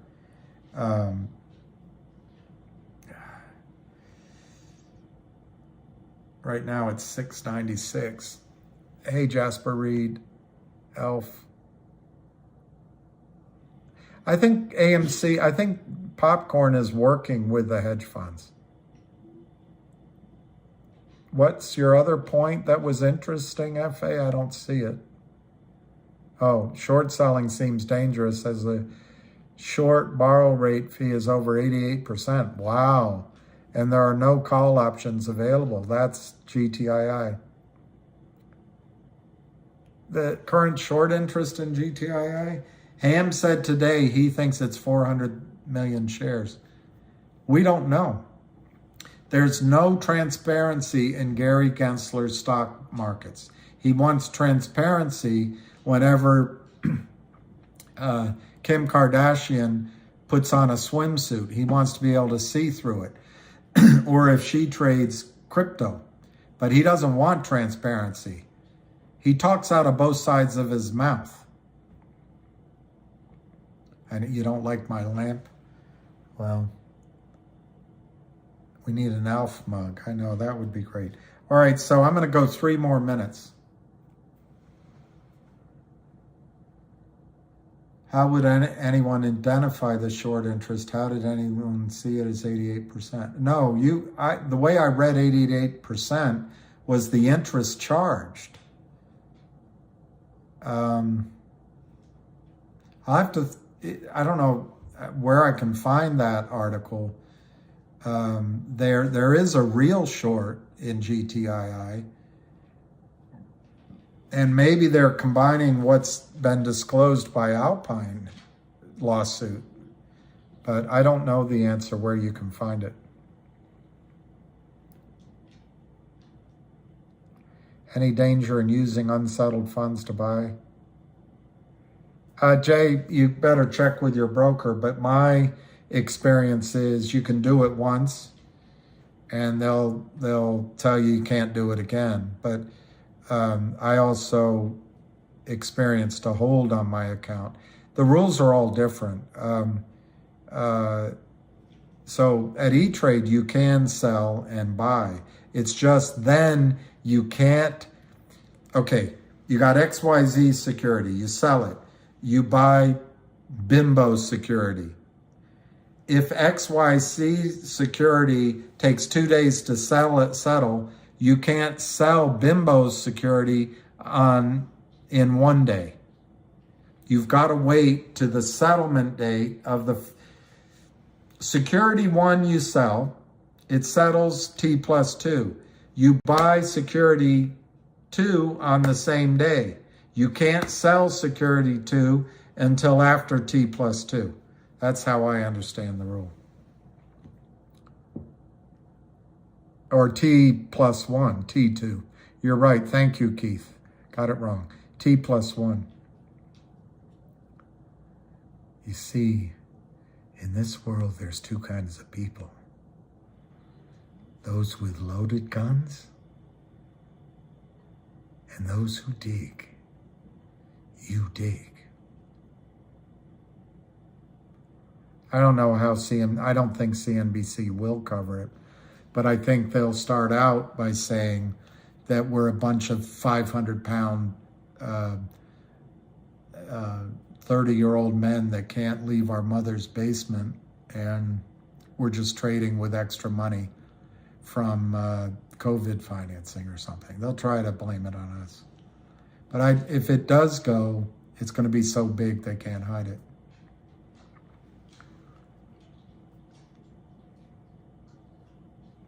Clint Eastwood, yeah. Sometimes you've got to get mean. And I mean plumb mad dog mean. Because the only thing that separates you, it'll be the only thing that separates you from living or dying. And that's just the way it is. If it goes down, they'll report it quickly, and then they'll move on to other news. How long did they report SVB or Republic Bank? They'll move on to something else. Putin did something terrible, or Donald Trump took documents from the archives in his socks out, or Donald Trump received $5 million from the Chinese government and failed to report taxes on it. Okay, they'll have to. All right, guys, I'm gonna take this. My dog wants a walk. I'm gonna say peace, love, and happiness. I thank everyone on here. I especially thank the long list of people that participated in the space call. And I think at any point when a stock's going up, you got to be ready for a pullback. But I think still looks like it's going up tomorrow. But at some point, it'll pull back a little bit. You know why Donald Trump eats at McDonald's? Because he believes that their hygiene is clean. That's why. He thinks everything there will be healthy in the short run. I don't know about in the long run. GNS is ramping. I'd have to study that before I could recommend. But, you know, all of the stocks that are in this fight might all start going if one of them works. That's just a fact. Imagine if there's 1,000 of us all make a little bit of money on Finger. Where's that money going to go? I'll get a heat pad. The last one I got, Big Al, at stupid CVS, it only goes up a little bit and then it turns off. I want to get a real industrial one. I'll order one. That's a good idea. I'll order one. All right, so peace, love, and happiness. We'll catch you on the flip side. I'm rooting, just so you know, tomorrow, I'm rooting for Rune to beat Alcaraz. I hope I don't regret that. And I'd love to see Eubanks beat Medvedev. Over and out.